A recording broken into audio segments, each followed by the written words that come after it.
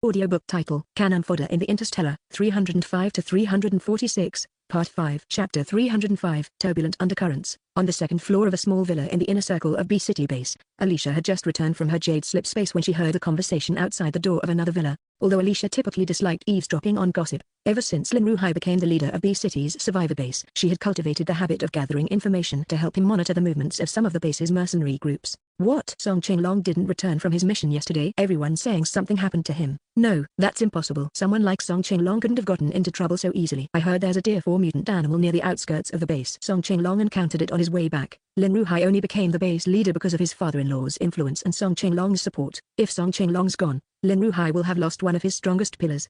The woman speaking tried to mask her words, but her schadenfreude was so apparent that anyone with common sense could pick up on it. Alicia, who rarely experienced emotional fluctuations for certain reasons, felt a surge of anger upon hearing this. She immediately recognized the speaker, a middle-aged woman who, along with her daughter, had been among the military families Song Qinglong personally escorted to the safety of B City's survivor base after the apocalypse began.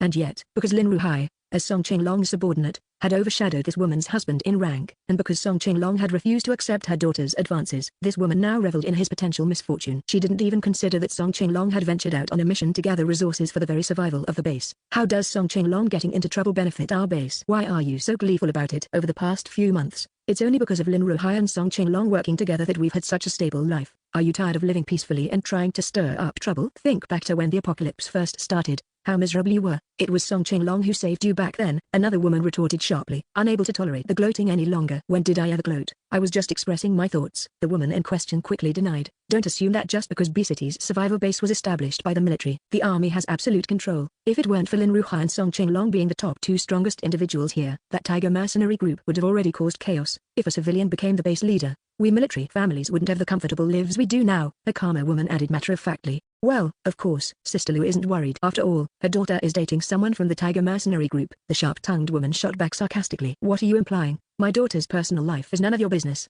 The woman referred to as Sister Lu flushed with anger, clearly embarrassed. Wait a minute, none of us in the military even knew that something happened to Song Qinglong. Sister Lu, where did you hear about it and with such specific details? The calm woman asked pointedly. Why should it matter where I heard it? Everyone in the private mercenary groups knew about the Tier 4 mutant animal outside the base long ago, while our military is always the last to find out, Sister Lu replied defensively, though her tone was confrontational. Alicia's eyes narrowed slightly. Sister Lu's behavior was highly suspicious. Descending the stairs, Alicia approached the group. The 5 military wives chatting at the neighboring villa's entrance looked uneasy when they noticed her. Greeting her awkwardly, fixing her gaze on Sister Lu, Alicia offered a gentle smile. Auntie Lu, I was wondering if you could help me with something. Sister Lu's eyes flickered briefly, but she quickly responded naturally. Of course, just let me know what you need, and I'll do my best to help. Could we talk inside my home?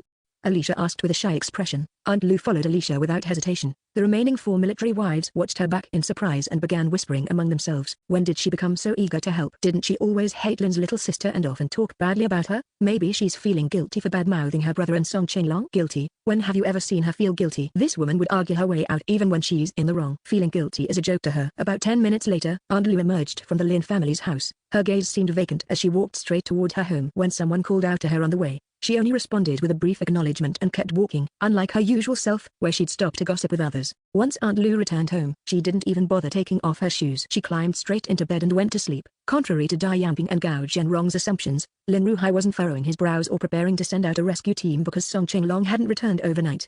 He had already received information late last night that although Song Qinglong's group had encountered danger, they were rescued. Since their location was about 70 to 80 kilometers away from the B City base, they wouldn't return until around noon. Song Qinglong had successfully obtained the batch of supplies as planned and was unharmed. Relieved, Lin Ruhai continued his usual training routine. It wasn't until his sister came to him that he learned rumors were spreading wildly throughout the B City base. People were saying that a Tier 4 mutant animal had appeared near the base and that Song Qinglong's team had encountered it during their mission yesterday, resulting in total annihilation.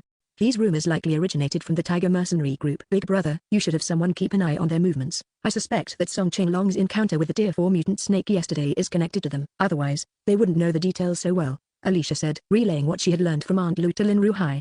Lin Ruhai nodded gravely. I've already arranged for someone to investigate. It's probably not convenient for them to report back yet, but I expect to hear something later. Hearing that Song Qinglong was unharmed, Alicia immediately calmed down. Lin Ruhai, however, didn't miss the worry that had flashed in his sister's eyes earlier when discussing the possibility of Song Qinglong being in danger. He couldn't help but feel a pang of jealousy. Despite his sister's typically aloof nature, it seemed Song Qinglong's efforts had finally moved her. Big brother, give me a car, I'll go out and look for him, Alicia said. Lin Ruhai was surprised. Even though he had assured her that Song Qinglong was fine, His sister was still uneasy. Most people believed Lin Ruhai to be the top expert in the B-City base, but few knew that the real number one was actually his sister, Alicia.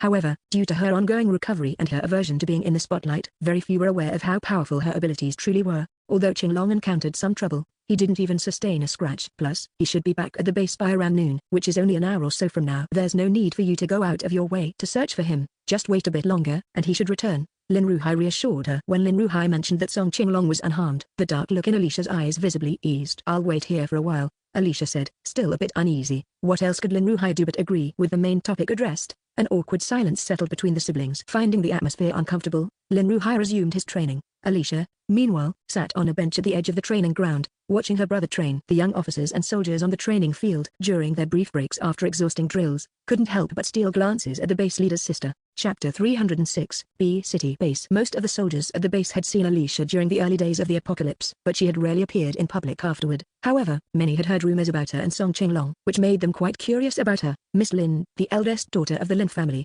didn't look much like her brother. Lin Ruhai was tall, slightly handsome, with a youthful, sunny demeanor. On the other hand, Miss Lin appeared fragile and delicate. One could tell she wasn't in good health, and indeed, she wasn't. The fact that she had survived was considered a miracle by everyone, but her beauty was unforgettable, which led the young soldiers present to steal glances at her. I heard the eldest daughter and Captain Song are a couple. Not necessarily, their families were neighbors before. They might be siblings. From their appearance, they really don't seem to match. Captain Song is tall and strong, while the eldest daughter is too fragile. She doesn't seem suited to be with a soldier like him. What world are you living in? Why still look at people like that? If Captain Song likes her, then that's all that matters. With her frail condition, if it weren't for her good luck and the protection she has, she'd probably be dead in an hour. The soldiers were gossiping from a distance, unaware that Alicia was listening to every word. After completing a segment of training, Lin Ruhai sat down to rest beside Alicia. Big brother, I want to join the military and go on missions with you in the future, Alicia said. Upon hearing this, Lin Ruhai sat up straight, concern evident in his eyes as he looked at her. You want to join the military? That's fine, but your health is too fragile. Going on missions would be too much of a burden for you. I'm fine now. My health has fully recovered, and I often use my mind rather than physical strength, Alicia replied. Lin Ruhai's face showed a mix of joy and sadness as he murmured, this is good. Alicia understood why Lin Ruhai had such complex emotions. They had both experienced the apocalypse together, and they knew each other's personalities well. Alicia understood that although Lin Ruhai felt sorrowful, he did not blame her. However, fate plays tricks on people, and the feeling of unsatisfaction remained. The two siblings silently sat in the same place for a long while. Finally, Lin Ruhai managed to suppress his sadness and said to Alicia, if you also like Song Qinglong, then let go of your reservations and accept him. Both Mum and Dad and I hope that you'll be happy. People must look forward. Alicia remained silent for a long time, yet never responded to Lin Ruhai's words. Her heart was still adrift, unable to find a point of grounding. How could she accept a man into her life when she herself couldn't settle her feelings? Alicia didn't answer, and Lin Ruhai didn't push her. After all, this matter wasn't urgent, and he had only said it to express his stance. After catching his breath during the short rest, Lin Ruhai went back to training. In this world, nothing gave more security than a strong combat ability. The body-enhancing technique he and Song Qinglong were practicing now had been given to them by his sister, and its impact on their physical fitness was very noticeable. Additionally, since he himself was a power-type ability user, he was able to become the official top fighter at B-City's base. Song Qinglong, as a speed-type ability user, benefited even more from the body-enhancing technique, but his combat power was still not as strong as Lin Ruhai's for the time being. In the future, as Song Qinglong continues to practice, he will not only have immense combat strength but also incredible speed. Lin Ruhai may not be able to surpass him in strength. Wu Mani and the others had set off for B-City's base early this morning. Today, she sat by the window, watching the road conditions outside. Her gaze was distant, as if she was lost in thought. Due to the involvement of Hebrew Adam, Hua Deli had barely had a chance to speak to his sister. However, that didn't mean he didn't notice Wu Mani's unusual behavior. Seeing her so unsettled today, Hua Deli intentionally sat beside her and quietly asked if something was bothering her. Wu Mani vaguely responded, her emotions mixed as she looked at her concerned brother. She couldn't help but wonder, how would he feel if he knew that she wasn't his real sister?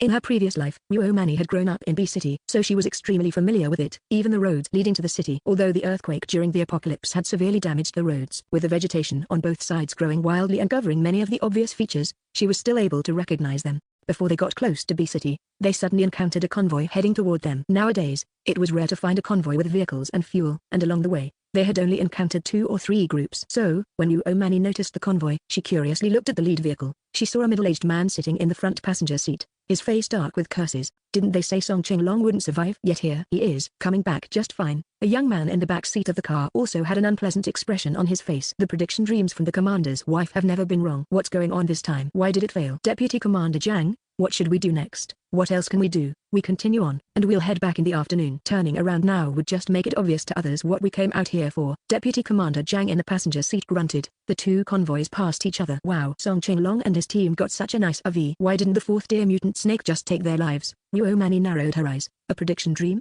These people were out here this morning looking to take advantage because someone had a prediction dream about Song Qinglong dying at the hands of a fourth deer mutant snake. Soon, the familiar yet strange buildings of the city appeared before Wu Mani. She temporarily pushed the matter aside and focused intently on a landmark building, an industrial building over 30 stories high. Under the sunlight, this industrial building from the current world looked similar to the ones she saw when she returned to B City during her studies in her previous life. Wu Mani couldn't help herself and took several scenic photos with her light brain. The city was now completely abandoned, and even if she could stay in this world for 50 years, she wasn't sure how long this scene would last. The convoy did not enter the city. It headed directly in the opposite direction, leaving the abandoned B City behind them. Perhaps because they were near a survivor base, their convoy did not encounter any zombies near B City. The road here was clearly cleared and relatively smooth, allowing them to increase their speed. Wu Mani observed the way the vehicles were moving and realized that in this world, the B City military training base was also about 10 kilometers away from B City. The B City survivor base was likely established within the military training base. In her previous life, Wu Mani had visited this place many times, but not because Lin Ruhai worked here as an instructor. It was because there was a Lishan resort here. In her previous life, when her health deteriorated, her parents had taken her to stay at this resort for more than 2 months. She wondered if Alicia from this world had also once recuperated at Lishan Resort. As the car neared Lishan, Wu Mani could see from a distance that the area of the B City survivor base was much larger than she had imagined. Chapter 307. Finally meeting. The military training base is located at the foot of Lishan, while the resort is halfway up the mountain. The entire B City survivor base combines both the military training base and the resort at the halfway point of Lishan, covering a vast area. Neither the military training base nor the resort had enough buildings to house hundreds of thousands of people. As a result, the area had been renovated, with caves dug into the cliffs between the mountain's base and halfway up, and wooden houses built on the flatter areas. Fortunately, the dense trees provided some cover. While it still didn't look perfect, it wasn't overcrowded either. The perimeter of the survivor base was surrounded by a not too thick wall, but there was a wide, deep trench dug around it. Wu Mani felt satisfied when she saw the trench. Houses at the foot of the mountain were most vulnerable to flash floods and mudslides. Lishan had extremely lush vegetation, so mudslides were definitely unlikely, but flash floods were another matter. It all depended on the amount of rainfall. With this trench, as long as the floodwaters weren't overwhelming, the base wouldn't be significantly impacted. Moreover, during normal times, this trench would act as a defensive moat. If zombies approached, they would certainly fall into the trench and be unable to climb out. The convoy led by Song Qinglong arrived first, with Wu Mani's 2 RVs following closely behind. Stopping in front of the survivor base's main gate, the guards stationed at the entrance naturally noticed the convoy early on. As soon as Song Qinglong jumped out of the car, the soldiers at the gate shouted with joy, "Captain Song, Captain Li, you're back. Captain Song, you didn't return yesterday. We were so worried. You didn't follow the plan and come back. We thought something had happened to you. We did run into some trouble, but if it weren't for the group of young people behind us coming to our rescue, we probably wouldn't have made it back," Song Qinglong said with a bitter smile. "We encountered a fourth deer mutated snake yesterday. We exhausted all our weapons but still couldn't kill it. In the end, Captain Song had to stay behind to hold off the creature. Fortunately, these young people appeared just in time and killed the fourth deer mutated snake," Li Zongping said bluntly. First, he wanted everyone to know how loyal and selfless Captain Song was. Second, recently 2 small mercenary groups had gone out on missions and never returned, disappearing without a trace. This had caused great unrest within the base. It seemed that some malicious person had spread rumors in the shadows, and now most people in the base knew that a fourth deer mutated animal was near, and that the 2 missing mercenary groups had been wiped out. Now that they knew the fourth deer mutated animal had been killed, the uneasy atmosphere within the base would quickly settle down, and no further incidents would occur. Although Song Qinglong and the others were no longer as exhausted after a night's rest, their appearance still looked quite ragged. They clearly had been through a tough battle. Adding to that, Song Qinglong was never one to joke about such matters, so the soldiers and onlookers immediately believed it. The survivors, who were even more skilled than Captain Song, had arrived at their base, and everyone's attention was immediately drawn to the 2 black RVs behind them. Soon after the military vehicles left, more than a dozen foreign teenagers, all with striking appearances, got out of the black RVs. These foreign teenagers were wearing matching custom black tactical suits, each carrying specially made swords and backpacks of the same design. Every one of them exuded an air of calm and confidence, walking with a grace that clearly showed their exceptional skills. Anyone who saw them at the gate of B City base couldn't help but marvel at where these gods had come from. Not only had they never seen such impressive foreign teenagers in the post-apocalyptic world, but they had never seen anyone like them even before the apocalypse. Wu Mani's gaze briefly scanned the crowd of ordinary survivors and the retreating figures. The expressions on the faces of these 2 people when they realized that Song Qinglong and the others had returned alive were quite revealing. They were clearly in a hurry. most likely to report the news. Could it be that her suspicion was correct? That Song Qinglong and the others' encounter yesterday wasn't an accident but something orchestrated? Were these two people rushing off part of the same group she had encountered with the convoy earlier today? Although Yu Omani and her group had entered the B City base with Song Qinglong, they still underwent the usual checks. Even Song Qinglong and his team had been thoroughly questioned before being allowed in. Naturally, Yu Omani's 12-person group didn't act arrogantly or recklessly. As for Liu Yang and Wang Miao, they followed closely behind the group of 12 young people, and almost no one noticed them. What did you say? Dai Yanping looked at the messenger with an expression of disbelief. It was impossible. In her previous life, Song Qinglong had died yesterday. How could he possibly have survived and returned? Are you sure you didn't make a mistake? Gao Jianrong asked, his face filled with distress. Captain, I'm sure I didn't make a mistake. Song Qinglong really came back, but from what they said to the guards at the gate, they did indeed encounter a fourth deer mutated snake yesterday evening. After exhausting all their bullets, Song Qinglong stayed behind to cover for them. If no one had saved him, he definitely wouldn't have made it back alive. Dai Yanping suddenly raised her head. Someone saved Song Qinglong? Who was it? Did you see them? It was a group of about 10 foreign boys and girls. They didn't seem ordinary. Each of them was very skilled. Alicia continued to stare blankly ahead. To others, it might have seemed like she was watching Lin Ruhai train, but if one got closer, they would notice that her eyes were unfocused, clearly lost in thought. About half an hour later, she suddenly stood up. At that moment, Lin Ruhai also heard the sound of a large truck returning. He quickly hurried off the training field and said to Alicia, "It should be Qinglong returning. Let's go to the warehouse. He's already gone to your office with people," Alicia said stiffly. Lin Ruhai gave her a puzzled look and asked worriedly, "Kexin, what's wrong? Are you feeling unwell?" Alicia shook her head, took a deep breath, and tried to calm herself. "I'm fine, big brother. Maybe today will bring an unexpected surprise." Lin Ruhai didn't understand, but since his sister didn't want to talk, he didn't press the issue. After all, he wasn't very familiar with her. Lin Ruhai headed toward his office, and when they arrived, Song Qinglong was there, bringing with him a foreign boy and a mixed-race girl. The pair of young people looked strikingly handsome, and Lin Ruhai couldn't help but glance at them a little longer. However, when his gaze landed on the girl, he was quite surprised. Pausing for a moment, the girl looked very much like Alicia, especially in her eyes. A strange feeling swept through Lin Ruhai's chest, and he couldn't help but want to look more closely at the girl's eyes. But the foreign boy stood between them, blocking his view. Song Qinglong found it amusing. This Hebrew Adam truly had a youthful nature. He couldn't even let his crush be looked at by someone else for a moment. Yu Omani, upon seeing Lin Ruhai, felt an overwhelming excitement. Although he wasn't her brother from her world, he was still a brother from a parallel world. She was about to get emotional, but before she could finish, a certain jealous prince interrupted her thoughts. Yu Omani couldn't help but glance at the other version of herself, realizing that Alicia was looking at her excitedly, and her gaze didn't seem like she was looking at a stranger. Chapter 308, Recognizing Oneself. Can you imagine how it feels to see another version of yourself? Yu Omani stared at this unfamiliar yet familiar self, and she felt no surge of excitement in her heart. It was probably because this wasn't really her, but rather Alicia from another world. To her, this Alicia could only be considered a familiar stranger. However, why did Alicia look at her with such intense emotion? Yu Omani was a bit suspicious. Could it be that this world's Lin family has a cousin who looks just like her? Could it be that the reasons she made up on a whim actually matched the reality? While Yu Omani was lost in her thoughts, wondering what she would do if it were true, she suddenly heard Alicia speak. "Are you Yu Omani from the Gus Empire?" Yu Omani almost jumped up, and Hebrew Adam was equally shocked. The two of them stared at Alicia with wide eyes, incredulous. Both of them were beginning to wonder if they had heard wrong. The reason for their shock was that Alicia had spoken in the Gus Empire language. How could a native Earth woman possibly speak a language from another parallel universe? It was absolutely impossible. If that were the case, it meant this woman was either not native to this world, or she had some strange encounter. Hebrew Adam doubted that this woman had traveled through a black hole to reach this world before them. The problem was, they had watched the black hole appear first, then crossed over. No one could have been faster than them. And besides, the way this woman interacted so harmoniously with people from this world, she couldn't possibly be new here. So what was going on? Although Hebrew Adam's mind worked quickly, he couldn't figure out this woman's origins. Yu Omani didn't think as much as he did. She only had one fantastical thought, her voice trembling as she said, "You are? Shouldn't it be you who is the real Alicia?" Alicia asked again. She spoke in Chinese, her expression calm, but her eyes were red. Lin Ruhai didn't show any surprise on his face when he heard that Alicia spoke a language he wasn't familiar with. However, when he heard Alicia's second sentence, he suddenly turned to look at Yu Omani, his expression filled with excitement, disbelief, and a hint of anticipation. "Kexin, what do you mean by that?" Lin Ruhai asked, his face tense, but his gaze fixed firmly on Yu Omani, as if trying to find some trace of someone in her. Since Alicia had said it, Yu Omani understood immediately. Although it was unbelievable, she hoped more than anyone else that it was true. She hurried a few steps forward to stand in front of Alicia and, in Gus Empire language, asked, "You are Yu Omani, from the Gumra Star region?" Alicia nodded gently and, speaking in Gus Empire language, responded with a conflicted tone. "I didn't expect to see myself. I originally thought you were another Alicia from a parallel timeline," Yu Omani said, her feelings just as complicated. The two girls looked at each other, as if there were 1,000 words, but neither knew how to begin. "What is going on? Why are we both involved in this?" Yu Omani couldn't help but ask. "At first, I thought it was an accident, but now it seems like it may not have been," Alicia said, also deep in thought. "So many coincidences, it's likely they aren't coincidences." Yu Omani also started to have her doubts. "Kexin, Lin Ruhai, hearing the two girls speaking in a language he didn't understand, couldn't hold back and called out. Both girls turned around to look at him. Lin Ruhai gazed at the unfamiliar yet somehow familiar girl. Perhaps it was just his imagination, but he felt that her gaze was very familiar, almost like how his sister used to look at him before she got sick. What do you two mean by this?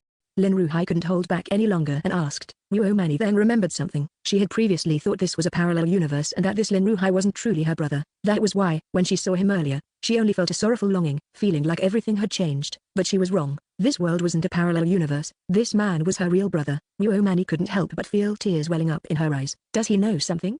Ruomani asked, sensing that Lin Ruhai was probing. When you died, I took over your body and was reborn. There was a gap of almost 20 seconds, and everyone knew I had died and come back to life. After all, I am not you. Your parents quickly realized that I wasn't you, but they are good people, so they didn't treat me differently. Instead, because I occupied your body, they took great care of me and treated me like another daughter, Alicia explained. If it weren't for your rebirth into my body, I would have been dead by now. They understood that very well, so they are only grateful to you, Ruomani said sincerely, feeling truly thankful. She hadn't died yet, but her body had already turned to bone. The feeling was hard to accept. I feel the same way. If it weren't for your rebirth, my body wouldn't have survived either, Alicia replied, sharing the same sentiment. In this world, a year ago, after Alicia's soul dissipated, Ruomani from the Gus Empire in the Starry Age had reborn into Alicia's body. Slowly, she revived the body. With the martial arts training from the Starry Age, she helped bring the body, which had nearly lost all vitality, back to life. Meanwhile, Alicia's soul had been reborn into Ruomani's body from the Starry Age. She endured the excruciating pain from gene medication and found a way to survive. The souls of two girls from different timelines had switched places, finding a path to survival for each other. The two girls looked at each other, and in that moment,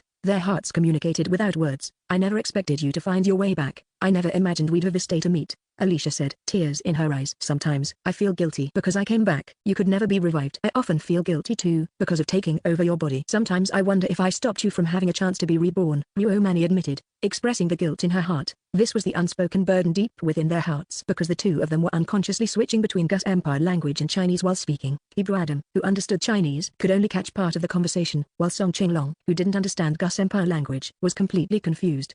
Lin Ruhai, however, was different. He didn't understand Gus Empire language either, but he knew about Alicia's situation. Watching the two similar-looking girls excitedly discussing something, he grew increasingly convinced that his suspicions were correct. Just as the two girls finished speaking and clasped hands, seemingly having come to some agreement, Lin Ruhai, who could no longer hold back, was about to step forward and ask for clarification when suddenly, a column of light rose from above their heads, scaring him.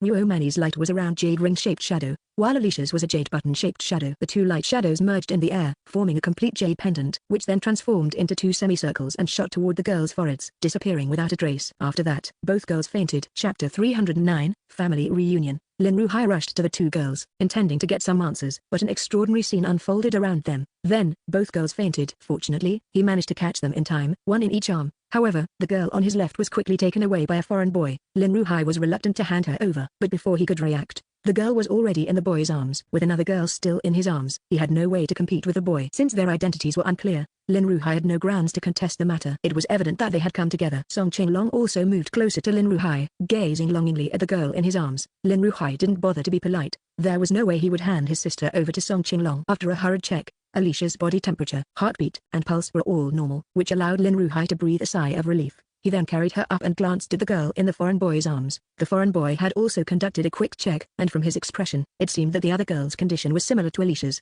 The fainting of the two girls was undoubtedly related to the mysterious apparition of the jade pendant. While they were deeply concerned, they couldn't think of a solution for now. Lin Ruhai said to the foreign boy, let's take them into the office first. I'll call a doctor to check on them. The boy, Hebrew Adam, had confirmed that Ruomani was unconscious for unknown reasons but showed no significant health issues. Hearing Lin Ruhai's suggestion, he followed him into the office, carrying Ruomani and sitting her down on a chair. Lin Ruhai laid Alicia on a long sofa, and Song Qinglong immediately fetched a blanket to cover her. Lin Ruhai glanced at Song Qinglong but said nothing. Just as he was about to make a call to summon someone, Ruomani let out a soft moan and slowly woke up. Hebrew Adam immediately asked, Manny, are you okay? Are you feeling unwell? Why did you faint just now? Why did she faint? Ruomani held her forehead, recalling how she had been overwhelmed by the shocking revelations. At that moment, Alicia also slowly woke up. Like Ruomani, she held her forehead, wearing an expression of severe emotional distress. Song Qinglong helped her sit up and asked with concern, how are you feeling? Seeing the deep worry in Song Qinglong's eyes, Alicia felt a pang in her heart. If he knew that she wasn't truly Alicia, how would he react? I'm fine, Alicia replied, glancing at Ruomani. Ruomani also said,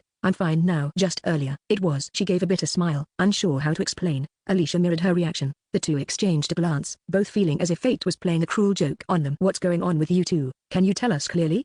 Lin Ruhai finally couldn't hold back and asked. Ruomani's gaze toward Lin Ruhai had changed. This was not the Lin Ruhai from a parallel timeline. This was her real older brother, the one who had cared for her deeply for over 20 years.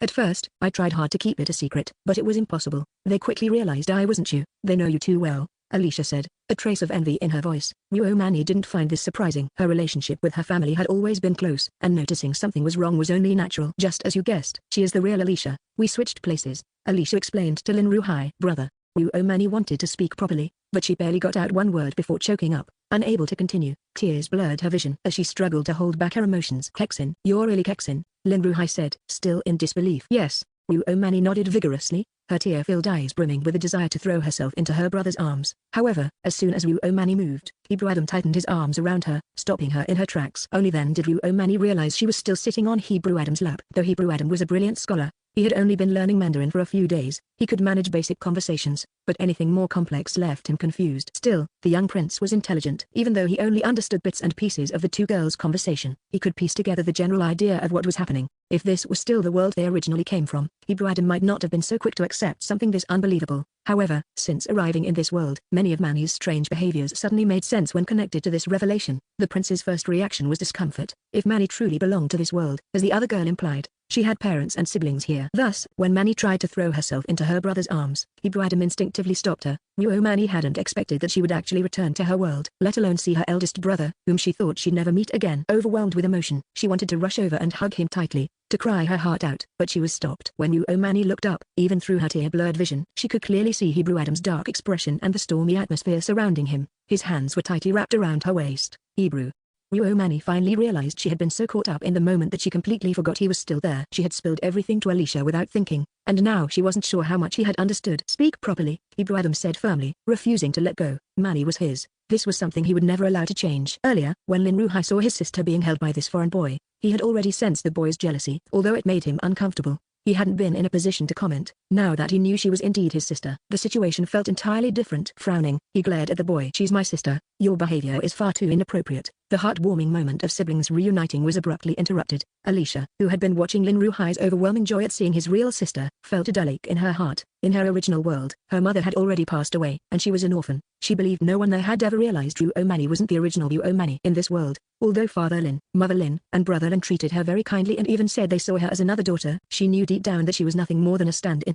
Now, with the foreign boy disrupting everything, the atmosphere became awkward. Alicia found the situation somewhat amusing, and her sadness lightened considerably. I'm her fiancé, Hebrew Adam declared to Lin Ruhai, enunciating each word carefully to assert his claim. Although his Mandarin wasn't very fluent, the meaning of his words was clear to everyone. Alicia's smile froze instantly, as she suddenly recalled who this boy might be. Although she didn't know how Ruomani had returned from the interstellar dimension to this timeline, the surge of information she had just received made her certain Ruomani hadn't been back for long. For this boy to confidently claim to be Ruomani's fiancé meant they must have known each other for quite some time. Moreover, his appearance bore a striking resemblance to someone from the Gus Empire in the interstellar world. Who is he?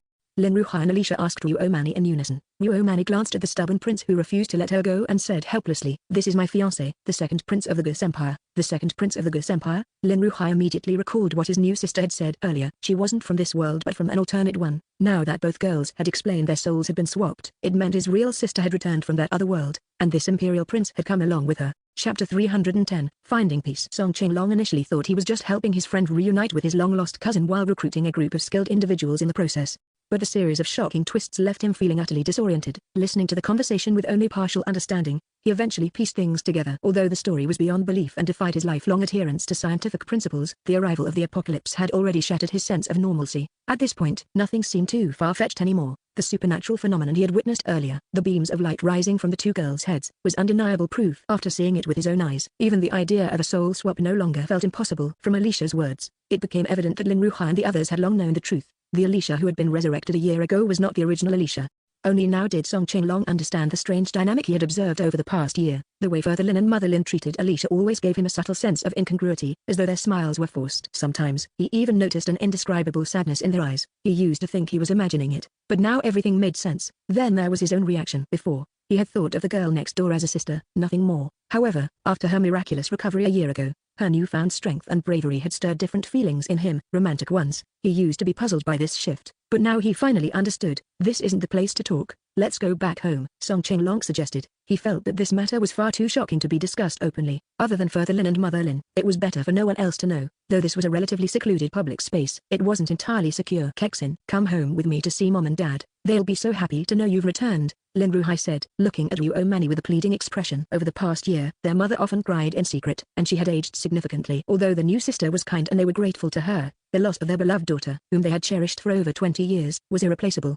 Hebrew Adam couldn't and wouldn't stop Manny from reuniting with her family, but his stance was clear. He was the person who would walk alongside Manny, no matter what. The five of them walked out of the office and ran into Li Zongping, who was leading Hua Deli and the others over. Brother, there are 10 other companions who came with us, and I also rescued Wang Miao and her boyfriend on the way. We need to find someone to arrange a place for them, Ruo Mani explained. Song Qinglong now understood why these 12 young men and women possessed such extraordinary skills. It was because they weren't from this world. They were from a future interstellar civilization. In the interstellar era, humanity's physical capabilities were naturally superior, and for these individuals to serve in the Prince's Royal Guard, their physical fitness and abilities must have been among the best in their original world. Although it was unclear how long they would remain in this world, the connection they now had made it certain that if these 12 people stayed, they would become members of the B-City Survivor Base. Just the thought of having such a powerful group of elite warriors in their base made Song Qinglong feel exhilarated. The body refining techniques that he and Lin Ruhai had learned from Kexin were already excellent, but since Kexin herself wasn't a martial arts specialist, there were aspects they didn't fully understand and couldn't clarify. These 12 individuals, coming from the same place as Kexin, likely had a deeper understanding of these techniques. During this recent perilous encounter, Song Qinglong deeply realized his own weakness. If he had even half the skills of these people, he would have been able to handle that Tier 4 mutant snake with ease. Let's house them in Villa Number 3, Song Qinglong suggested to Lin Ruhai. Considering their exceptional abilities and the fact that one of them was an imperial prince, any lesser accommodation would be inappropriate. Villa Number 3, located in Lishan Resort, was the best villa available, equivalent to a presidential suite. Everyone wanted to live there, but Lin Ruhai, being the base leader, had opted to stay in the more modest Villa Number 5, leaving Villa Number 3 unoccupied as no one dared to claim it. After thinking it over, Lin Ruhai agreed with Song Qinglong's suggestion. He quietly explained the special status of Villa Number 3 to Yu Omani and Sorta and the Imperial Prince's opinions. Hebrew Adam immediately responded, no need,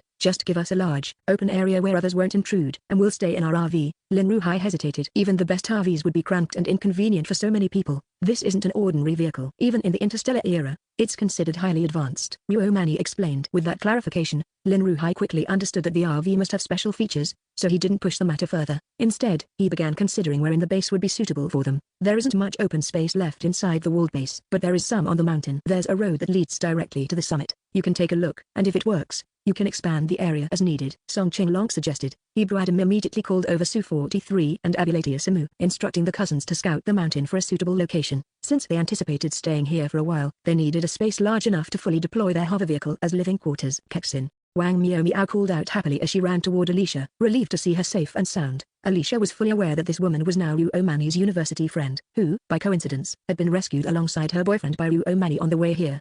However, Wang Miao didn't know about the soul-swapping incident, so in her eyes, her friend was still the current Alicia. This left Alicia, the imposter, feeling awkward in the presence of the original, but no matter how awkward it was, Alicia had to maintain the act, showing concern for Wang Miao as though nothing were amiss. Yu Omani glanced at Lin Ruhai and said, these two are both ability users with decent skills, and they're loyal enough. You should arrange a place for them. They're not suited to keep traveling with us. Life is unpredictable, and people come and go. The matter of the soul swap couldn't be revealed to Wang Miao, nor could Yu Omani keep Wang Miao and Liu Yang by her side forever. By saving Wang Miao and bringing her to the base for proper settlement, she had fulfilled the friendship they once shared. After that, they would go their separate ways. Lin Ruhai nodded. This was a small matter. Yu Omani watched as Hua Deli and Dean Natchison headed up the mountain. She thought about calling them back but decided against it. Since Alicia didn't yet know the truth about her origins, it would be better to explain everything to her first and let her decide whether to acknowledge it or not.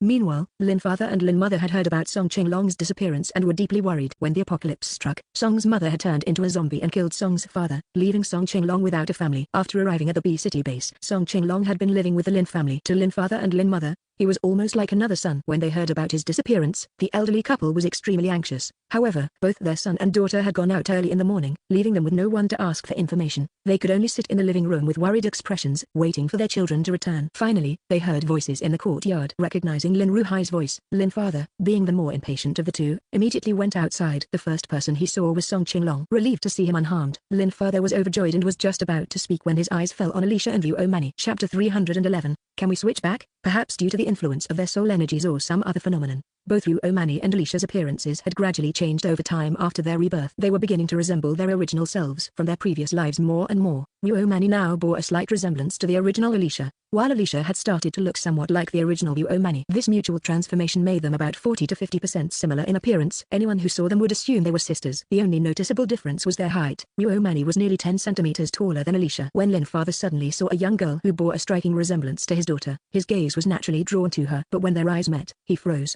Lin Ruhai noticed that Uomani was so overwhelmed upon seeing their father that she couldn't move. Her eyes reddened with emotion. He immediately said to Hebrew Adam, "Quick, take her inside the house." They were still in the courtyard, where anything they said could be overheard. A reunion like this couldn't happen here, since Uomani's hand was still tightly held by the second prince. Lin Ruhai couldn't approach her himself. He had no choice but to ask the prince to escort her inside. When Lin further locked eyes with the young girl, he felt a strange sense of familiarity. The intense, emotional gaze she directed at him made his voice tremble as he asked, "Ruhai, who is this young lady?" Without needing an introduction, Hebrew Adam could tell that this elderly gentleman was Uomani's father. Nodding politely to him, the prince led Uomani into the living room. Meanwhile, Lin's mother, who had heard the strange tone in her husband's voice, stood up to investigate. But as soon as she did, she saw a tall, handsome foreign man walking in with a young girl in tow. At first, the foreigner drew her attention, but as soon as her eyes fell on the girl, she couldn't look away. Mum. When Uomani saw her mother, she could no longer hold back her emotions. While she had managed to stay composed in front of her brother and father, the moment she saw her mother, her voice broke. Calling out in a hoarse voice, she ran toward Lin's mother, arms wide open. Hebrew Adam, for once, chose not to be an overbearing presence. Sensing Uomani's eagerness, he immediately let go of her hand. Uomani wasted no time and rushed forward. Well, more accurately, she embraced Lin's mother. Standing at a towering height of 1.8 meters, she was now nearly 2 heads taller than her mother, making it impossible to truly fall into her embrace. "Mom, it's me. I'm back." Uomani struggled to find the right words, but deep down, she believed her mother would recognize her. True enough, Lin's mother's lips trembled. She gently pushed Uomani back a little and looked up into her eyes, her expression filled with a mix of hope and fear. "Kexin?" "Yes, Mom, it's me, Kexin. I've come back." "Kexin, it's really you." Lin's mother's hands shook as she reached out to touch Uomani's face. Tears streamed uncontrollably down her cheeks. "Mom, it's me." Uomani choked up, her own tears falling like rain. "Ruhai, what is going on?" Lin further asked, his voice trembling. Lin Ruhai, his eyes reddened, looked at the tearful reunion between his mother and sister. "Dad, that's my sister. She's found her way back to us. How is this possible?" Lin's father was visibly emotional, having already endured the shock of his daughter coming back to life in someone else's body a year ago. Lin's father was surprisingly accepting of this turn of events. He didn't doubt his son's words for a second. If his daughter had truly been reborn into another body, it was only natural that she would try to find her way back. They both encountered life-threatening situations, and something unexplainable happened. Lin Ruhai began to explain. Two people from different worlds somehow exchanged souls and ended up living in each other's bodies. Now, my sister has made her way back to us. He gestured toward the two girls as he spoke. The idea of soul exchange was fantastical and beyond comprehension. But Lin's father and mother didn't dwell on the details. Their only focus was that their daughter, now alive in another body, had come back to them, because their biological daughter's current appearance bore some resemblance to her original face. Lin's father and mother felt no sense of unfamiliarity when they saw her again. There was not even the slightest hint of rejection. After experiencing the heartache of separation by death, the mother and daughter, who once thought they'd never see each other again, held each other and cried their hearts out. "This must be fate. It's as if the heavens have decided to give us another daughter," Lin's mother said to Lin's father, smiling tearfully. After learning about the soul exchange, Lin's mother looked at Alicia differently. Pulling her close, she held one girl in each hand, her heart brimming with unprecedented joy. "Exactly. Look at how much the two of them resemble each other. It's destiny. Good children. You must both live well from now on," Lin's father said, equally delighted. Among the family, Lin's mother had struggled the most with her feelings toward Alicia after realizing that the daughter who had come back to life wasn't her real one. Men tend to be more rational, and Lin's father knew that their biological daughter's death wasn't Alicia's fault. Instead, it was because of Alicia's rebirth that their daughter's body could continue to survive. Though he couldn't treat her exactly like his biological daughter, the blood ties between them allowed him to regard Alicia as another daughter. While his affection for her wasn't as deep, he still treated her as family. Lin's mother, however, was less able to set her feelings aside. She felt obligated to treat Alicia well because the girl inhabited her daughter's body. Yet, at the same time, the soul within was not her daughter, and her real daughter was gone forever. Every time she saw Alicia, Lin's mother was reminded of the excruciating pain of losing her daughter. This complex mix of emotions made it difficult for her to fully accept Alicia. In moments of irrationality, Lin's mother even harbored the vague suspicion that Alicia's premature birth had prevented her biological daughter from returning. This conflicted, love-hate relationship tortured Lin's mother, leaving her emotionally and physically drained. Now that she knew the two children had exchanged souls and each found a way to survive, Lin's mother felt completely at peace. She naturally and wholeheartedly accepted Alicia, who shared their bloodline. "You two were destined to be sisters from now on. Get along well," Lin's mother said, holding both girls' hands. Her spirit visibly lifted. Muomani and Alicia exchanged a glance, fully agreeing with Lin Mother's perspective. Their bond was indeed destined. In Alicia's original world, she had become an orphan. Now, suddenly gaining a father, mother, brother, and sister made her feel deeply content. The sadness she had felt earlier, watching the family embrace, vanished entirely. On the sidelines, outsiders Hebrew Adam and Song Chenglong sat quietly, watching as the reunited Lin family of 5 joyfully chatted away. Hebrew Adam felt uneasy. Muomani was truly from this world, and her bond with her parents was so strong. Would she want to stay here? Song Chenglong, though surprised to learn that the current Alicia wasn't the same neighbor girl he once thought she was, had no conflict in his feelings. He had fallen for the Alicia she became afterward, and this revelation didn't change his emotions. Since the two girls had exchanged souls rather than harmed each other, both had found a way to survive. Song Chenglong's mood remained steady, though one question lingered in his mind. Can you two switch back? Chapter 312. Similar views. I want to know, can you two switch back? Song Chenglong asked seriously. Song Chenglong was certain that he liked the Alicia from another world, while the second prince from that world loved the girl from next door. There was no conflict between them, but it was important to clarify the identities of the two girls. If, unknowingly, they switched souls again, it would be a confusing situation. Hebrew Adam shared the same thoughts. Upon hearing Song Chenglong's question, he gave him a look that seemed to say, great minds think alike. Song Chenglong's words were like a thunderclap, leaving the Lin family members stunned. Muomani and Alicia exchanged a glance and silently shared a message. The two of them carefully felt their own bodies. Muomani gave a wry smile and said, the premise of our soul exchange was that we both encountered a life-threatening situation where our souls left our bodies, yet our bodies were still alive. If we want to switch back, it should be under a similar premise. But this is just a theory. We don't know how it truly works since we don't even know how we swapped souls in the first place. Muomani didn't mention that after her death, she didn't directly swap souls, but was instead trapped as a soul in a jade pendant for decades. There was likely a reason behind that, and she was afraid revealing it would scare Alicia. Alicia also said, just now, when we held hands,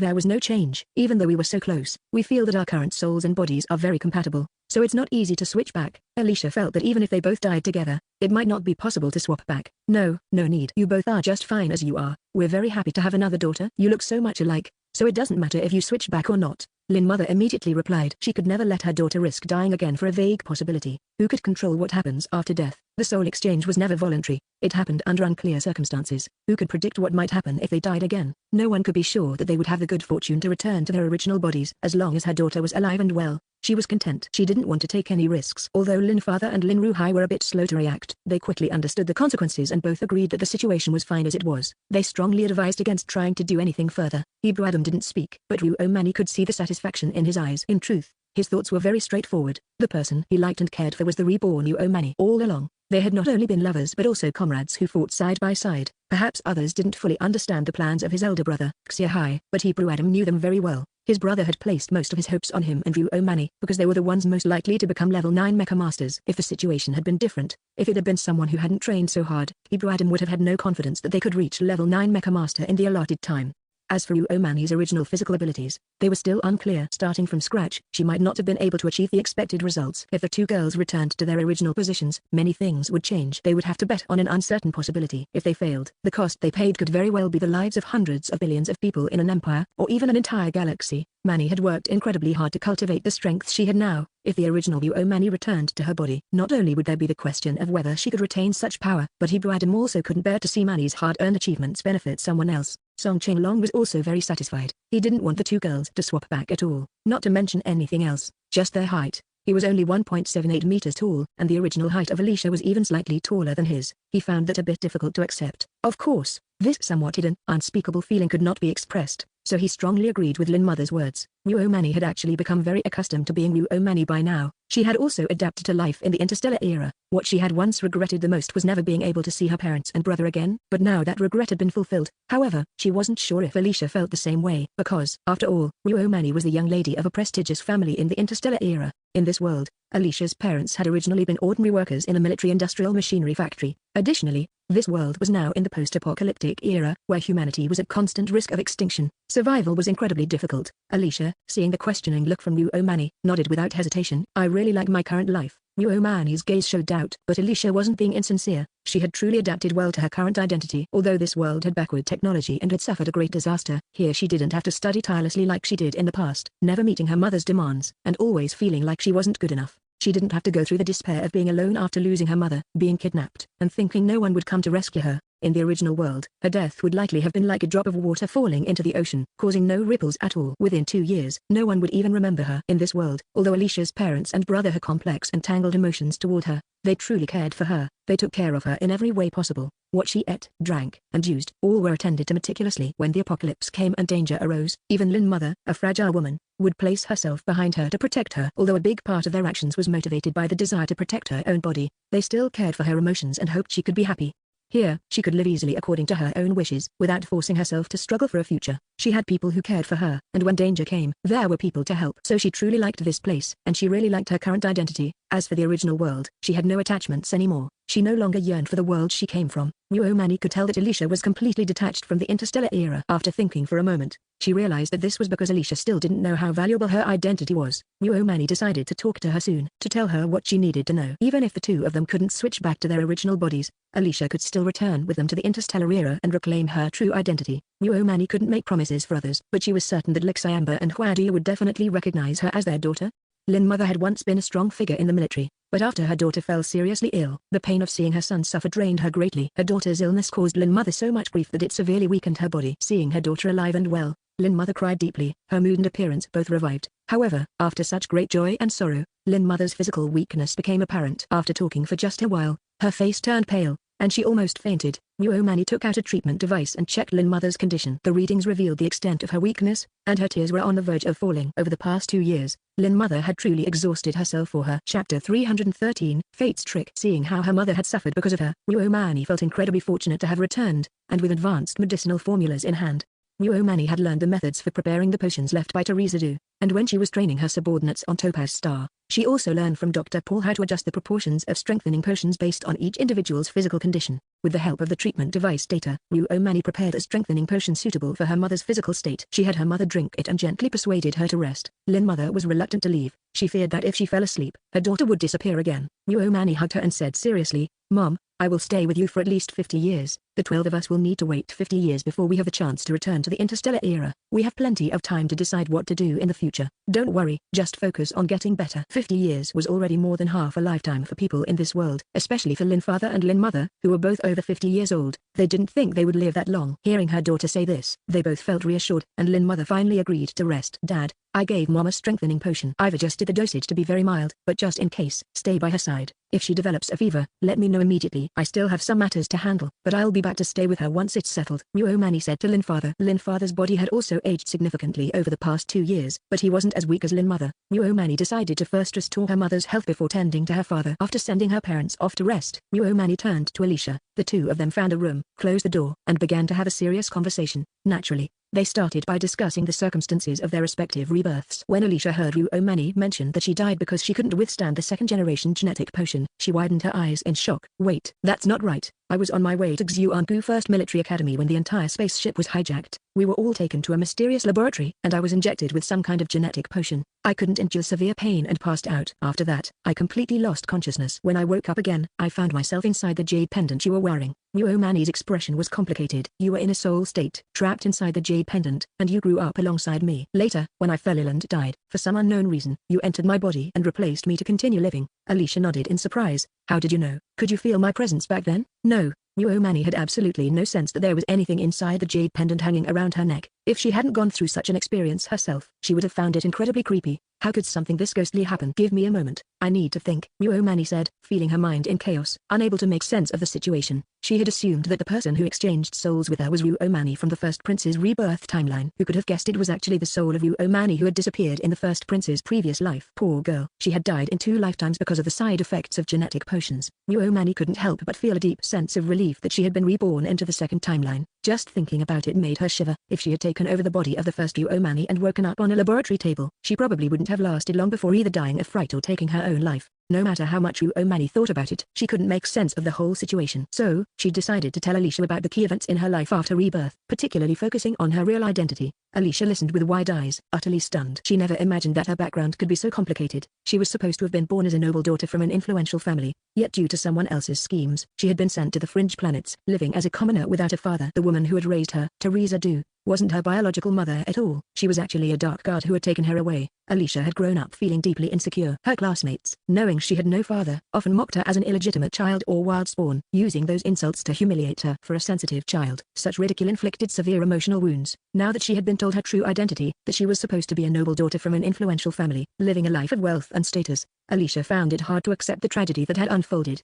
If it hadn't been for someone scheming against her and leaving her stranded on Topaz Star, she would never have boarded the spaceship to Imperial Star. She wouldn't have suffered such terrible hardships or lost her life in such a horrifying situation. And Huadeli, she had heard about him many times in her previous life. He was hailed as the most brilliant young genius of the Gus Empire, a top student at Xuangu First Military Academy. Back then, Huadeli had seemed like a godlike figure to her. While she was just the dirt beneath his feet, she could never have imagined that he was actually her brother, the one who had taken her identity and status. Alicia pressed her lips tightly together, her emotions spiraling out of control. Muomani suddenly sensed that Alicia's mental energy was surging violently, as if she was on the verge of losing control, showing signs of entering a dangerous state akin to deviation. Shocked, Muomani hadn't expected her to react so strongly to this revelation. After a moment of reflection, Muomani realized she had taken things for granted. She wasn't the original host, so how could she truly understand Alicia's feelings? You don't know this, but your biological mother, Lixayamba, has been searching for you all along. Because she feared for your safety, she had no choice but to tolerate Huadeli's presence. Later, when she discovered me, she did everything in her power to bring me back, to reveal my identity to the world, and to ensure that I received what I deserved. Your father, on the other hand, was completely kept in the dark. He never knew about your existence, but once he did, he accepted me, thinking I was you, without hesitation. They didn't abandon you. They truly love you, Muomani said, trying her best to soothe her. These words clearly struck a chord with Alicia, and her surging mental energy gradually calmed down. Seeing that her approach was working, Muomani quickly continued, your mother has always been extremely cold to Huadeli. She rarely stayed at home and ignored him completely. She believed I was you, and she treated me with great kindness. She really is a good mother. Muomani avoided mentioning Huadeli's attitude, fearing that any possible fatherly affection he showed toward Huadeli might further upset Alicia. I'm not you, so I don't carry such deep feelings of love or hatred toward them. Initially, I didn't want to return to the Huada family, but second, Madame Hua has suffered so much, and I felt that my return would benefit her the most. So, Muomani continued softly. As Muomani shared her story, Alicia gradually calmed down. From what Muomani described, Lixayamba's feelings for her daughter were pure and unwavering. Even though fate had played a cruel trick on Alicia, knowing she had such a loving biological mother stopped her from feeling completely disillusioned with family or humanity. For Alicia, while her biological father's attitude might not have met her expectations, her mother's deep love for her softened much of her bitterness. You did the right thing. Go back and enjoy the life that belongs to the eldest miss of the Huada family. Don't let someone else steal the spotlight. Why should the person who took my identity live so comfortably? Alicia finally said. Hearing this, Muomani could tell that Alicia harbored deep hostility toward Huadeli. Chapter 314, Empathy. Muomani had anticipated that Alicia, the original owner of this body, would react differently to her own complicated background. However, she hadn't expected such an intense response, nearly leading Alicia into a state of mental instability. But on second thought, it made sense. Muomani had grown up in a loving family. Even when she left that family and was reborn as an orphan in a different world, she didn't feel unloved because she had always been surrounded by affection. Alicia, on the other hand, had a very different experience. She grew up without a father, enduring classmates' ridicule, being called a bastard and a child born out of wedlock. While Muomani would have found such comments annoying, they wouldn't have hurt her. For Alicia, however, they were deeply painful. Although Teresa Du treated Alicia well, her approach was strict and demanding. She wanted Alicia to excel and rise above her circumstances. Teresa Du's intentions were good. She believed it was an injustice for a noble daughter of a prestigious family to live as a commoner. Deep down, she didn't want this child to remain ordinary. As someone who had once served as Queen Amber's personal guard, Teresa Du likely understood whether the Queen harbored any ill will toward the child. Forcing Alicia to strive for admission to Xuangu First Military Academy was probably Teresa Du's way of ensuring the Huada family would eventually discover Alicia's existence. Muomani explained to Alicia that while Teresa Du wasn't her biological mother, she had gone to great lengths to ensure that Alicia could return to the Huada family in the most dignified way possible. Even a biological mother might not do as much. While your early life was indeed tragic, you were fortunate to have two mothers who truly loved you. That's not too bad, is it? Muomani said, trying to comfort her. Under Muomani's careful words and reasoning, Alicia gradually calmed down. She looked at Muomani and said, thank you. I'm truly glad that we have this special bond. Muomani reached out and gently patted Alicia on the head. Because of their soul swap, Muomani saw Alicia as a younger sister, and in truth, Muomani was indeed slightly older than Alicia. I can feel that your mental strength is very powerful. Now that I'm back, I've brought enhancement drugs and top-tier cultivation techniques. If you train diligently over the next 50 years, you'll have the strength to live happily in any world, Muomani said. Alicia nodded. From now on, I'll call you sister. You were supposed to call me sister in the first place, Muomani replied with a smile. Muomani then told Alicia that Huadeli had also come to this world and asked if she wanted to acknowledge him. Alicia immediately refused, without even thinking about it. Even for Dean Atchison, who was technically her cousin, Alicia didn't want to acknowledge him either. Her rejection of Huadeli, who had taken her identity and status, was extremely strong. Seeing Alicia's adamant stance, Muomani naturally respected her decision and planned to warn Hebrew Adam not to reveal anything about this to Huadeli or Dean Atchison.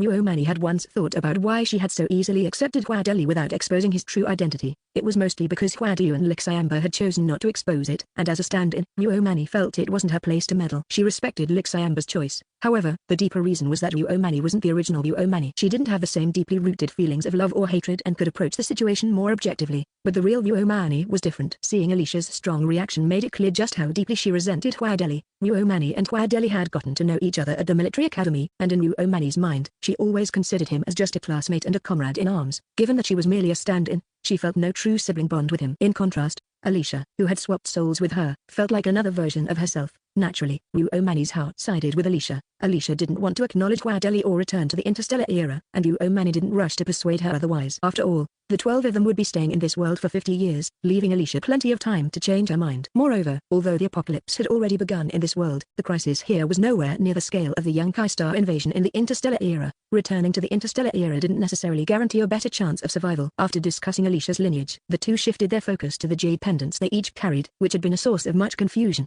Previously, their minds had been flooded with chaotic information, but now that they had the time, they carefully analyzed it. These pendants seemed crucial to their future actions. Through their discussion, they realized that the jade pendants they had carried since childhood were not ordinary accessories. These two jade pendants are definitely not mundane items. They're supernatural artifacts. They can trap souls and create portable life spaces. The fact that we swapped souls might be directly linked to these pendants, Alicia speculated. Based on the strange information in our minds, it seems this wasn't a coincidence. Nor are we the only ones affected. Both of our worlds are facing significant crises, which seem to have drawn the attention of some higher power. Let's call this mysterious force that interfered Heaven's will. Since both worlds are on the brink of collapse, Heaven's will seems to be trying to create variables to increase the chances of survival, Muomani reasoned.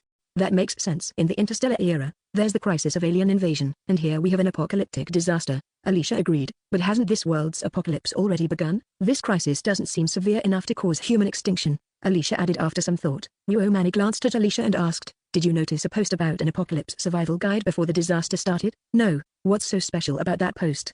Alicia asked. Muomani opened her light brain device and shared the post with Alicia for them to review together. Alicia's spiritual power level was also likely very high because she scanned through the thousands of words in the post with just a glance. Frowning deeply, Alicia said, the predictions in the first half of this post are mostly accurate. If the timeline progresses as described, humanity truly faces an extinction crisis in 2 or 3 years. The person who wrote this post must be a reborn individual. If only we had seen it before the apocalypse began, we could have prepared better. I checked the records. This post was taken down less than 10 minutes after it was published. Even if you had seen it back then, you might not have believed it, Muomani said, not feeling regretful. The first half has already passed, but humanity's real test hasn't even begun. We need to prepare for what's coming, Alicia said. Thinking about the predicted events, there were still 4 or 5 days before the rainy season, so it was important to gather more supplies. Later, let's talk to Brother and Song Qinglong to figure out how to gather as many supplies as possible before the rainy season hits, Alicia said, feeling a bit troubled.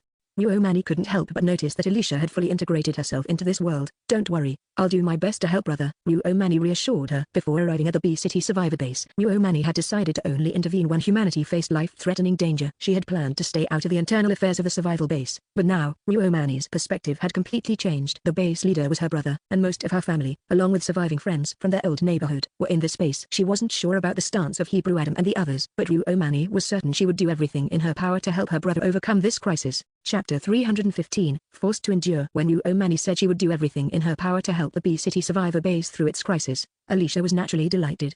Lin Ruha and Song Qinglong might not fully understand how strong Muomani was, but Alicia did. Perhaps destiny intends for you to be the savior, Alicia remarked with a sigh. Destiny likely created more than just the two of us as variables. With our power alone, it's impossible to save the world. Muomani didn't believe she was capable of such a monumental task. The true savior would likely be someone of great importance, like the Crown Prince, Xiahayadam. At the very least, your presence ensures the safety of the B-City survivor base, and at the very least, you saved Song Qinglong and thwarted certain people's schemes, Alicia said. Thinking about it made her angry. She wasn't going to let those responsible off the hook. Was there something behind Song Qinglong's danger yesterday? Did someone plot against him? Muomani asked to her. Song Qinglong was also like a brother. If it hadn't been for her group yesterday, he might have met with disaster. If someone truly orchestrated the incident, Muomani wouldn't let them off either. Alicia told Muomani that earlier that morning, she discovered someone spreading rumors in the base, claiming that Song Qinglong's group had been wiped out last night by a fourth-tier mutant snake.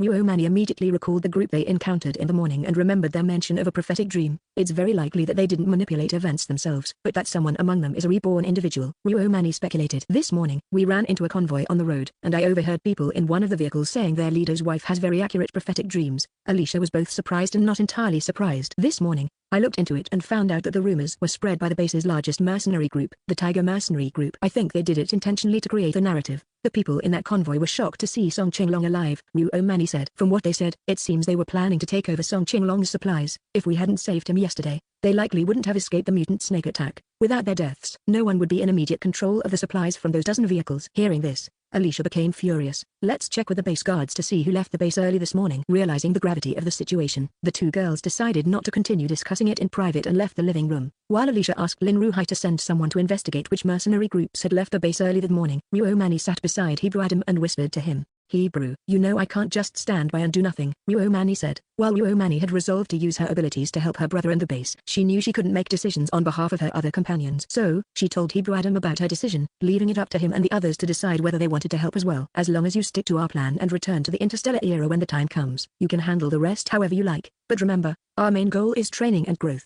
We can't let other matters delay us too much, Hebrew Adam replied. Hebrew Adam had anticipated Wu Omani's intentions and had been thinking about their next steps while sitting there. You should know that I'm not the real Huad Omani, Wu Omani said. Hebrew Adam frowned and replied, all of your achievements are because of your own hard work and effort. What the Huada family gave you is far less than what you've given them. Even if you don't want to acknowledge them, they wouldn't let you go, considering you're still related to them by blood. Wu Omani looked at him, realizing he clearly hadn't understood what she meant. Don't you think we're no longer suited for each other? Before she could finish her sentence, Hebrew Adam's expression darkened. He grabbed her arm and asked, do you have someone else in this world? No, I'm just saying that my identity and yours are not the same, Wu Omani quickly denied. When Hebrew Adam said this, the look he gave Song Qinglong carried a trace of killing intent. It was unclear why he had suddenly become suspicious of Song Qinglong. You are my fiancé, my future wife, and none of that is going to change. Once we return, we'll get married as soon as possible, Hebrew Adam declared firmly. Seeing Hebrew Adam's unwavering attitude, Wu Omani was actually satisfied. If his feelings for her could waver because of her change in identity, no matter how heartbroken she might be, she would have left him without hesitation. What are you two talking about?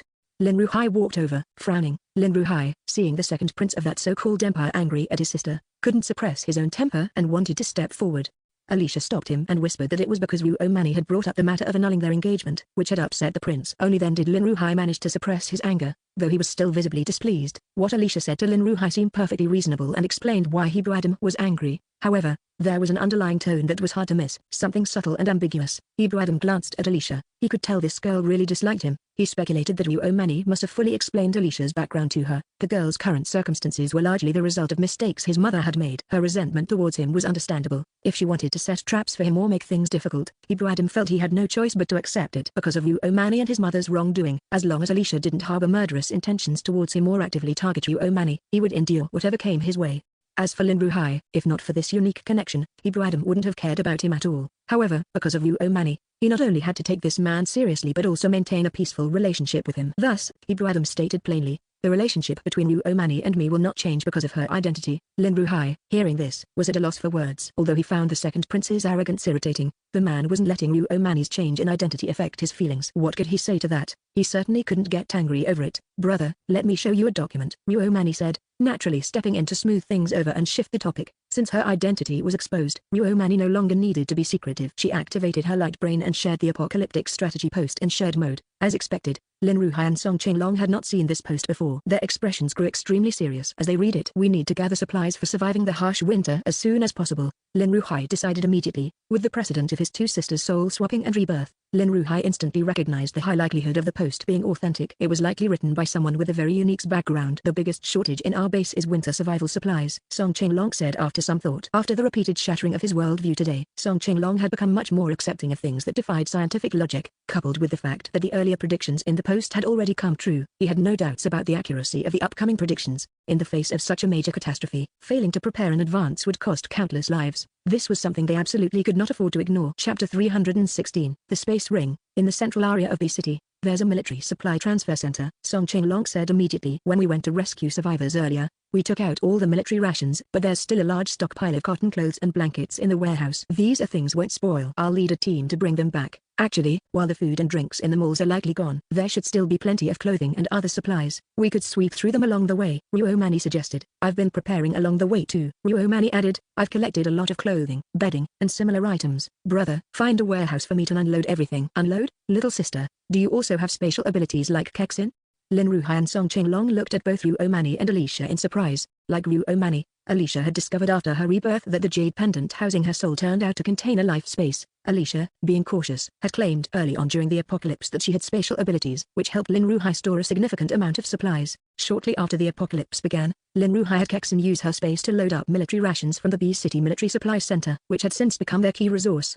Now, Alicia's space was packed to capacity, leaving only a small area for her to move around. Since Kexin had already explained her space's origin, Ruomani naturally followed the same narrative. Lin Ruhai beamed with joy. How big is it? How much can it hold? About the same size as Kexin's, Ruomani replied. Hebrew Adam partially understood their conversation. He could gather they were discussing going to B City to collect supplies and debating how many trucks would be needed to transport everything. Now hearing them mention space, he got an idea. He glanced at Ruomani, then pulled out 2 rings, handing one to Lin Ruhai and the other to Song Qinglong. Lin Ruhai's ring was embedded with a black spatial stone, while Song Qinglong's had a dark grey one. Lin Ruhai and Song Qinglong were baffled. Why was this imperial second prince suddenly giving them rings? What was his intention? On the other hand, Ruomani and Alicia were visibly excited. Alicia was the first to speak, exclaiming, "These are spatial storage devices. You can use them by linking them to your mental energy." Upon hearing the words spatial storage device, Lin Ruhai and Song Qinglong both gasped, their breaths quickening. They were knowledgeable enough to understand the value of such an item. Right now, these devices were exactly what they needed. With them, they could save manpower and fuel while collecting far more supplies than they'd otherwise be able to.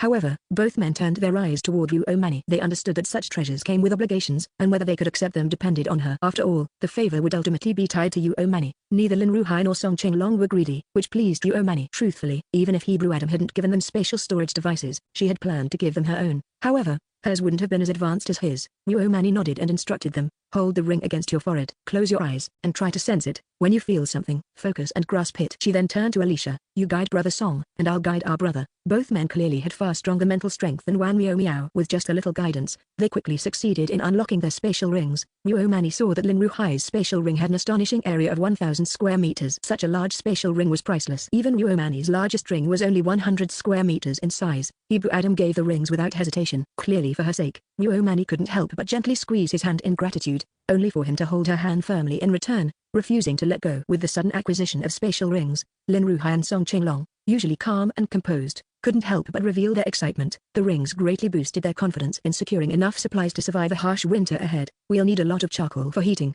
Lin Ruhai said. If what this post says is true, the temperatures could drop to -50 or 60 degrees. Without proper heating, people living in wooden or tin houses won't survive. But charcoal is scarce now, Song Qinglong added, unsure where they could source enough. Ruomani offered a suggestion. There are plenty of trees growing densely all around us now, even on Mount Li. We could cut some trees and burn them into charcoal ourselves. Lin Ruhai nodded in agreement. That's a good idea, but we should avoid cutting trees on Mount Li for now. While we still have time, we can go further afield for timber. There are dense forests around the base we can thin out. We could even organize the people in the base to help with the work and let them trade wood for food. Song Qinglong, however, raised a concern. But our food supplies are running low. At most, we have enough to last 3 months. We need to find a way to secure more. This brought the conversation to the most pressing issue. The base only had enough food for 3 months. The heavy snow season would last over half a year, and there would be no way to replenish supplies during that time. Post-apocalyptic production had come to a halt, and with the impending winter, farming or any other form of food production would be impossible until the snow melted.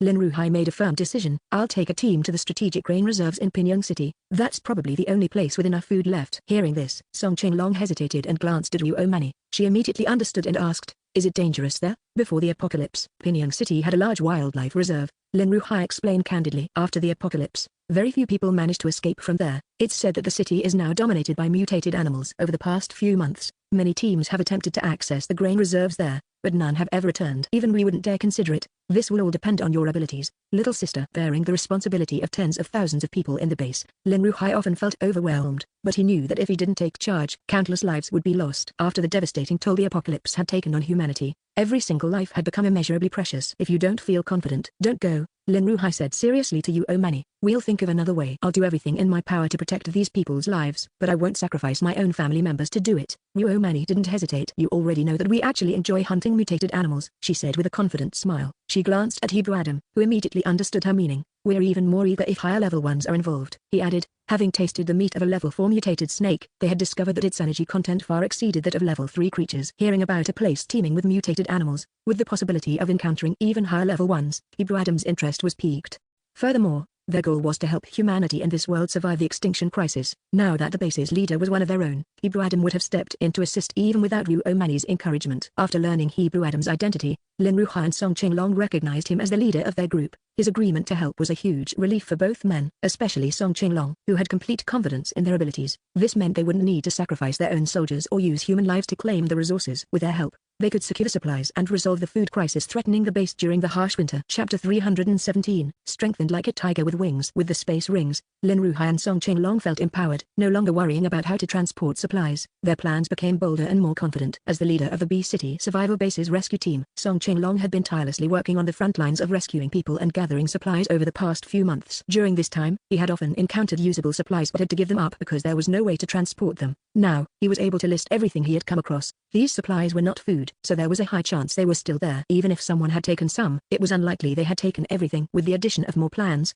time became increasingly tight. Lin Ruhai and Song Qinglong quickly discussed how to divide their tasks. Ruomani and Hebrew Adam gathered their companions to inform them that the two of them would be helping the base. The others had no objections and were willing to follow their plans. Ruomani arranged for Tamaki, Kezia and Sheila to join Song Qinglong in collecting supplies. Ruomani and Hebrew Adam would lead their elite team to Pinyoung City. With so many of them, they wouldn't fear encountering mutated animals in Pinyoung City. Based on the current road conditions, it would take Lin Ruhai and the others about 10 days to make a round trip to Pinyoung City. Ruomani decided that they would go themselves. They would travel by flying vehicles, and it would take no more than 2 days. As the base leader, Lin Ruhai should not venture far, especially at a time like this. He needed to stay behind to coordinate the base's operations and prepare for the impending disaster. Alicia would stay at the base to investigate the Tiger mercenary group's background. Earlier, Lin Ruhai had received information from the gatekeeper that the convoy leaving the base this morning was from the Tiger mercenary group. Song Qinglong confirmed that the convoy they encountered near B City was indeed from the Tiger mercenary group, led by vice leader Zhang Yangxing. With the combined information, Ruomani and Alicia believed that the wife of the Tiger mercenary group's leader, Dai Yanping, was likely the reincarnated person capable of having predictive dreams. It was very possible that the Tiger mercenary group had planned to take advantage of Song Qinglong's misfortune and Lin Ruhai's inability to manage things alone to seize control of the base. However, with Ruomani and the others' interference, their plans had been disrupted. But once ambition took root, it was unlikely they could stop themselves. Alicia stayed at the base to investigate thoroughly, in case they had further plans and to catch them off guard. Hebrew Adam felt a certain amount of guilt toward Alicia. Alicia was only a level 5 telekinetic, with combat abilities slightly higher than Lin Ruhai and Song Qinglong. It wouldn't be easy for her to face off against a large mercenary group alone. Therefore, he had specifically left Su-43 at the base to follow Lin Ruhai and Alicia's instructions. Alicia silently glanced at Hebrew Adam, accepting his goodwill without a word. After all, he would soon be her brother-in-law, so it wouldn't be appropriate to cause a rift with him. Moreover, with such strong support, it would be foolish for her to act overly coy. Hebrew Adam had given Lin Ruhai and Song Qinglong the space rings, and Ruomani thought for a moment before giving Lin Ruhai, Song Qinglong, and Alicia each a laser pistol locked with their personal genetic codes. The laser pistols were equipped with energy converters that could be directly charged using crystal cores, so they didn't need to worry about running out of energy. Had Song Qinglong had one of these laser pistols the previous night, he wouldn't have had to fear the level 4 mutated snake at all. Lin Ruhai and Song Qinglong, receiving this new type of weapon that could be powered by crystal cores, excitedly studied it for a while. After understanding how it worked, their confidence grew even more. Time was tight. After agreeing on their respective actions, Song Qinglong quickly set off with Tamaki, Kezia and Sheila. He needed to discuss with Li Zongping how many people and vehicles he would need to take for the task. As for Ruomani's team, their journey to Pinyoung City to gather food would be long. Having a large convoy would not only slow them down but also consume a significant amount of gasoline. In the apocalypse, gasoline was a non-renewable resource that would quickly run out, so they had to be careful with its usage. Therefore, Ruomani's team had to make a quick round trip. Ruomani's group would undoubtedly use the space to transport the supplies back without drawing attention, but Song Qinglong's team would need to create a plausible cover story for their actions. Lin Ruhai and Song Qinglong's use of the space rings had to be kept as secret as possible to prevent outsiders from learning about it. So, Song Qinglong needed to take a convoy out, bringing back a large amount of supplies to the base. In order to explain why the B-City military base had so many supplies and prevent others from suspecting the origins of these supplies, initially, Song Qinglong only planned to go to B-City, but with the help of 2 powerful experts, his ambitions grew. He planned to raid a couple of additional cities to return before the rainy season. Song Qinglong had to hurry. Ruomani wasn't as anxious as Song Qinglong. She was confident they would be back by tomorrow. Therefore, she planned to wait for Lin Mother to wake up and see the effects of the medicine before taking any further action. Lin Mother slept for 2 hours before waking up. After waking, it was clear that she looked much better. Her complexion significantly improved compared to the exhaustion she had shown before taking the medicine. Ruomani used a medical scanner to check Lin Mother's physical condition. All the data has improved, and it's very even. Mother's health has greatly improved. The medicine you prepared, sister, is very effective, Alicia said, looking at the data displayed on the scanner. At the beginning of the apocalypse, didn't Mother also suffer from the mutation virus, causing some changes? It was you who gave her the detox medicine to suppress the mutation, Muomani said. She had been a bit suspicious before, but now, seeing the data, she was sure. Yes, but the medicine in this world isn't very effective, and we couldn't measure the extent of the virus's effect on Mother. The medicine I made was relatively crude and could only barely suppress the mutation virus. It still caused significant harm to her body, Alicia said, a little embarrassed. Now that Mother has taken your medicine, sister, the after effects have been eliminated. She's completely free from the damage caused by the mutation virus. After taking 2 or 3 more doses, she'll be perfectly healthy again. Lin Father and Lin Mother clearly didn't know about this. Lin Mother, feeling deeply grateful, grabbed Alicia's hand and said, "You've done such a huge thing for us and didn't even tell us. Without your medicine, I would have already become one of those monsters outside." Kexin, thank you. Mother, you don't have to thank me. We're a family, and families don't need to be so polite, Alicia said, a little shy. This was a life-saving favor. Lin Mother couldn't help but give Alicia a hug. Now that she understood Alicia wasn't replacing her daughter, Lin Mother's resentment toward Alicia disappeared completely, and she sincerely considered her as her second daughter. Muomani realized that Alicia was more skilled than her in preparing medicine, so she gave her a medical scanner and some medicine to help her concoct potions that could strengthen everyone's health. With Lin Mother's situation resolved, Muomani was naturally ready to begin taking action. Chapter 318, The Zombie Virus. As soon as Lin Mother woke up, she heard that her daughter, who had just returned, was going on another adventure. She grabbed her hand and wouldn't let go, feeling extremely worried for her daughter, who had returned after being lost. Lin Mother truly wished she could protect her tightly and prevent her from facing any more danger. Even Lin Father wore an expression of disapproval, hoping she would stay. "Mom, you know the world has changed now. If I don't go, my brother will have to go. He's so weak. If he goes, it will likely end badly for him. But for me, there's really no danger. You and Dad don't need to worry. My combat skills are very high now, and I've brought back a lot of advanced weapons. Unless we encounter an 8th-tier mutated animal, no matter how many mutated animals we face, they'll just be like food for us." Muomani comforted her mother. "Even with hundreds of soldiers, Brother Song couldn't deal with the mutated animals, but I can easily solve them with just a sword. I don't even need to use a handgun." To ease her mother's worries, Muomani didn't mind boasting a little about her abilities. "Mom, don't worry, what my sister says is true. Brother Song told me that on their way to B City to capture mutated animals, they had to stop in the wilderness at night and even used car headlights to attract them. Last night, when Brother Song and the others were escaping, they suddenly saw these creatures and even suspected they were dealing with ghosts or spirits," Alicia said, laughing at the thought. "Mutated animals are deadly for ordinary people, but for us and other ability users, they are the best source of food. That's why we want to capture as many as we can. There are many mutated animals in Pinyin, which is exactly what we need." "Mom, don't worry," Muomani reassured her wife. "Our daughter is confident, so don't worry." Lin Father persuaded. Lin Father had a broader perspective than Lin Mother. He believed that his daughter was not lying, and he knew that a great disaster was coming. They needed to gather more supplies before it arrived. Since entering the base, Lin Mother had not gone out, but because her son was the base leader, she was still very concerned about the situation outside. She knew that the highest level of mutated animals outside were only 4th tier, and at most, they could reach the 5th tier. After drinking the medicine her daughter had brought back, Lin Mother felt much lighter and stronger after sleeping. She could clearly feel her physical condition improving, which made her realize that her daughter really had come back from a highly advanced future world. Although she couldn't tell exactly how skilled her daughter was, she knew that her daughter and her companions were not ordinary people. Moreover, if her husband and son were not confident, they would never let her go on such an adventure. Lin Mother could only remind her daughter to be careful at all times. Song Qinglong's actions went very smoothly, thanks to Muomani's advice to resolve things quickly and gather as many supplies as possible. Tamaki, Kezia and Sheila had been clearing the way in front. Their formidable skills earned them the admiration of Song Qinglong and his men throughout the journey. Originally, Song Qinglong thought it would be very difficult to enter the city center of B City because there were so many zombies there, and clearing the path would take a lot of time. However, with the experts leading the way, they easily swept through the area, leaving no chance for others to fight. As a result, they managed to search the entire B City in just half a day. Excited by the success, Song Qinglong decided not to return to the base that night and continued heading towards C City. Muomani and Hebrew Adam, following the coordinates provided by Lin Ruhai, transformed their flying car into a helicopter and flew directly to their destination. In the over 1,000 kilometers of their journey, they encountered 2 groups of mutated flying birds and 1 group of zombie birds in the sky.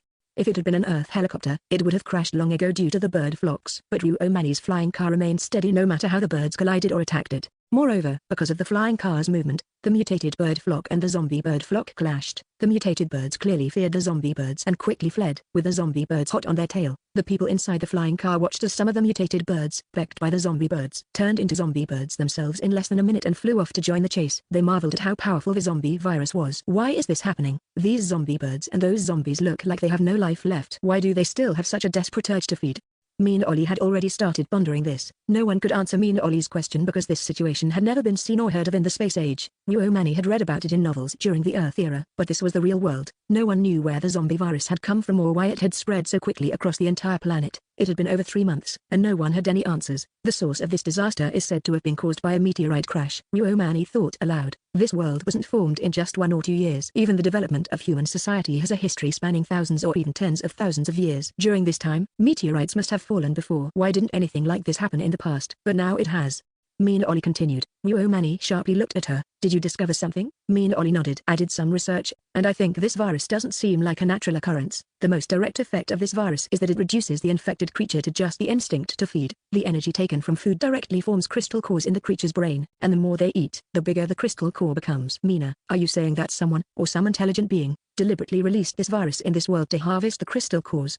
Quadeli immediately understood Mean Ollie's point. That's what I believe. A virus with such a specific function couldn't have evolved naturally in nature, Mean Ollie said. Mani's heart grew cold. Mean Ollie's theory made a lot of sense because they had studied related virology at Xuangu Military Academy. The various behaviors of the zombie virus strongly suggested that it wasn't naturally occurring. The elite team in the flying car all agreed with Mean Ollie's conclusion. Mani had a sudden doubt. If Mean Ollie's hypothesis was correct, then who was the mastermind behind all this? There are unknown enemies in this world. We should be cautious and not let them know our true identities, Hebrew Adam said. Seeing Hebrew Adam's expression, Mani noticed that he didn't seem surprised and quietly asked him, did you figure it out too? We've all suspected it for a while. Hebrew Adam looked at Mani with a slightly puzzled expression. Actually, it's pretty obvious. Didn't you notice at all? Why are you being so slow this time? Mani felt a bit embarrassed. She realized that her thinking had been influenced by movies and novels she had seen before. She had a fixed idea in her mind that the zombie virus was likely a virus carried by a meteorite, which mutated on Earth, causing the appearance of zombies. As a result, she hadn't thought in other directions. If Mean Ollie's theory was correct, it meant that the zombie virus had been deliberately released on Earth by someone, aiming to turn the planet into a source of crystal cores.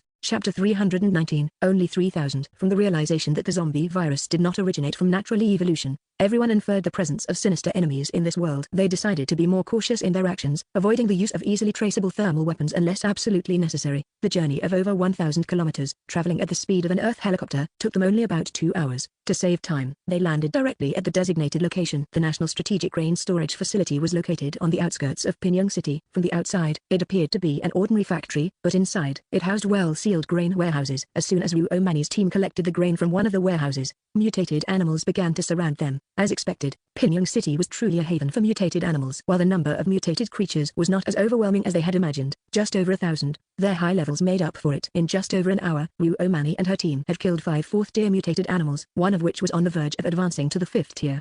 The high levels of these mutated animals indicated that they must have been strong even at the beginning of their mutation. It was no wonder that survivors from Pyongyang City and its surrounding counties had almost no way to escape, nor could anyone from outside easily get in.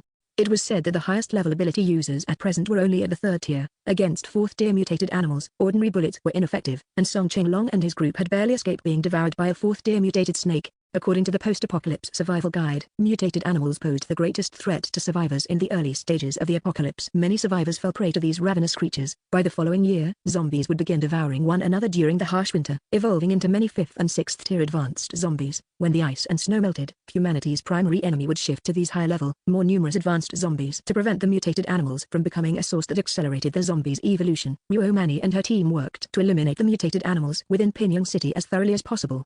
However, to maintain a low profile, they avoided using thermal weapons and relied solely on knives or swords. As a result, it took them an entire day to deal with the majority of the mutated animals. Mani suspected that, given the dire state of Pyongyang City, there might still be a considerable amount of supplies left. So, while clearing out the mutated animals, they also began collecting resources. Why are the zombies in this city so weak? Less than 1 in 10 has a crystal core. In other cities, at least half of the zombies have one. Dean Atchison complained disdainfully. This indicated that Pyongyang City had been overrun by mutated animals shortly after the apocalypse began. The zombies had been unable to feed on humans or mutated animals, leaving them without sufficient food to evolve quickly. In Pyongyang City, whether in large supermarkets or small shops, there were still plenty of supplies. However, the doors were smashed open, shelves overturned, and everything was in disarray. Mani's companions didn't know what supermarkets and stores typically carried before the apocalypse, but she did. After visiting several supermarkets, Mani began to sense something was amiss. Grains like rice and flour were still there, but anything ready to eat was gone. Since mutated animals wouldn't consume these items, humans must have taken them. Suspicious, Mani used her telekinetic abilities to scan the area and quickly discovered the reason. The city still had survivors, and not just in 1 or 2 places. These survivors were hiding in sturdy buildings with very small doors and windows. Muomani speculated that while fourth-tier mutated animals were strong, they weren't yet capable of breaking through solid concrete walls, with doors and windows too small to enter. The survivors had managed to live safely. Muomani scanned the area and confirmed that while there were survivors, only about 2,000 or 3,000 people had managed to hold on. Considering that cities in China typically had populations of over 1 million, it was heartbreaking that only this small number had survived. If left alone, these survivors wouldn't make it through the winter either. Muomani decided to bring them back to the B City base. Due to the presence of mutated animals, there was still plenty of gasoline left in Pingyang City's gas stations. Muomani instructed her team to collect all the fuel and then gathered the survivors in the city, encouraging them to find vehicles on their own.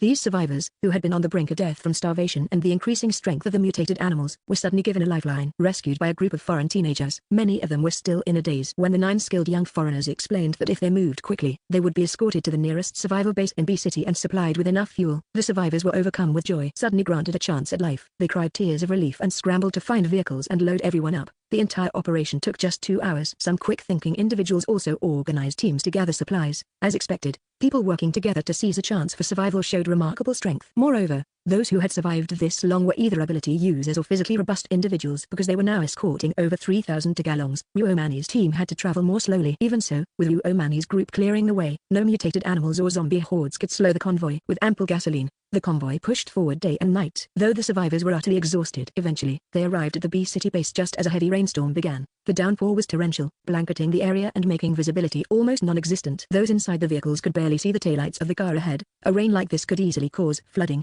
so the convoy couldn't afford to stop. Thankfully, they reached their destination before nightfall. Muomani's group had already coordinated with Lin Ruhai and the others beforehand. Upon returning to the base, the survivors were handed over to military personnel for resettlement. Meanwhile, Muomani and her team drove their RVs to the designated area assigned to them. Due to Muomani's special status, Lin Ruhai no longer harbored the same wariness toward his sister and her companions as he had before. He even allowed them to park their vehicles on the open space behind Villa Number 3. As Lin Ruhai observed their fully expanded high-tech RV, he couldn't help but feel envious. Once fully unfolded, the RV covered over 150 square meters and had 2 levels. The upper level featured 6 rooms, while the lower level included a small living room and, notably, 3 spacious training chambers. No wonder you don't want to stay in a villa. Compared to this, a villa is nothing, Lin Ruhai remarked in awe. Muomani glanced at him, and Lin Ruhai suddenly felt the hairs on the back of his neck stand on end. Why are you looking at me like that?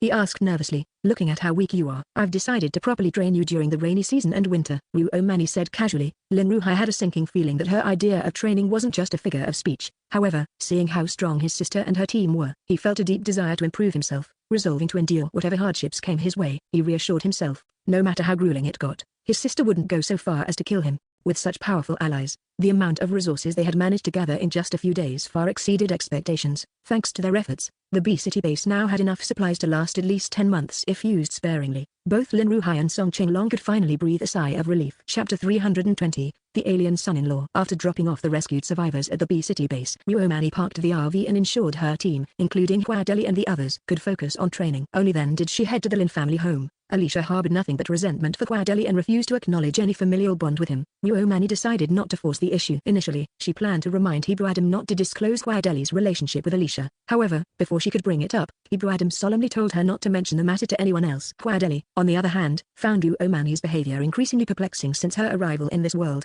Her actions were often inexplicable. The fact that she had grown so close to the Lin family, especially the base leader's family, made him suspect there was a significant secret behind it all.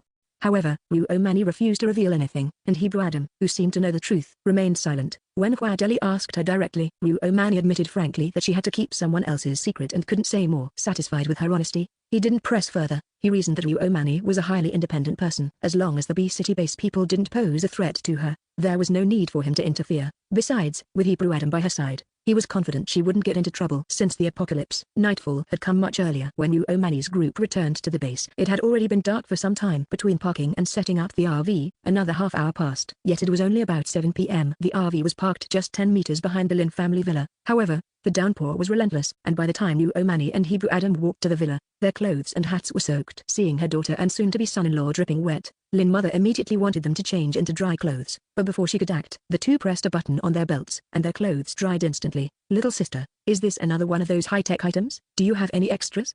Lin Ruhai asked, unsurprised but clearly envious. Wu Mani did have 3 extra sets, but they were all women's sizes. If Lin Ruhai didn't mind looking a bit feminine, he could wear one. I have some, Ibu Adam said unexpectedly. Then, out of nowhere, a pile of clothes appeared in the living room. Wu Mani glanced at the stack and estimated there were at least 100 outfits, including a dozen or so women's sizes. She couldn't help but feel a bit awkward. Was His Highness the Prince running a wholesale operation? Why was he carrying so many protective suits? Could it be that he had appropriated the 7th Army's supplies? These protective suits are no ordinary items. They are exclusive to the military or certified mercenary groups, and they come with a hefty price tag.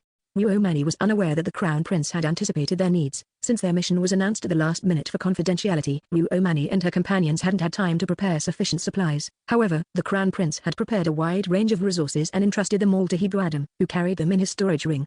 Wu Mani was surprised. While Ibu Adam didn't seem particularly warm or familial toward her unexpected relatives, he was surprisingly generous when it came to providing resources. Thank you. Wu Mani couldn't help but express her gratitude. Ibu Adam glanced at her, his expression slightly displeased. Wu Mani immediately understood. His Highness found her overly formal. She quickly flashed him a charming smile, and only then did Ibu Adam, in his usual proud manner, look away. Alicia, meanwhile, was oblivious to their subtle exchange of affection. The sight of the protective suits thrilled her, and she rushed over to inspect them. Brother, these are advanced protective suits. They're not just waterproof and fireproof, they're also highly resistant to damage. Handguns can't penetrate them, and even Tier 5 mutated beasts might not be able to tear through. More importantly, they're heat and cold resistant. Mom, Dad, take these and wear them later. These suits automatically adjust to temperature changes and even clean themselves. You'll never feel too hot or too cold. Lin Ruhai hadn't expected his future brother-in-law to be so generous. Hearing his younger sister list the suit's benefits, he wasted no time in accepting them. With these suits, guards and patrol officers wouldn't have to worry about the cold in the harsh winter. They wouldn't need to bundle up like balls, and their reaction times would improve in emergencies. Before the trip to Pingyang City,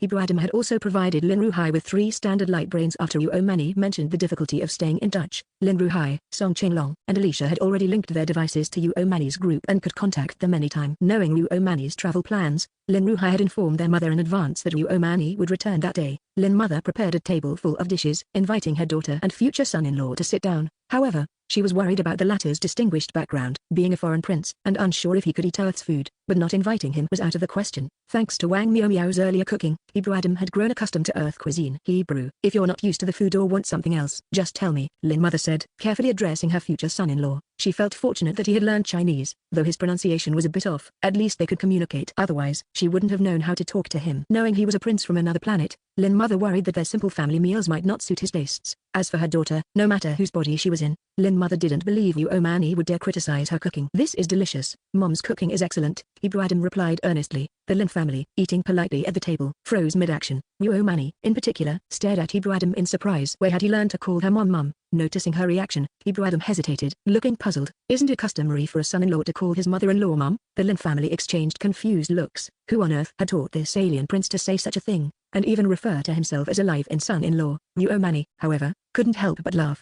It was her first time seeing the prince act so adorably clueless. After a satisfying meal, the rain outside continued to pour heavily. The temperature had dropped from the mid-teens during the day to 7 or 8 degrees, and the chill in the air was palpable. Luckily, sis, you found that apocalypse survival guide. Over the past couple of days, I organized a team to dig drainage ditches from the mountains on both sides of the base. It should prevent flash floods, Lin Ruhai said, listening to the rain with both relief and concern. This kind of weather was prone to causing emergencies. Feeling restless, Lin Ruhai and Song Qinglong suited up in the protective gear Ibu Adam had given them and prepared to patrol the base. Father and Mother Lin, though worried, didn't stop Lin Ruhai and Song Qinglong. It was their duty, and even knowing the risks, they had to go. Ibu Adam noticed that Alicia seemed to have something to discuss with Wu Mani, so he returned to the RV to continue his cultivation. After you left that day, I went to the Fierce Tiger mercenary group and directly asked to see their leader's wife. Alicia began. I told them I was the base commander's sister. Plus, they thought I was just a harmless girl, so they generously allowed me to meet Dai Yanping. That was a good move. We don't have the time for a slow investigation, Wu Mani replied. Surprisingly, that Dai Yanping is a natural psychic,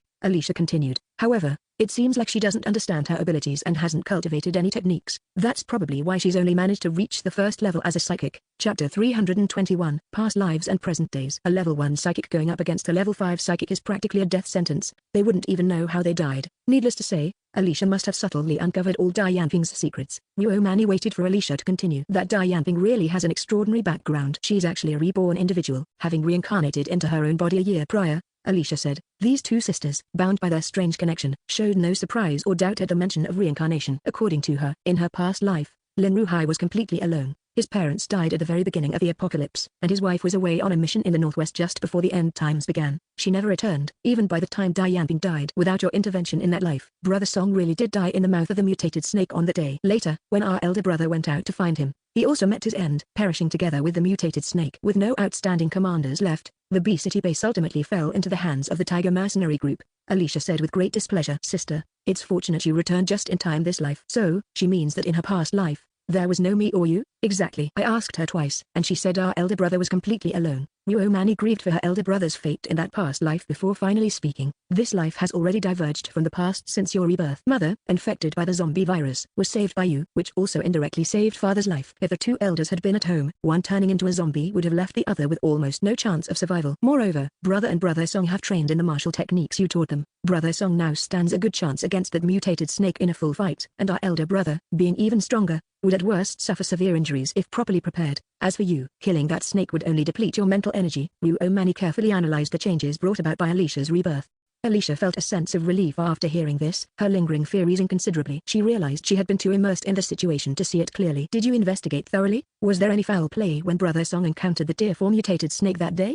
Yuo Mani asked, clearly concerned about this matter. Before that incident, Dai Yanping's predictions had been incredibly accurate, so they planned to sit back and reap the rewards without intervening. Alicia replied, a cold smile curling at the corners of her mouth. But honestly, I think it's because they couldn't handle the Tier 4 mutated snake themselves and wanted brother and brother Song to pave the way for them. As long as they hadn't actually taken action to harm anyone, Yuo Mani wouldn't personally seek revenge. The rest could be left to Lin Ruhai to handle as he saw fit. Alicia continued, these people knew there was danger outside the base, yet they neither reported it nor warned anyone. Instead, they planned to profit from the chaos. I didn't destroy Dai Yanping's psychic abilities, but I did implant a suggestion in her mind. Every time she tries to recall events from her past life, she'll suffer from splitting headaches that make it impossible to think. Was she the one who posted that apocalypse survival guide? She said no. In her past life, she didn't survive past the Great Winter. That post mentioned events from the third year of the apocalypse. However, she admitted that much of what was in the post reflected common knowledge from the post-apocalypse era. This woman may have been reborn, but she's merely using her past life memories to snatch some resources. She hasn't gone out of her way to harm others for profit. That's why, after sealing off her memories of her past life,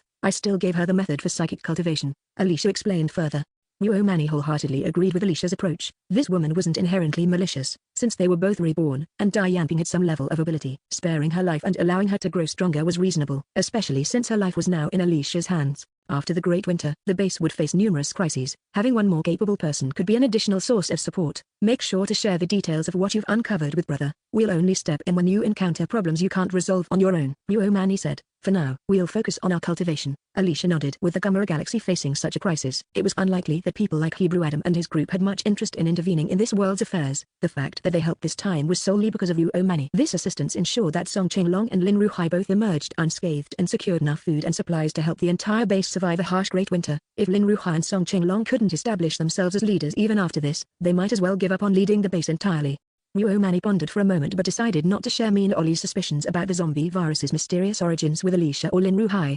It was just a theory without any evidence to support it. Moreover, Lin Ruhai wasn't yet capable of investigating such matters. Telling him would only add unnecessary psychological pressure. It was better for Yuo Mani to investigate quietly and bring it up only if she found something concrete. However, hearing about Lin Ruhai and Song Qinglong gave Yuo Mani a sense of attachment she hadn't expected. In her previous life, before she succumbed to illness, Lin Ruhai hadn't even had a girlfriend, so his marriage must have happened after her death. As Dai Yanping mentioned, is sister-in-law really in the northwest now? Yuo Mani asked. Sister-in-law is a military journalist. A week before the apocalypse, she went to the northwest camp for an interview. When the apocalypse struck, she couldn't make it back in time, Alicia said with a sigh. I know brother really wants to find her, but the journey is too long. More than 4,000 kilometers filled with zombies and mutated animals. Even sister-in-law's family dissuaded him from going. Brother also carries a heavy responsibility and can't just abandon everything to leave. But I think it weighs heavily on his heart, Alicia added with another sigh. No wonder I felt like brother has something on his mind. Has there been any news from sister-in-law after the apocalypse? On the day the apocalypse began, brother called sister-in-law. She said she was fine at the time, but communication was completely cut off afterward, and there's been no news since. However, on that day, sister-in-law was at the Northwest Military District headquarters. As long as she wasn't infected by the virus, her safety should be assured, Alicia said, though her tone betrayed clear concern. The Northwest, after all, bordered a vast primal forest. Post-apocalypse, mutated animals became one of the most terrifying threats. The wild animals from the primal forest were already fierce by nature, and whether they mutated or became infected with the zombie virus, they weren't foes ordinary humans could handle. Yuo Mani thought for 2 minutes, then raised her head to look at Alicia. Do you know sister-in-law? Of course I do. Why are you asking? Don't tell me you're thinking of going to the northwest to find her?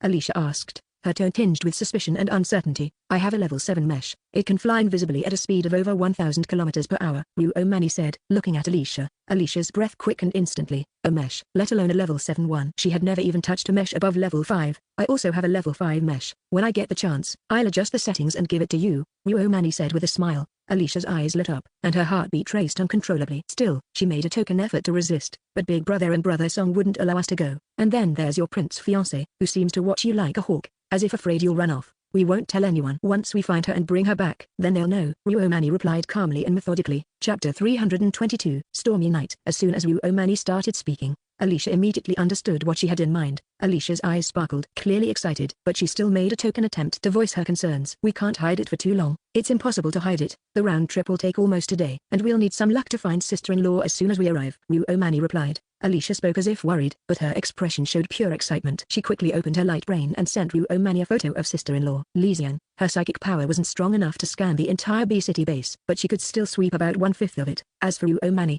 she guessed that she could probably scan half of it. Finding someone would be easy, as long as we can get out. It's fine. Anyway, Big Brother and the others won't be able to catch up with us. Once we return safely, they won't be able to say anything. Ryomani was someone who acted immediately when she made up her mind. Furthermore, a stormy night was the perfect time to do something sneaky. It was only a little past 9 p.m., and by the time they reached the northwest, it would be just after 1 a.m. With the deep night, the heavy rain, and her mesh's invisibility function, finding someone would be a breeze. Alicia spoke as if protesting, but she immediately grabbed her protective suit and rushed into the bathroom to change. The two sisters left the room. They told Lin Ruha and Song Chenglong, who were watching a movie in the living room, that they were going to Ryomani's RV to practice and would stay the night. Then, they both quietly left the villa. By this time, the rain had been falling for over 6 hours, showing no signs of letting up. Lightning struck the dark sky with blinding flashes, accompanied by deafening thunder. The light didn't bring warmth, but rather an even more terrifying feeling. Ryomani wasn't scared at all. With Alicia in tow, she lightly jumped over the wall, leapt across the 7 to 8 meter wide channel, and began running up the mountain. Alicia held onto Ryomani tightly, not because she was afraid of the dark or the lightning, but to prevent the fierce wind from sweeping her away. The wind was strong, likely at level 11 or 12. You really need to practice more martial arts. Why are you still just a level 1 martial artist? Ryomani remarked, feeling frustrated that Alicia seemed so resistant to martial arts training. I've only been training for a year, okay? If I hadn't been reborn into your body, rejuvenating it through martial arts training, you wouldn't even be seeing this body anymore, Alicia retorted, not willing to back down. The two sisters stealthily climbed the mountain in a stormy, pitch-black night, casually discussing soul-swapping and ghosts. Without a hint of fear, both of them had been ghosts in the past and found them completely harmless. Like a puff of air, they couldn't even manifest themselves, let alone pose a threat. They were no more dangerous than a mutated animal. What was there to fear? They reached the top of the mountain as fast as they could. Ryomani wasn't even winded, but Alicia felt a bit tired from the exhausting wind and rain. However, when Ryomani released her mesh, at its smallest form, still around 5 or 6 meters tall, Alicia eagerly ran over to touch the mesh's leg.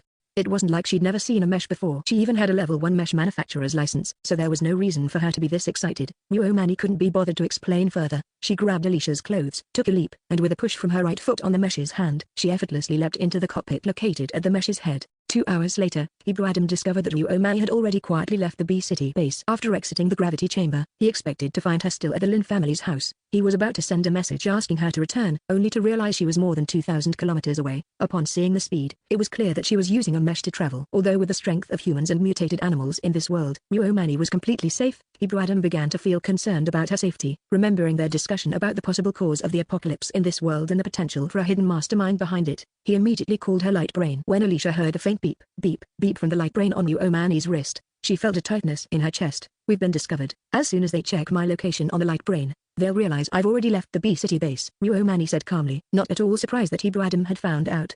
She guessed that if Hebrew Adam hadn't been in the training room, he would have noticed something strange the moment she left the B-City base. Ryomani opened the light screen, and on the other side, Hebrew Adam's handsome face was tightly set. What are you doing? Looking for someone, Ryomani replied honestly. I'm not sure if the person is still there, and you can't tell anyone else. Hebrew Adam furrowed his brows but didn't speak. Ryomani could tell he was upset. He disapproved but didn't know what to say. I'm just looking for someone. I won't do anything dangerous, and I should be back at the B-City base by tomorrow morning. Ryomani gently reassured Hebrew Adam. Both of them were always very independent. If Ryomani wanted to do something and it wasn't too dangerous, Hebrew Adam wouldn't interfere too much, and the same applied to Ryomani. Once Ryomani assured him that she wouldn't take unnecessary risks and would return to B-City as quickly as possible, Hebrew Adam ended the call swiftly. That's it? He didn't get angry at all? I thought he'd make you go back immediately or chase after you, Alicia said. Muomani glanced at Alicia. That's actually a sign that he doesn't think much of me or trust my abilities. You haven't forgotten these things just because you've been reborn for only a year, have you? People from the star system are like that. Even if they are partners, they won't interfere too much with each other's actions. Alicia sighed. Although I've only been reborn for a year, I've already been in this world for over 10 or 20 years. Muomani immediately fell silent. Damn. If she hadn't once been a ghost herself, she would have been scared by Alicia's words. The co-pilot seat inside Muomani's mesh was very comfortable, and the temperature inside was just right, making it perfect for a nap in the late night hours. However, as they flew, heavy rain continued to pour outside, and Alicia wasn't in the mood to relax. With a furrowed brow, she said, "We've flown across the entire country, and it's been raining like this all the way tomorrow. I'm afraid there will be widespread flooding in China. I wonder if it's the same in other countries. Can't you check on your light brain?" Muomani asked. That's when Alicia remembered that she now had a light brain from the interstellar era. A few days ago, Ibrahim had launched 5 miniature reconnaissance satellites into Earth's orbit, so she could check the global weather patterns anytime. Alicia looked at the global weather map and became even more worried. This heavy rain is global. That apocalypse strategy post said it's going to rain like this for another 5 or 6 days. I really don't understand where all this rain is coming from. Upon hearing Alicia's words, Muomani had a sudden thought. This definitely seemed unnatural. She quickly sent a text to Mina Oli, asking her to check the rainwater for any unusual substances. Mina Oli quickly replied with an okay. Chapter 323, A Heroic Sacrifice. Around 1 a.m., Muomani and Alicia arrived in the northwest. Thanks to satellite positioning, they easily located the survival base in the northwest. Despite the heavy rain and strong winds outside, Alicia had assumed Muomani would need to use psychic power to scan the area one by one. But to her surprise, Muomani had already entered Lixian's data into her AI system en route. After 4 hours of satellite scanning, all individuals matching the criteria had been identified, and their locations marked. This was impressive considering the data they had on Lixian was incomplete. Just a few unclear photos and Alicia's verbal description of her height and weight. As a result, the matches included a broader pool of candidates. Even so, this was far better than aimlessly searching base by base. Now, they could head straight to the bases with potential matches, stop at marked locations, and use targeted psychic scans. Muomani selected the base with the highest probability match and set course directly. In the largest military base in the northwest, Lixian lay in a feverish daze. Her body was burning, yet she felt an icy chill penetrating to her very bones. She knew she was on the brink of death. In her semi-conscious state, Lixian's thoughts drifted to her parents and her husband. She and Lin Ruhai had been married for only a month before they were separated. She never imagined that separation would become their final goodbye. That afternoon, an unexpected downpour caught Lixian off guard, soaking her to the skin. Delayed for over half an hour by various tasks, she only managed to return to change clothes after being drenched for too long. Even though Lixian had always been in good health, standing in wet clothes in freezing temperatures of -1 or 2 degrees for over half an hour was too much for anyone. By nightfall, she had developed a fever. Under normal circumstances, a cold or fever would have been a minor issue, but this was the apocalypse. There were no doctors to treat her, and nowhere to buy medicine in the middle of the night. Su Liu-Xiu, an intern journalist who had come to the northwest with Lixian for the interview, gave her the only fever-reducing pill she had. However, less than 2 hours after Lixian's fever broke, it returned with a vengeance, leaving her unconscious and burning up. Su Liu-Xiu stayed by her side, desperately trying to cool her down with cold water, but it was useless. Lixian's fever only worsened, her body now convulsing slightly as she lay in a daze. It was a terrifying sight. 2 other women who shared the dorm room sighed as they whispered to each other, saying there was no hope for Lixian. Hearing this, Su Liu-Xiu's sharp ears caught their words, and the 2 women, unwilling to stay and deal with the situation, left in the middle of the night to sleep in another room.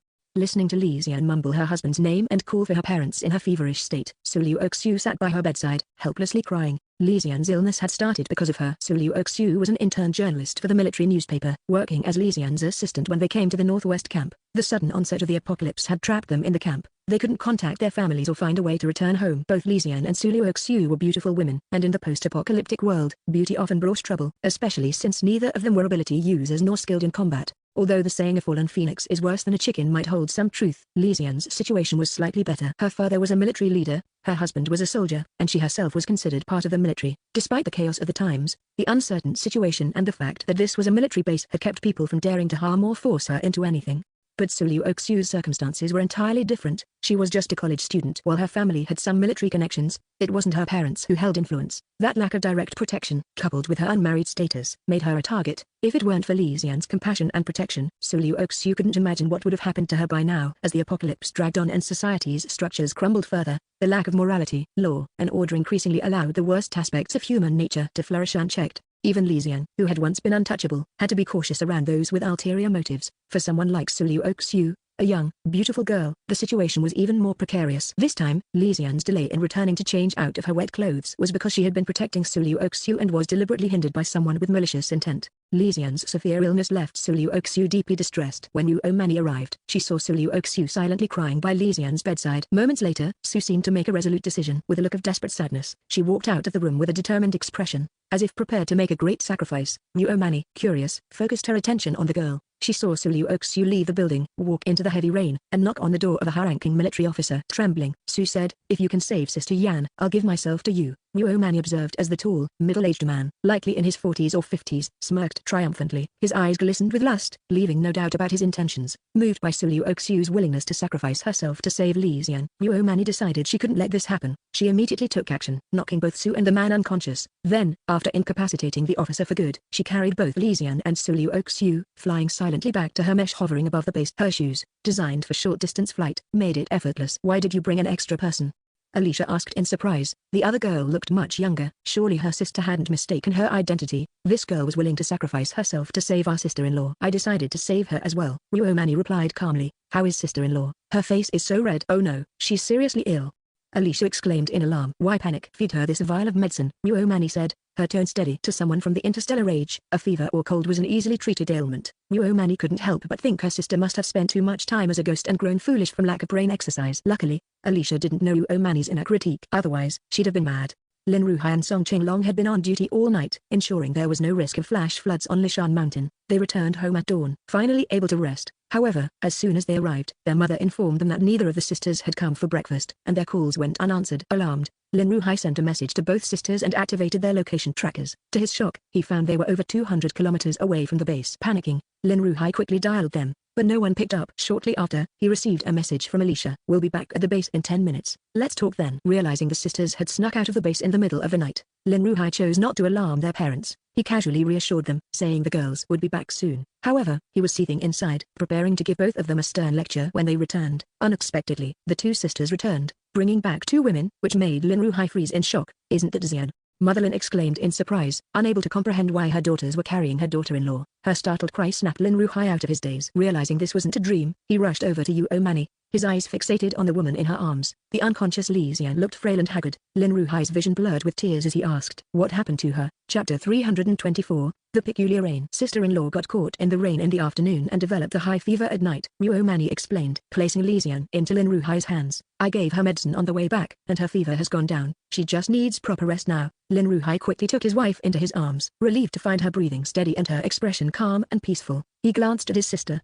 his throat tightening with emotion. Unable to say a word, Yu Omani spoke softly, to avoid letting sister-in-law and her friend notice anything unusual. "I made them lose consciousness for now. They'll remain unconscious for at least 4 days. Make sure to feed sister-in-law the nutrient solution every day, and when she wakes up, come up with an explanation for how she and her friend suddenly traveled from the north to the south." With that, Yu Omani swiftly left, dodging any further questioning from Mother Lin, who might scold her and Alicia for acting on their own without permission. Alicia, however, wasn't so lucky. She still had Su Liu Oxiu in her arms and could only watch helplessly as her sister abandoned her. Turning around, she found Mother Lin staring at her with a sharp gaze. Back in her RV, Yu Omani noticed her companions were nowhere to be found. She quickly sent a message to Hebrew Adam. Hebrew Adam replied instantly, informing her that everyone was at the mountaintop. It turned out that late the previous night, Yu Omani had asked Mina Oli to test the rainwater's composition. Dean Atchison, who had been nearby with Mina and Wadeli, saw the message and enthusiastically volunteered to investigate. The process wasn't difficult, as each of them had the necessary equipment. The results showed that the rainwater contained faint traces of energy. For some reason, Dean had a sudden inspiration to remove his protective gear and practice physical techniques in the rain. To his surprise, he discovered incredible results. Training under this rainwater accelerated advancement at dozens of times their usual speed.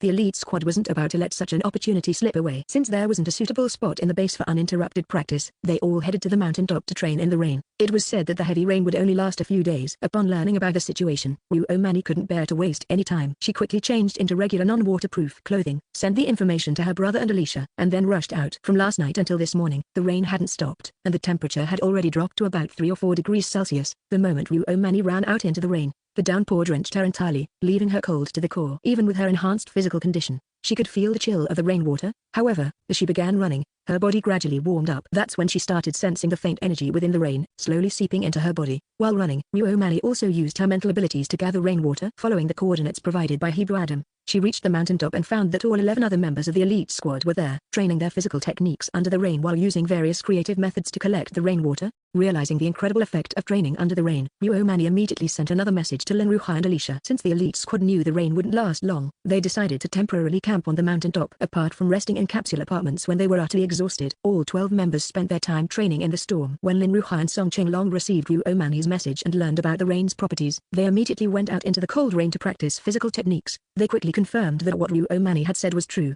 The rain contained energy, and the training results were remarkably effective. Their cultivation levels weren't as high as those of the elite squad, so the benefits of training in the rain were even more apparent for them. They not only trained themselves but also quickly brought their subordinates out into the rain for training. Additionally, they arranged for ordinary people to collect rainwater and announced this discovery through the base's loudspeakers. As a result, the entire B-City base became enthusiastic about improving their physical strength. Those with decent physical conditions braved the cold to train in the rain, following the military's example. Meanwhile, the elderly, women, and children, who were too frail to endure freezing rain, cleverly collected rainwater and heated it up for bathing. Originally, life had been tough for everyone, and the heavy rain only made things more inconvenient. But to their surprise, the rainwater had such miraculous effects. The ability users who trained in the rain quickly noticed its benefits. Even ordinary people who dared to try running in the rain or soaking in rainwater baths experienced significant improvements. Although some caught colds or fevers, most found their physical fitness greatly enhanced the next day, with increased strength and stamina. Remarkably, some of those who developed fevers after being drenched in the rain unexpectedly awakened supernatural abilities once their fevers subsided. By the third day of the heavy rain, word had spread, and the survivors at B-City base were in a frenzy. Despite the temperature outside dropping to near freezing, no one was deterred. More and more people dared to train in the rain. Muomani used her mental powers to observe the scene and couldn't help but admire these people as true warriors. Muomani and her group descended from the mountain on the afternoon of the fourth day. Their keen senses alerted them that the energy content in the rainwater had suddenly diminished drastically. While the faint energy might still have some effect on ordinary people, it was no longer useful to them. Consequently, the elite squad lost interest in training in the rain. Muomani also learned that Alicia, who had stubbornly continued training in the rain, had developed a fever after the first day. However, after her fever subsided, she advanced directly to the late stage of a second-level warrior, jumping a major level in one go, which was truly a cause for celebration. Lin Ruhai and Song Qinglong had also made significant progress, both reaching the early stage of 4th-level warriors. With their current abilities, they were now capable of slaying 4th-level mutant beasts, provided they had the right weapons. The elite squad also made commendable gains. While their advancements weren't as dramatic as Alicia's, every member had improved by a minor level. Among them, Dean Acheson had advanced to the early stage of a 7th-level warrior on the very first day of the rain, while Hua Deli advanced to the mid-stage of the same level. However, it was Hebu Adam who stood out the most, successfully breaking through to become an 8th-level warrior. An 8th-level warrior at just 22 years old. If they were in Gus Empire, the media would have gone wild, swarming to report the news. Here, however, Hebu Adam merely received envious, jealous, and admiring looks from his companions. Now that the rainwater was no longer beneficial, Dean Acheson enthusiastically tested the rainwater they had collected. Unfortunately, to his disappointment, the energy within it had completely dissipated after just one day. This shattered their plans to continue training using the stored rainwater. Dean Acheson sighed in disappointment, saying, "These 3 days of training were equivalent to 3 months of effort. What kind of rainwater was this? To think it could only be used for 3 days. What a pity. I wonder if future rainwater will have the same effect." "It's unlikely," Muomani responded, dashing Dean Acheson's hopes. "The energy in the rainwater this afternoon was nearly gone. By tomorrow, it will likely disappear entirely." This suggests that the energy wasn't naturally occurring in the environment. Chapter 325, The Perfect Origin. The heavy rain had lasted for 4 days, and the temperature had dropped to below freezing, around 2 to 3 degrees. This morning, as the day broke, the rain gradually began to lessen. After noon, the rain began to mix with ice shards, and by evening, it turned into light snow, which soon became heavy snow during the night. "Winter has truly arrived," sighed Song Qinglong, standing in the duty room, gazing at the heavy snow outside, lamenting the troubled world they lived in. Both of them had started to feel it since yesterday afternoon. The energy in the rain had already disappeared, leaving them both feeling disheartened. The sensation of that quickly growing power was something that could easily captivate anyone. "The temperature has dropped by more than 20 degrees since evening. Fortunately, the base commander gave us these clothes. They are amazing." "What kind of protective gear is this? It even generates a slight warmth, and I don't feel cold at all," said the soldier standing beside Song Qinglong, feeling the material of his clothing. With these clothes, the soldiers on night watch, standing guard, and patrolling didn't have to worry about the cold. They didn't need to bundle up like a ball, and when danger arose, they could act swiftly. The only problem was that there were too few of them, so not everyone could have one. They could only wear them while on duty. They were brought back by the base commander's younger sister. "You don't need me to tell you how rare these are. If it weren't for the base commander, you wouldn't even get a chance to see these," Song Qinglong said calmly. "The base commander's sister is amazing, and her companions. Every single one of them is extraordinary." When talking about the base commander's younger sister, everyone in the military now couldn't help but admire her. These people were the real experts. Since they came, all the restless individuals in the base had become obedient. "Winter is here. Ruomani looked at the snowflakes falling from the sky and sighed. In just a few hours, the entire B-City base had been covered with a blanket of white. Ibrahim simply glanced outside the window at the sound of her words, then embraced Ruomani from behind as she turned her head. It allowed him to lean down and kiss her. Since arriving at the B-City base, with so many things to do, it had been a long time since they had been intimate. Ibrahim tightened his embrace around her. As the passion deepened, though Ibrahim was on the verge of losing control, knowing that Ruomani was somewhat unwilling, his strong self-control made him stop. He lifted his head to look at her. Ruomani's cheeks were flushed, and she gently raised her hand to wrap it around Ibrahim's neck. In the past, due to issues related to her rebirth, she had hesitated, thinking that her body wasn't truly her own. But now, having seen Alicia, those concerns had vanished. Ibrahim probably understood this as well. Now that the misunderstanding was cleared, he naturally didn't hesitate anymore. At 1 a.m., Lin Ruhai couldn't sleep. He looked at the window, where faint white light seeped through. Realizing the snow was falling heavily, he felt a little worried. Fortunately, they had made preparations in advance. They had already distributed all the winter supplies. Even those living in the simple metal huts had charcoal to keep warm, so no one should freeze to death. If his sister hadn't returned, he would have been clueless about this matter, without powerful assistance, and would never have been able to gather so many supplies. He probably would have gone bald by now. Especially, Lin Ruhai looked down at the woman in his arms. If his sister hadn't brought her back to him, he feared he would have already rushed to the northwest by now. At that moment, as if in response to Lin Ruhai's thoughts, the woman in his arms groaned softly and opened her eyes. Xian, you're awake. How do you feel? Is anything uncomfortable? Lin Ruhai asked, delighted. Li Xian's mind was blank because she suddenly realized she was seeing her husband. For a while, she couldn't understand what was happening. Had Lin Ruhai come to the northwest to find her? Seeing her in a daze, Lin Ruhai, his excitement fading, hurriedly patted her face gently and whispered, Xian, how do you feel? Li Xian moved slightly, feeling her body stiffen. Then she realized she was lying in her husband's arms. She looked around and saw that the room was unfamiliar, not the one she had stayed in at the northwest base before. How did you get here? The journey was so long and dangerous. How could you possibly come? Li Xian was terrified just thinking about it. Lin Ruhai rubbed his nose and said, this is the B-City survivor base. Li Xian's eyes widened in surprise. She had only slept for a while and somehow ended up in B-City. This was a long way, crossing the entire country. How did Lin Ruhai manage to bring her back? It wasn't me who went to pick you up. It was my sister, Lin Ruhai said, his voice tinged with sadness. As her husband, he felt so helpless. He couldn't even save his wife when she was in danger. Kexin, she's this capable now? Li Xian was really surprised, but she also felt deeply moved. This was no peaceful era. No matter how capable one was, it was always done at the risk of one's life. No, there's actually another sister above Kexin.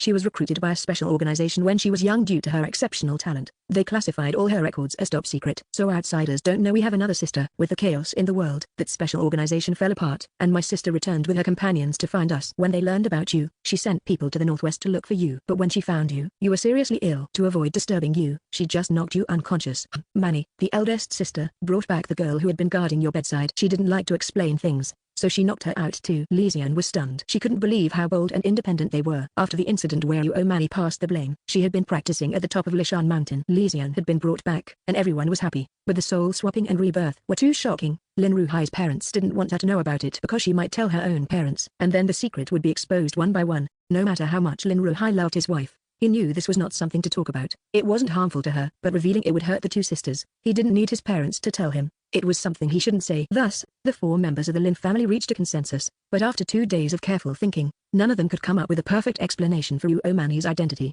Ruomani and the companions she brought with her were so outstanding that even if they didn't take charge, they had undoubtedly already caught the attention of others in the base. As for Ruomani, the daughter they had lost and then found, Lin's parents were eager to tell everyone. They certainly wouldn't keep their relationship with their daughter a secret, but there were many old acquaintances in the base, and everyone knew they had one son and one daughter. It wouldn't be easy to give Ruomani a legitimate identity. The four of them thought for 2 days but couldn't come up with a solution. Eventually, it was Song Chenglong who learned about it. He remembered the first time he met Ruomani, how the neighbor girl not only didn't recognize him but also seriously invented a backstory for herself. Looking back now, he thought that the backstory was actually quite good. Lin Ruhai and his father knew that there were certain mysterious organizations both within the country and internationally, and they thought the backstory their daughter had created was quite plausible. Her companions were obviously foreigners, so the 5 of them made some adjustments and came up with this explanation, which perfectly resolved Ruomani's identity. Even if someone had doubts, there was nothing they could investigate. Matters concerning national secrets, even if the country continued to exist and even if someone held a high position, were not something that could be looked into just because someone wanted to. Chapter 326. It's only mid-November, and even in the south, it's already starting to snow. I can't even imagine how cold it must be in the northwest. Xian is especially afraid of the cold, said Mrs. Li, looking at the heavy snow outside, which looked like cotton drifting down. She couldn't hide the worry in her voice. Mrs. Li had once been a strong, successful woman, working with great distinction in a state-owned enterprise. Now, She looked like an elderly woman bent by the weight of life, melancholic and weary. Indeed, her career had completely collapsed during the apocalypse. Her only daughter was thousands of miles away, with no news of her whereabouts, and her fate unknown. With no hope left in life, Mrs. Lee spent her days sitting and staring out the window, hoping for a change, hoping her daughter would return. But in B City, where snow was a rare occurrence, it was already snowing in mid-November. Clearly, the situation had not improved. It had only worsened. Seeing his wife like this and thinking of his daughter so far away, Colonel Lee's heart ached as if it were being torn apart. He hated his own helplessness. At the beginning of the apocalypse, to save civilians, Colonel Lee had been bitten on his right hand by a zombie. In order to survive, he had to cut off his own hand. Now, in his weakened state, where he couldn't even kill a single zombie, the thought of going to the Northwest to find his daughter seemed like a dream. Although he would risk his life to save her, he knew that if he left now, he would never make it to the Northwest. It was better to hold on to his life and wait for a chance. But the situation continued to worsen. Not only was he unable to organize a team to go to the Northwest, but even though he was still called commander and allowed to live in a small villa with enough food and drink, it was all because his son-in-law was holding power in the base and supporting him and his wife. His son-in-law was willing to go to the Northwest to find his daughter, but his daughter's in-laws strongly opposed it. Colonel Lee understood that, although his son-in-law was strong, the journey was too long, and the chances of survival were slim. Everyone loved their own children, and Colonel Lee didn't blame his in-laws. Instead, he sided with them, using responsibility to keep Lin Ruhai at the B City base. Colonel Lee knew that his wife didn't speak of it, but she was upset with him, accusing him of favoring his son-in-law over their daughter. But he thought, a son-in-law couldn't just abandon his parents, could he? If anyone was to blame, it was the harsh world they lived in. The two elderly people didn't realize that at this very moment, their long-missed daughter was walking towards them, just less than 200 meters away, in a villa. It was rare for Umani to sleep in, and although she had slept in, she hadn't actually slept much. After all, Ibrahim had gotten his wish last night and had been hungry for so long that he couldn't stop just a little. Being young and in good physical condition made all the difference. After a whole night of activity, Ibrahim only slept for a little over 3 hours. When he woke up, he felt a sense of satisfaction and a refreshed mood that was obvious to anyone who looked at him. Umani didn't feel exaggeratedly tired either, just a lazy, full feeling. However, she was a bit shy, and even though no one suspected that it was the first time the two of them had been intimate, she felt guilty. Though she tried hard to keep a composed face and not show any embarrassment, her flushed cheeks betrayed her. Ibrahim had never seen Umani look so delicate and charming. With the deepened intimacy between them, he couldn't help but gaze at her face constantly, appearing like a lovesick fool with no trace of the noble prince he once was.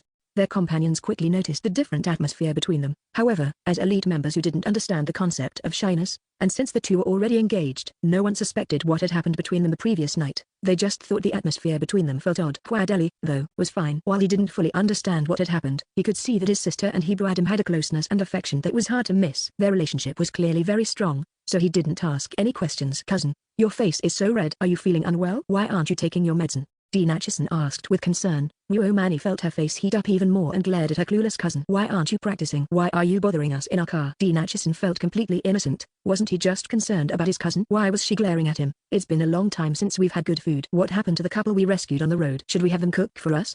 Dean Atchison said, feeling a bit wronged. Though the jerky was tasty, eating it every day got tiresome. After practicing to exhaustion every day, he really missed hot, freshly cooked meals. But among all of them, only his cousin could cook, unless she willingly volunteered to cook. No one dared ask her to be the cook, otherwise, they'd surely get beaten by the second prince. When Dean Atchison said this, Umani finally remembered the couple, Wang Miao and the other person. After arriving at the B City base, she had been so busy with everything that she had completely forgotten about them. However, Wang Miao has a space ring, so they have food and drink, and both of them are ability users, so their daily life shouldn't be hard. If you want, you can go find them and ask. Umani had no objections. Wang Miao's cooking skills were really good, and the alien group found her dishes delicious. Umani could eat at home and even bring Ibrahim along with no problem, but she couldn't keep taking her friends to eat there every day. Cooking for so many people would surely wear out her parents. Dean Atchison got Umani's permission and happily ran off to find them. When the Golden Thigh showed up, Wang Miao and Liu Yang immediately agreed, not only because of the life-saving favor, but also because, despite their apparent stature, these people were actually easy to care for. Whatever was cooked, they ate without complaining. At noon, Lin's father personally came to invite Umani, asking her and Ibrahim to come home for a meal. Although heavy snow had fallen all night, it stopped by the morning, and the snow accumulation was still shallow. Lin's father, wearing protective gear and after being treated with medicine, looked much younger and more energetic. Umani had already explained to others the nature of her relationship with this family. She told them that because of her appearance,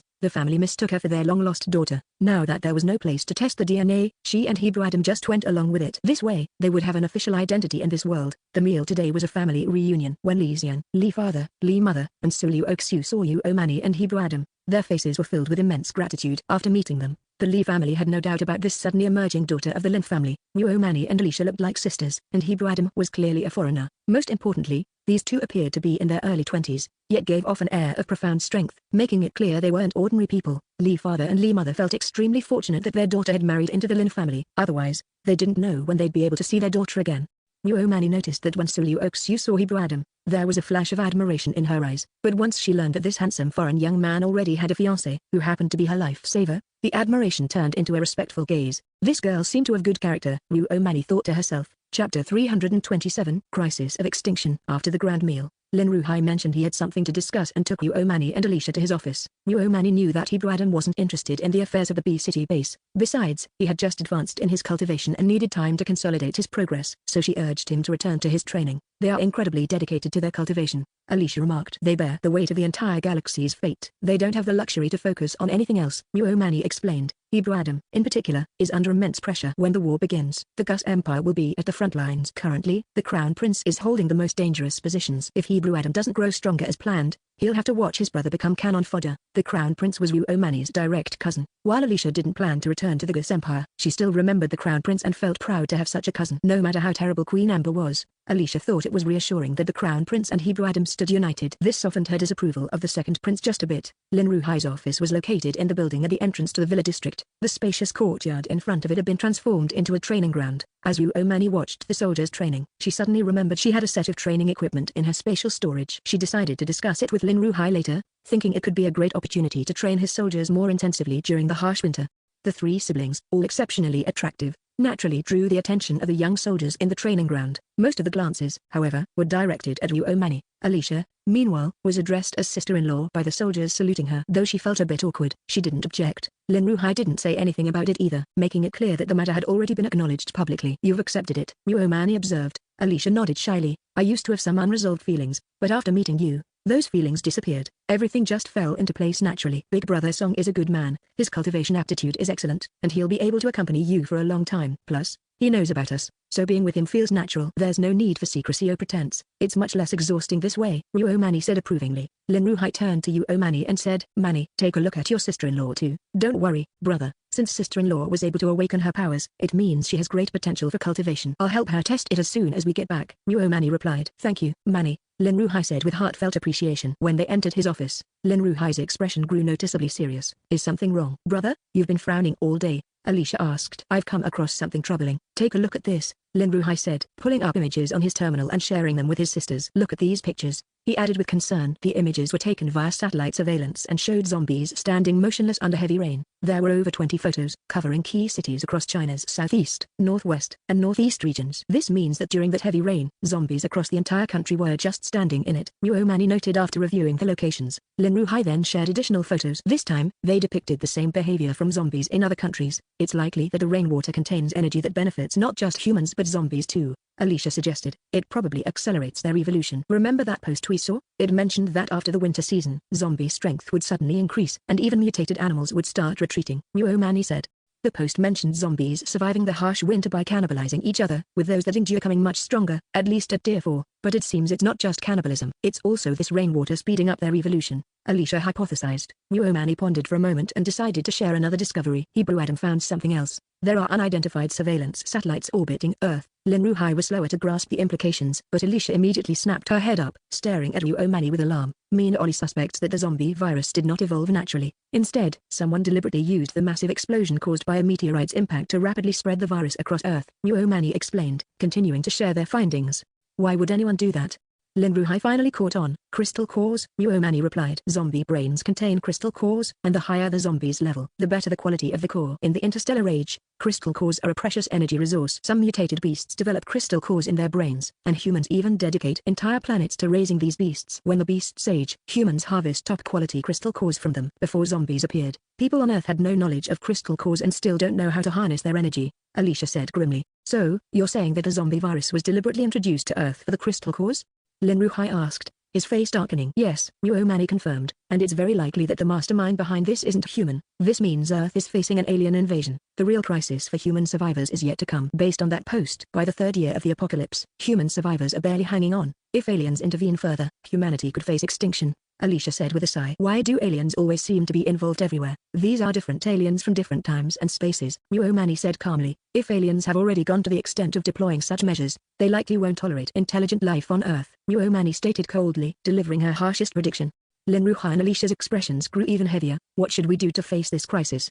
Lin Ruhai asked. Earth's civilization hadn't yet ventured beyond its own planet. Facing an alien civilization seemed as futile as striking a stone with an egg. Moreover, Earth had already been ravaged by the zombie apocalypse, its nations disbanded, and its people unable to unite their remaining strength. However, with Ruomani and her companions' formidable abilities and experience in combating aliens, Lin Ruhai held on to a glimmer of hope. Ibrahim analyzed those unidentified satellites. Their technological level doesn't seem to match the interstellar age, Muomani added, offering a piece of relatively good news. Ibrahim has stated that while he will offer as much help as possible, this war is not one they will fight for you, Muomani explained. The safety of Earth should be defended by Earth's own people. Outside help is temporary. Only by becoming strong yourself can you truly stand tall. Alicia agreed firmly. Lin Ruhai nodded, his thoughts more pragmatic. What kind of help can you provide us? We can provide enhancement potions to accelerate cultivation, interstellar cultivation methods, and advanced mechas and weapons, Muomani said. We'll assist those with strong potential to grow as quickly as possible. Mechas? Sister, did you bring many mechas with you? Alicia asked eagerly. Mechas?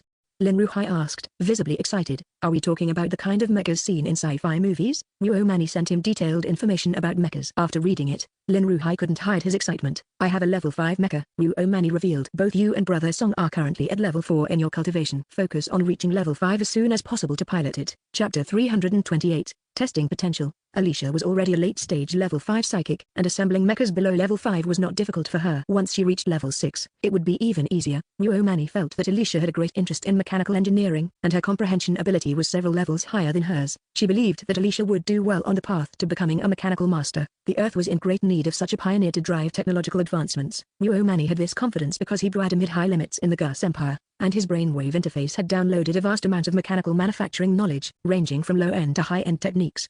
Muomani had instructed him to pass on all the knowledge to Alicia except for the core technology. Alicia was overjoyed, and her attitude towards Ibrahim improved as well. Ibru brought many mecha parts with him. Once someone in the base reaches level 5 in martial arts, Kexin, you will be able to tailor a mecha for them. Muomani said to Alicia, the zombie virus has likely greatly enhanced your bodies, otherwise, you wouldn't be able to reach such high levels in such a short time. I believe the psychics have very good potential for cultivation. Tomorrow, you should check on your subordinates. Those with good cultivation potential should undergo special training. Try to form a mecha team within 6 months. Once you have a star mecha unit, you won't be afraid of the aliens anymore, Muomani said calmly. Hearing that her sister had a plan and knowing about the mecha issue, Lin Ruhai was also filled with confidence and ambition. With 2 such outstanding sisters, he couldn't fall behind. In reality, Ibrahim and his team did not oppose helping the people of Earth deal with the aliens, especially Dean Atchison, who would definitely rush in excitedly.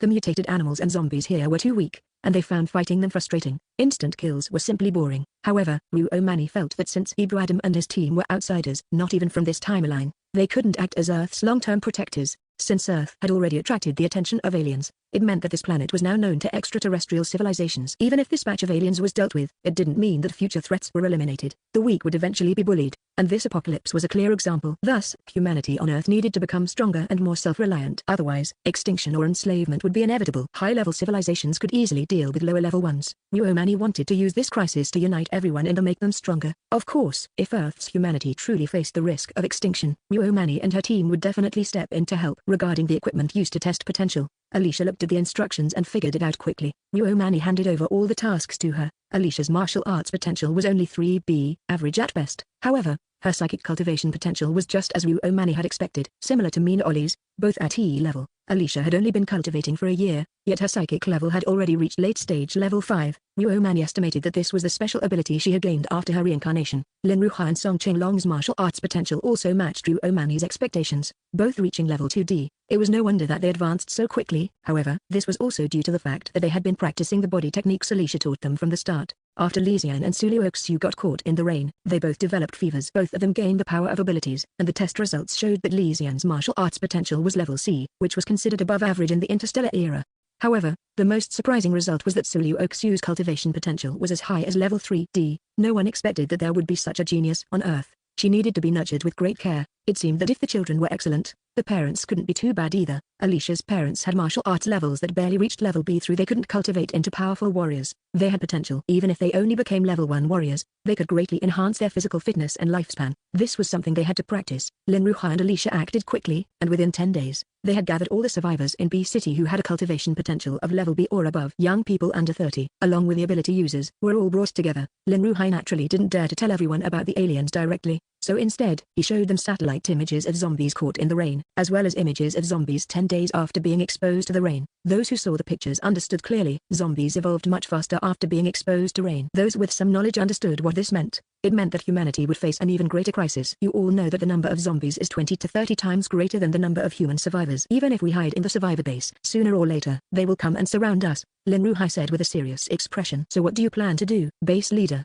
Gao Jianrong asked, somewhat provocatively. Lin Ruhai and Song Qinglong hadn't met the same tragic fate as Dai Yanping in the dream, where everyone died. Since Gao Jianrong had already developed ambitions to become the base leader, being firmly suppressed by Lin Ruhai made him feel extremely uncomfortable, and naturally, he felt displeased when seeing Lin Ruhai. Just as Gao Jianrong was about to insult Lin Ruhai, everyone in the room suddenly felt a powerful aura emanating from the young girl sitting beside Lin Ruhai. Most of the overwhelming pressure seemed to be directed toward Gao Jianrong and his companions. Gao Jianrong broke into a cold sweat. The base leader's younger sister, who had returned from the International Special Forces training camp, was rumored to be strong beyond belief, so strong it made one feel hopeless.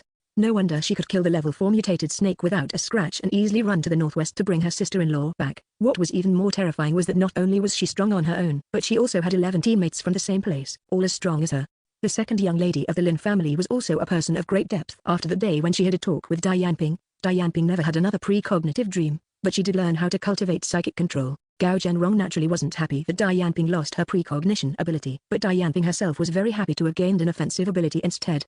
However, it was later discovered that although Dai Yanping could no longer predict things, she had developed an extraordinary sensitivity to danger. When they took Dai Yanping on missions, their mercenary team could always avoid danger. Originally, Gao Jianrong had hoped to use Dai Yanping's loss of her precognition ability to stir up trouble and gain some benefits, but now, with the pressure from Miss Lin, he broke out in a cold sweat and dared not entertain any such thoughts. The 3 siblings from the Lin family were simply unbeatable, and Song Qinglong was still Miss Lin's boyfriend. Their opponents were too strong. I want you all to belong to my team. Starting tomorrow, I will train you using the special training methods brought by Miss Lin Manny, Lin Ruhai said straightforwardly. Time is running out. I need everyone to follow my commands and arrangements, to become as strong as possible, and work together to defend the B-City base. Only then can our B-City base survive in an even more dire situation. Those who are unwilling can choose to leave. You have 10 days to leave the B-City base, Muo Manny continued. After Lin Ruhai, her expression was indifferent, and the aura around her was terrifying. The room fell silent, and no one dared to voice any opposition. Chapter 329, Special Energy. The decision of the base military to disband all the civilian mercenary groups seemed to suggest that Lin Ruhai and Song Qinglong expected opposition. They thought that the civilian mercenary groups would likely unite to resist the base military. However, to their surprise, everything was quiet that night. The next morning, his 2 sisters handed him a list of members from the Xingqian combat team. After announcing it, the base remained silent. The ability users who were excluded from the list didn't make a sound or cause trouble, while those included in the list did not unite to protest. Instead, most of them gathered outside the base military's training ground early, waiting to be assigned to squads. What's the secret behind this list? Lin Ruhai asked his 2 sisters. The people excluded from the list are those with ill intentions. Those on the list are people who care about this space and want to ensure its survival, or those who feel that if you have real abilities, they want to follow you, Alicia said, thinking her brother was a bit naive. With her and her sister around, they could easily weed out anyone with ulterior motives. Muo Manny's deterrent effect played a huge role, causing those people to not dare to cause trouble. After 2 days of silence, many of those excluded from the list surrendered. After Alicia gave her approval, Lin Ruhai did not hold grudges and accepted them into the base military. When the 10-day deadline passed, the only group that left the B-City base was the second largest mercenary group, the Wolfang mercenary group. I never expected that the 30 or so ability users from the Tiger mercenary group would be willing to follow Big Brother, Alicia whispered to Muo Manny. Yesterday, I directly pressured them with my aura to make them realize the gap between us. Although their leader isn't an ordinary person and has ambitions, he knew where to draw the line at a critical moment, Muo Manny commented. In fact, there were some who opposed within the Tiger mercenary group. Although the base didn't require them to disband their mercenary group, the skilled members had already joined the Xingqian combat team. The remaining ordinary members in the mercenary group had no real use, so whether they disbanded or not seemed meaningless. Leader, are you really willing to become someone else's subordinate? Jiang Yangxing still didn't understand how Gao Jianrong had made this decision. Gao Jianrong took a deep drag of his cigarette, his expression grim. In fact, making this decision had been difficult for him. Dai Yanping sighed beside him, saying, if we don't join the base's combat team, we'll have to leave this base. The outside world is in chaos, and wherever we go, we'll eventually have to face high-level zombies. At least Lin Ruhai, as base leader, has a training method that can make us stronger. What he wants is for everyone to become stronger and protect this base together. I believe many base leaders don't have this foresight or ability. Those behind Lin Ruhai will definitely step in if the base faces a crisis. This base is safer than any other, Gao Jianrong said. Speaking of this, Zhang Yangxing had nothing more to say. That small group of just 9 people managed to transport reserves of food from the infamous death zone, Pinyang City, back to the base, ensuring that everyone in the base would have enough to eat for at least 7 months. These 9 young people also rescued more than 3,000 survivors and safely brought them back to the B City base. According to the survivors, these 9 individuals were not ordinary in terms of their skills. Whether dealing with a horde of zombies or mutated animals, they swiftly wiped them all out. The fastest recorded time was 5 minutes to kill over 1,000 zombies. That kind of special organization is truly extraordinary. Lin Ruhai really got lucky, Zhang Yangxing said, a bit unwilling to accept. But with these people stationed at the B City base, the base is much safer. This benefits us too, Dai Yanping said seriously, and their training methods. If it weren't for this special time, we probably wouldn't have been able to learn them. As for the effectiveness of the training methods provided by the base leader, Dai Yanping was the most qualified to speak on it, and Zhang Yangxing had no words to counter.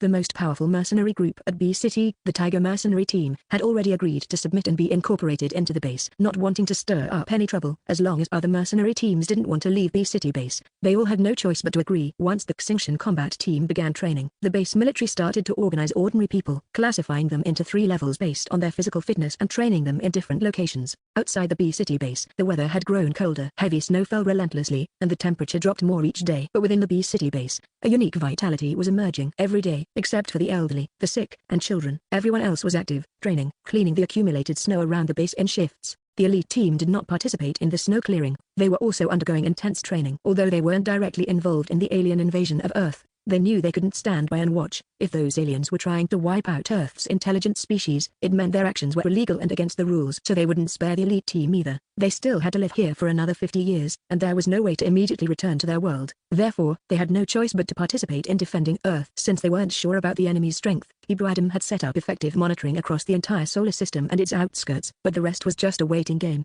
During the waiting process, all they could do was focus on strengthening themselves as much as possible. It was unclear if this was nature's way of compensating humanity, but after a month of training, the abilities of all those involved had increased dramatically. Lin Ruhai and Song Qinglong easily advanced to level 5, and others who had been second-tier ability users had now become third-tier warriors. Among them, Su Liu Oxiu's progress was astounding. This girl went from awakening her abilities to becoming a level 4 warrior in just 2 months. Isn't the data on this girl wrong?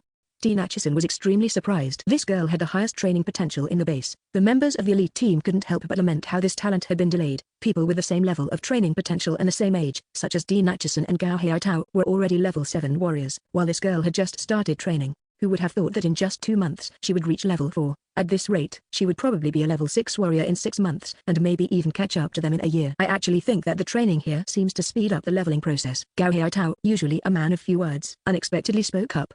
It's probably the continued effect of the rainwater, Mina Oli also speculated. It's a shame the time is too short, Dean Acheson sighed. This isn't a product of nature, it's likely the work of those aliens, Hebrew Adam said. With the technology of Argus Empire, it's not that we couldn't do it, it's that we don't have those energy sources. The elite team immediately became excited. Dean Acheson, with his high comprehension, said, does this mean that these aliens have access to these energy sources? Most likely, at least they have energy that can rapidly increase human combat power, Hebrew Adam said, giving his partner a meaningful look. Chapter 330, Willing to Fight. Willing to suffer. These aliens who have maliciously targeted Earth possess energy sources capable of rapidly enhancing human combat abilities. Argus Empire once had such energy mines, but unfortunately, they have long been exhausted, Hebrew Adam said, casting a meaningful glance at his companions. The members of the elite team immediately grasped the full meaning behind his words. If aliens invade Earth, we have every right to counterattack and demand reparations for the damage they've caused. Hua Deli realized, aligning with the prince's ultimate intention.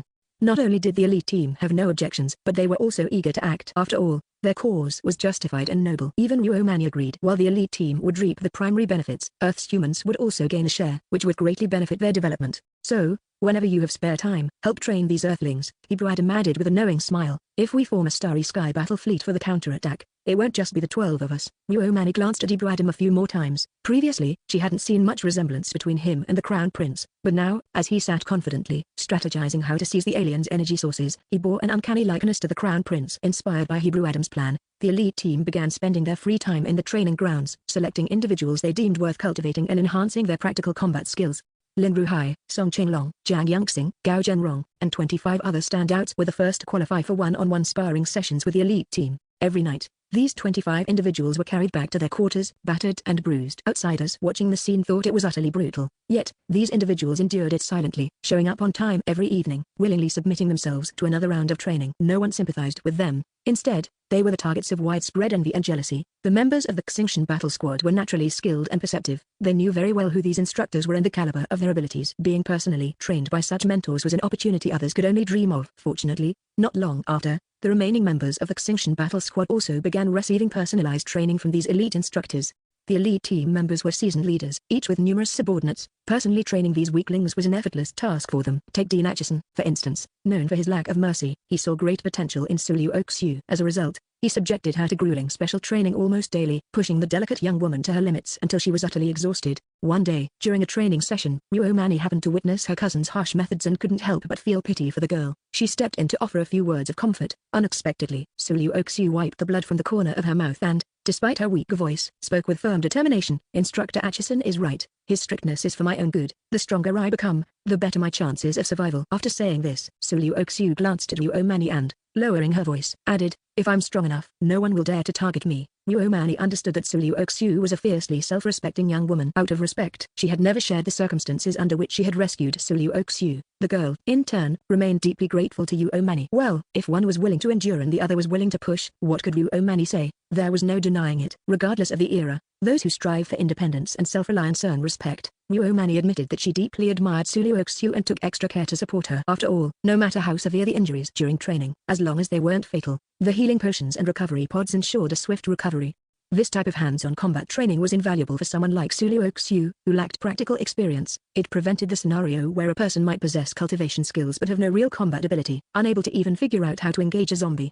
Reflecting on it later, Ruo Mani realized that Hebrew Adam had been similarly merciless when sparring with her. When the two had first teamed up, Hebrew Adam initially held back whenever they trained, but after being repeatedly reprimanded by Instructor Dudley, he began to treat her as a true equal, gradually learning to fight her without restraint. The results were undeniable. Ruo Mani's biggest weakness had been her lack of combat experience, while Hebrew Adam, having trained under various aliases in the military and fought on the battlefield, possessed a wealth of practical experience. When Hebrew Adam noticed that sparring with full effort accelerated Ruo Mani's growth significantly, he stopped holding back altogether. Dai Yanping, a reborn individual with a telekinetic cultivation potential rated as D, was also regarded as a key talent for training. Although her cultivation potential was not particularly high, her telekinetic ability naturally advanced to level 2 even before she began formal training, earning her special attention from Alicia. Perhaps it was because everyone was occupied with their own tasks, but the long 6-month winter passed surprisingly smoothly for the survivors of the B-City base. Despite the extreme cold, the survivors managed well. Every household had basic cotton clothing and bedding, along with enough firewood to keep warm. The base provided 2 daily meals that were just sufficient to stave off hunger. Additionally, those who participated actively in training received extra meals, and free time could be spent taking up tasks like clearing snow to earn points. These points could be exchanged for food or supplies, providing an additional source of income. Through these means, the 6 months were endured without much hardship. Apart from a few reckless individuals, no one froze to death, a stark contrast to Dai Yanping's previous life. In her former timeline, by the time she was killed by a mutated animal, 1/3 of the survivors at the B-City base had already perished from hunger and cold. During this winter, while zombies were scarce around the base, many starving mutated animals appeared, frequently venturing near the base in search of food. In the past, survivors feared mutated animals immensely. Even the Xingqian battle team had struggled to handle 3rd-level mutated animals, requiring group efforts to take them down. However, after just 4 months of training, the Xingqian team members found that while facing 4th-level mutated animals was still challenging, most of them could now take on these creatures alone and emerge victorious. As a result, most of the mutated animals that wandered into the base in search of food ended up on the tables of the base's ability users. This winter lasted unusually long, stretching into mid-May of the following year. As the survivors began noticing that it hadn't snowed for several days and the temperatures were steadily rising, the ice and snow finally began to melt. The temperature quickly climbed to over 10 degrees Celsius, signaling the end of the harsh season. The survivors at the B-City base all knew that the base's food supplies were running low, and many were visibly worried. The sudden end of winter brought a glimmer of hope for the ordinary people at the base. This change in weather was seen as a blessing. They were aware that humanity's remaining resources had nearly been exhausted. If production couldn't be restarted, it was clear that, in times of food shortages, they, the ordinary civilians, would be the first to starve. With better weather, the vast fields outside the base became a potential lifeline, offering opportunities for cultivation. Responding to public concerns, the base authorities organized a series of agricultural lessons taught by experienced elderly farmers. These lessons aimed to educate those from urban areas who had no prior knowledge of farming. The base's military also pledged to dispatch soldiers to protect the farmers during their work. Additionally, they promised to distribute seeds for free to support the planting efforts. This announcement energized the base's ordinary residents, who began eagerly preparing to work hard and ensure a better future. Chapter 331, The Return of the Zombies. Unlike the hopeful mood of the ordinary people at B City Base, the high-ranking officials of the B City Base military had been weighed down by a heavy concern since the snow began to melt, which made it hard for them to rest or eat. As the snow started to melt, the zombies that had been hiding in the city buildings throughout the long winter began to reappear. Even though the zombies had been holed up inside the buildings, Hebrew Adam's satellites could still detect their numbers within. Over the past few months, it was clear that the number of zombies in the buildings had gradually decreased. But as soon as the snow started melting, it was revealed that in every city, without exception, only about a third of the original number of zombies remained. While this represented a sharp reduction of 2/3, each city still contained several 100,000 zombies. However, the satellite could only scan a rough estimate of the zombie population within the buildings and couldn't provide detailed images of their appearances. After examining the satellite images, the high-ranking military officials of the B City Base and the members of the Extinction Battle Team realized that these newly emerging zombies were completely different from the ones they had encountered before the winter. Previously, zombies had resembled traditional undead creatures, with decaying skin, stiff limbs, and slow movements. They were much slower than humans, and their attacks were sluggish. A bullet to the forehead would easily take them down. During that time, people could generally avoid zombies unless they were surrounded. The real threat was from mutated animals. Before the big winter, the leading cause of death for humans going out to collect supplies was encountering mutated animals. Now, the zombies were evolving. The satellite images clearly showed that these newly reappeared zombies had undergone several rounds of mutation. They were more like humanoid mutants than the sluggish creatures from before. Their arms and legs had become disproportionately long, and their faces, especially their mouths and eyes, were more pronounced. The most striking feature was their mouths, which were so large that they almost took up a third of their faces, protruding slightly forward to reveal 2 rows of sharp, jagged teeth. They resembled mutated apes but were far more terrifying. After reviewing the satellite images, the high-ranking officials of the B City Base military and the 200 soldiers of the Extinction Battle Team were all deeply concerned. The members of the Extinction Battle Team quietly felt relieved that they had agreed to join the base's military months earlier. Based on the satellite images showing the direction of the zombies' movement, it was clear that no survivor base could avoid a zombie siege. As for their B City survivor base, not only had they made preparations early on, but they also developed special training methods and serums through a unique organization, allowing their people to grow stronger faster. Other bases certainly didn't have such benefits. Although they had lost the power to freely form mercenary groups, they believed that survival was the most important thing. They trusted that once the crisis was over, their skills would enable them to thrive and advance. These zombies have started moving out of the cities. Judging by their direction, they're all heading toward the nearest human survivor bases at their current speed. They should reach the B City base in about 20 days, Alicia said heavily. Alicia had not only become the head of the intelligence department in the base's military but also the head of the military's manufacturing department. Due to her special status, Hebrew Adam had granted her the authority to control the satellites, giving her the ability to monitor the entire Earth using the satellite network. The tang knives created by the military's manufacturing department were also crafted under Alicia's guidance on how to fuse and forge them, making them several dozen times sharper and more durable than the previous weapons they had used. Although the zombie numbers had significantly reduced in each city, the combined total from surrounding cities and towns still numbered in the millions.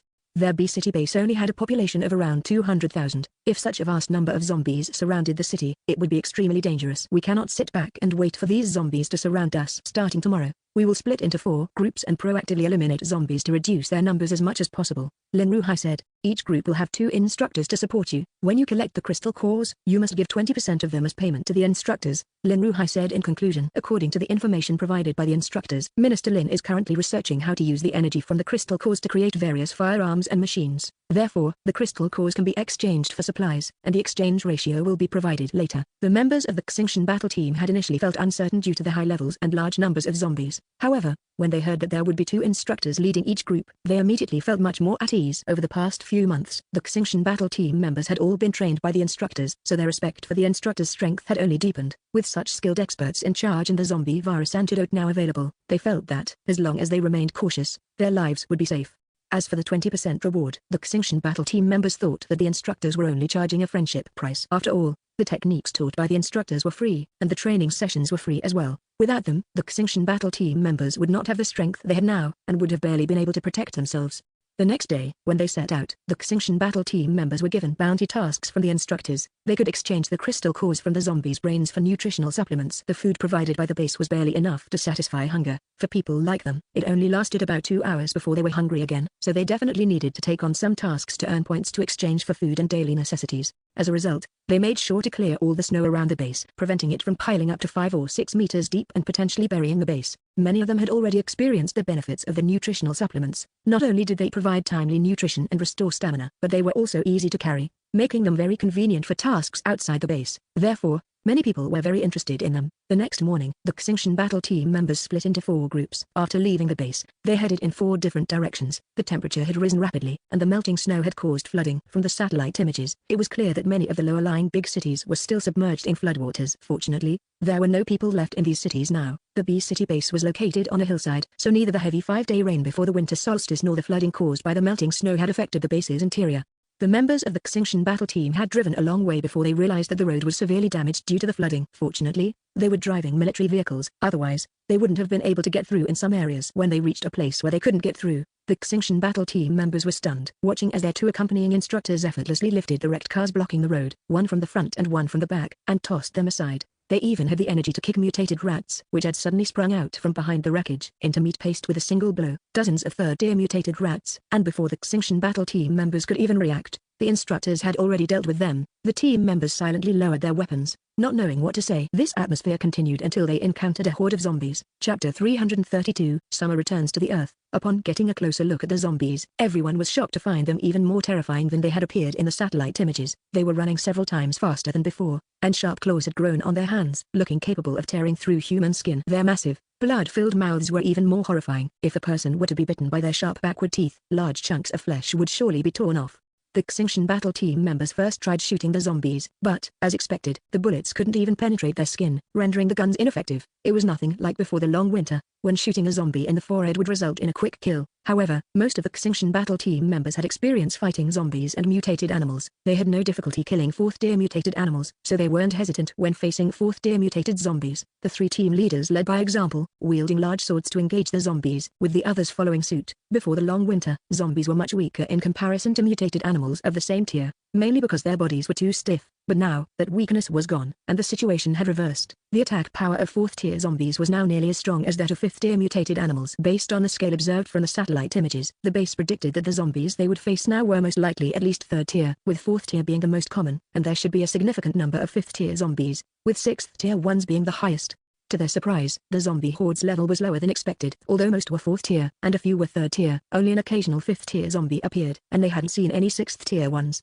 Of course, with humanity's current strength, even hundreds of people working together would probably stand no chance against a 6th-tier zombie. The Apocalypse strategy articles had noted that any base surrounded by zombies would fall if a 6th-tier zombie appeared, as the walls would soon be breached. Half a year later, when the Xingtian battle team faced zombies again, they found themselves much stronger than they had anticipated. While the 4th-tier zombies were more powerful than expected, they could still handle them. Even 5th-tier zombies could be dealt with by 3 or 5 team members working together. The 2 instructors stood by, watching over the battle, but they didn't need to intervene. There weren't enough zombies to warrant their participation. The Xingtian battle team members could easily handle the ones they encountered. While the Xingtian battle team members and the base's special forces alternated in groups to clear out zombies, the ordinary survivors of the B-City base also began to take action.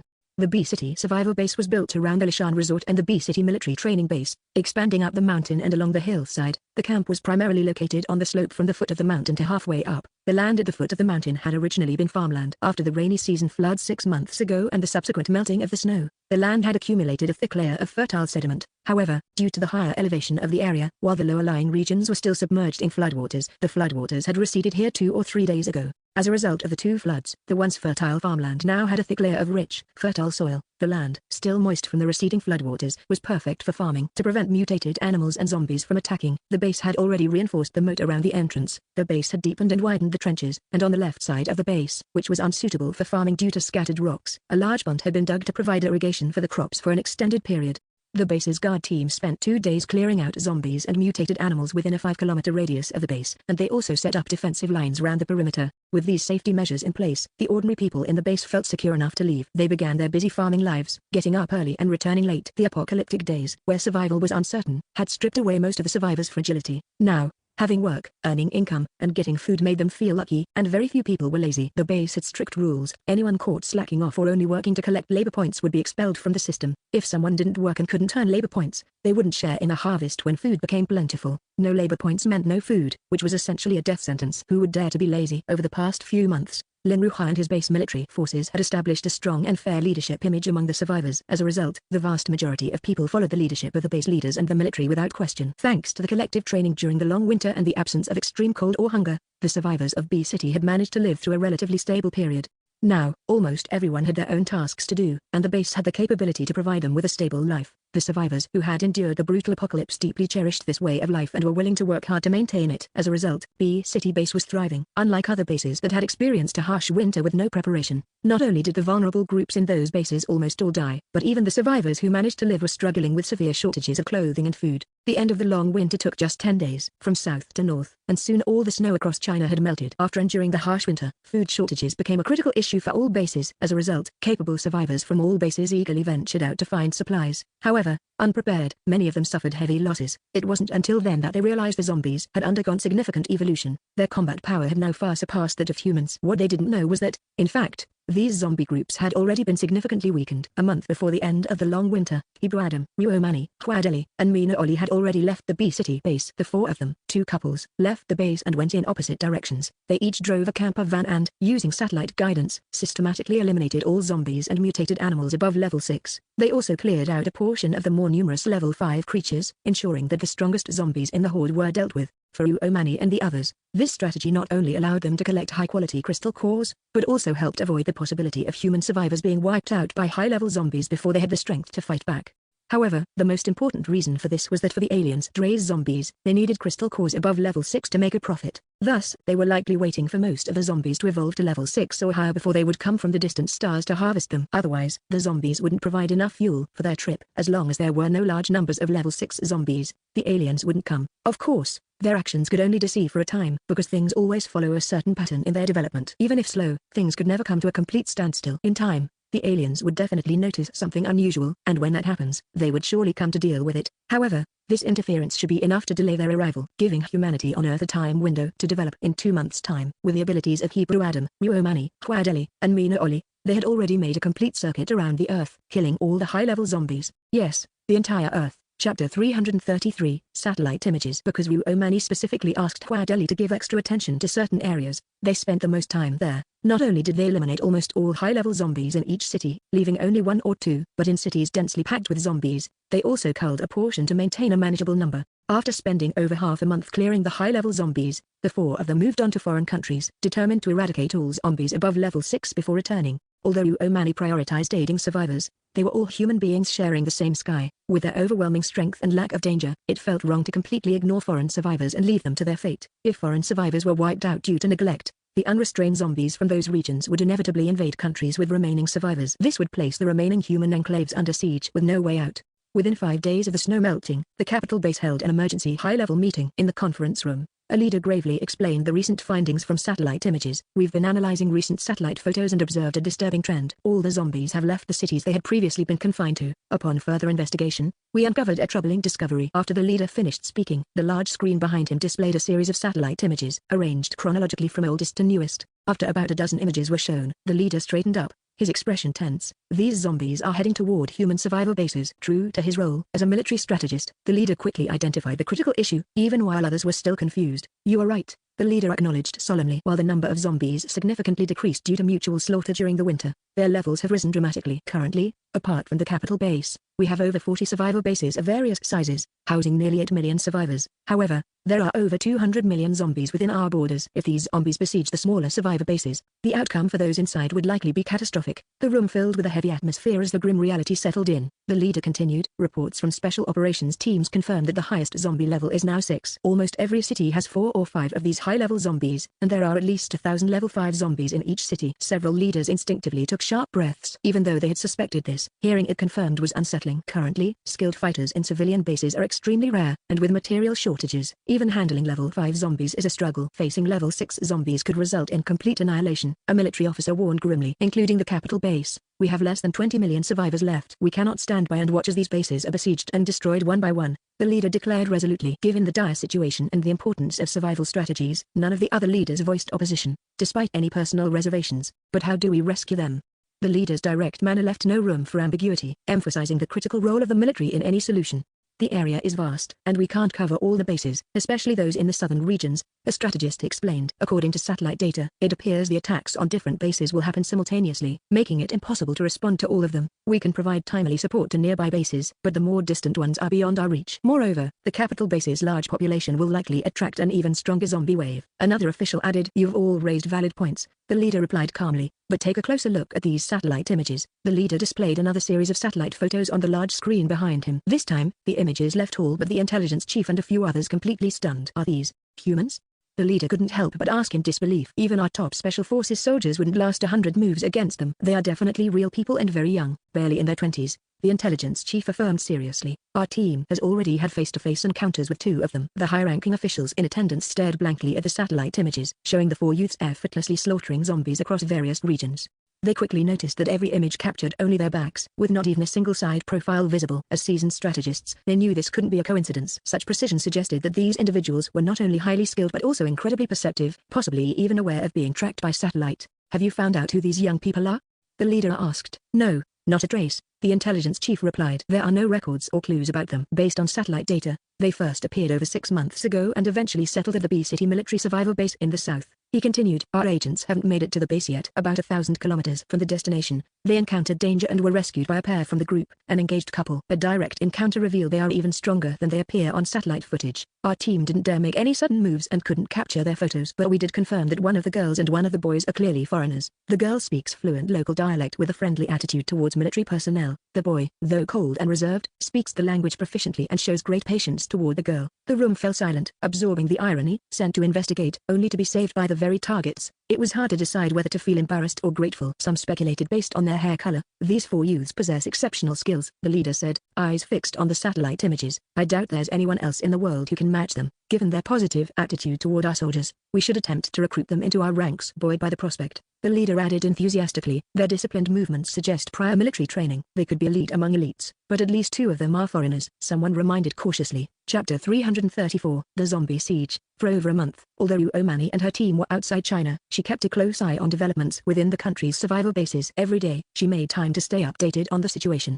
Unlike Yu Omani, Ibu Adam had no particular affection for China and spent most of his time focused on training. As Yu Omani predicted, after the ice and snow melted, the leadership at the capital base swiftly took action. They had already consolidated control internally during the harsh winter and immediately dispatched teams to reconnect with other bases across the country. Special forces were sent to communicate and establish satellite communications with these bases. Gradually, from nearby to more distant regions, many survivor bases, particularly former military strongholds, re-established contact with the capital base, signaling their willingness to come under its command. Even the B-City survival base followed suit. Lin Ruhai and Song Qinglong, being upright military men, remained loyal to the state and armed forces as long as they had faith in the nation's leadership. Betrayal was never an option for them. Lin Ruhai merely informed Yu Omani about the situation, given it aligned with her brother's wishes and her own hopes for unity among survivors in China to combat the apocalypse. She had no objections. To prepare for the looming global zombie wave, the capital base urged smaller bases to merge with larger ones. Bases that complied were promised material supplies and access to newly developed bombs capable of wiping out groups of zombies. This initiative demonstrated the capital base's impressive strategic foresight. With the combined pull of national leadership, material incentives, and the pressing survival crisis, most smaller survival bases agreed to merge into larger ones. Additionally, all bases began organizing their ability users to go on expeditions and exterminate zombies. Possibly due to these proactive offensives, scattered zombies near the bases were cleared out, delaying the zombie siege by about 2 weeks compared to the timeline mentioned in the post-apocalyptic strategy forum. However, the sheer number of zombies was overwhelming. With a dwindling population of survivors, less than half were capable of joining the extermination campaigns. Despite their relentless efforts, humanity could only delay, not prevent, the zombie tide. The only relief was that there were no 6th-tier zombies within China. Although 5th-tier zombies could climb, they weren't fast, nor were they numerous, and sturdy base walls held firm against their attacks. Still, with millions of zombies encircling each base, survivors found themselves trapped. Most bases housed only tens of thousands of people, and once surrounded, no one dared to open the gates to fight off the zombies. Without external rescue, starvation or eventual defeat seemed inevitable. The Northwest base faced such a dire predicament. Even after merging nearby smaller bases, its survivor population barely exceeded 1 million. Yet, they were besieged by over 6 million zombies. This was not an isolated incident. Bases across China, including the capital, were under siege. The capital base had it the worst, surrounded by nearly 30 million zombies. However, unlike other bases, they were better prepared. A majority of their forces were deployed outside, bypassing the horde to attack from the perimeter and thinning the zombie ranks from the outer ring. Inside the base, although survivors couldn't risk opening the gates, they maintained a steady bombardment of the horde with explosives. After 2 weeks of coordinated attacks, the zombie numbers outside the capital had been halved. It was estimated that within 10 more days, the siege would be broken. This success filled other bases with hope, as they eagerly awaited the capital's forces to be freed for broader rescue operations. Bases that agreed to join the national leadership had been supplied with essential resources, often delivered by large aircraft before the zombie tide struck. These supplies allowed them to endure siege, as long as they maintained their walls and kept zombies from breaching the perimeter. However, the Northwest base was in a more precarious position. Its remote location and the fierce mutated birds of the plateau prevented the capital base from delivering supplies in time. The base was already under siege before help could arrive. According to their distress signal, food supplies would only last another 10 days. If the zombie siege wasn't resolved soon, the survivors faced death by either starvation or zombie attack. Upon learning about the dire situation at the Northwest base, with over 1 million survivors trapped, Muomani pulled Hebrew Adam along to head there immediately. From 5 or 6 kilometers away, they could already see the dense horde of zombies stretching to the horizon. So many! How are we supposed to kill them all? Muomani muttered, feeling a headache coming on. Due to the capital base's surveillance, they couldn't deploy mechas or use advanced thermal weapons from the interstellar era. Otherwise, these relatively weak zombies would have been easily dealt with. No using mental energy, Hebrew Adam warned, glancing at her. Half a month earlier, while fighting zombies abroad, Muomani's mental power naturally broke through, making her an 8th-tier psychic. At her current strength, she could eliminate 400 to 500 zombies in a single thought, collecting their energy cores in an instant. In just over 2 hours, she could kill more than 100,000 zombies. Without access to those powers, they were left with only swords and physical weapons. This is way too slow, Muomani complained. You can't reveal all your abilities under others' watchful eyes. It will only bring harm, not benefit, Hebrew Adam explained patiently. You are what matters most. Muomani fell silent. She understood the reasoning, but knowing that every day the base remained besieged could cost more lives made her uneasy. Still, she wasn't naive or stubborn enough to defy Hebrew Adam. Even so, once they began fighting, she subtly adjusted her tactics to match his pace. Though they both had exceptional combat skills, Hebrew as an 8th-tier warrior, Earth survivors wouldn't notice the nuances between their abilities. They would simply assume their power levels were comparable. Inside the besieged Northwest base, the zombie siege had lasted 2 weeks. Their distress signals had only received a response from the capital base, but the capital base itself was under siege, and given the distance and current circumstances, even if troops were dispatched immediately, it would take more than 2 weeks to arrive. Far too late to make a difference. The base commander, Wang Shanxi, had grown visibly distressed, his hair turning white from worry. Once stout and overweight, his body had rapidly slimmed down due to the mounting stress. Chapter 335, The Saviors have arrived. The Northwest base's military food supplies were barely enough to last 10 more days. Many civilians had already gone without food for several days, and hunger-driven unrest was growing increasingly common. Due to the capital base's satellite surveillance, Wang Shanxi, the base commander, had to restrain his tyrannical tendencies. He feared any blatant violations of the law might one day lead to harsh consequences when the capital base regained control. Despite his efforts to maintain order, Wang Shanxi knew that without reinforcements, he would soon be unable to protect the civilian population. If the situation persisted for another 10 days without supplies or relief, the zombies wouldn't need to breach the base walls, the residents would perish from starvation.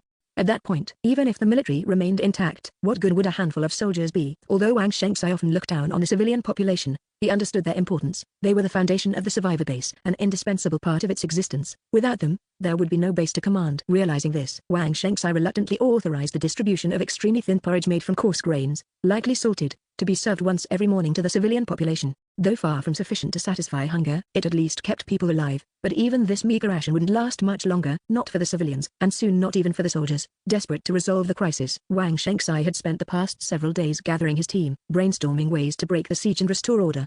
That day, a communications officer monitoring the zombie horde outside the base suddenly burst into Wang Shanxi's office, a mix of excitement and disbelief on his face. Commander, someone is clearing out the zombies outside our base. Wang Shanxi and the senior staff rushed to the surveillance room, excitement flickering in their eyes. But their hopes were dashed when they saw only 2 figures on the screen. The initial joy turned into frustration as Wang Shanxi cursed under his breath. What good are just 2 people? They're here to get themselves killed. Commander, look closely, the communications officer urged. These aren't ordinary people. I just counted. Each of them can take out 2 zombies simultaneously. In just 1 minute, they've already killed over 100 zombies. The officer's numb expression conveyed both disbelief and awe at what he had witnessed. Hearing the communications officer's statement, no one believed him. The top fighter at the Northwest base took around 30 seconds to kill a single 4th-tier zombie. The idea of someone killing over 60 zombies per minute was pure nonsense to them. I'm not lying. Come see for yourselves, the communications officer urged. Visibly anxious, 2 colleagues, who were closer to him, moved to the screen skeptically. After watching closely, one of them gasped, "Are you sure these are humans? They don't seem human at all. What kind of speed and reflexes is that?"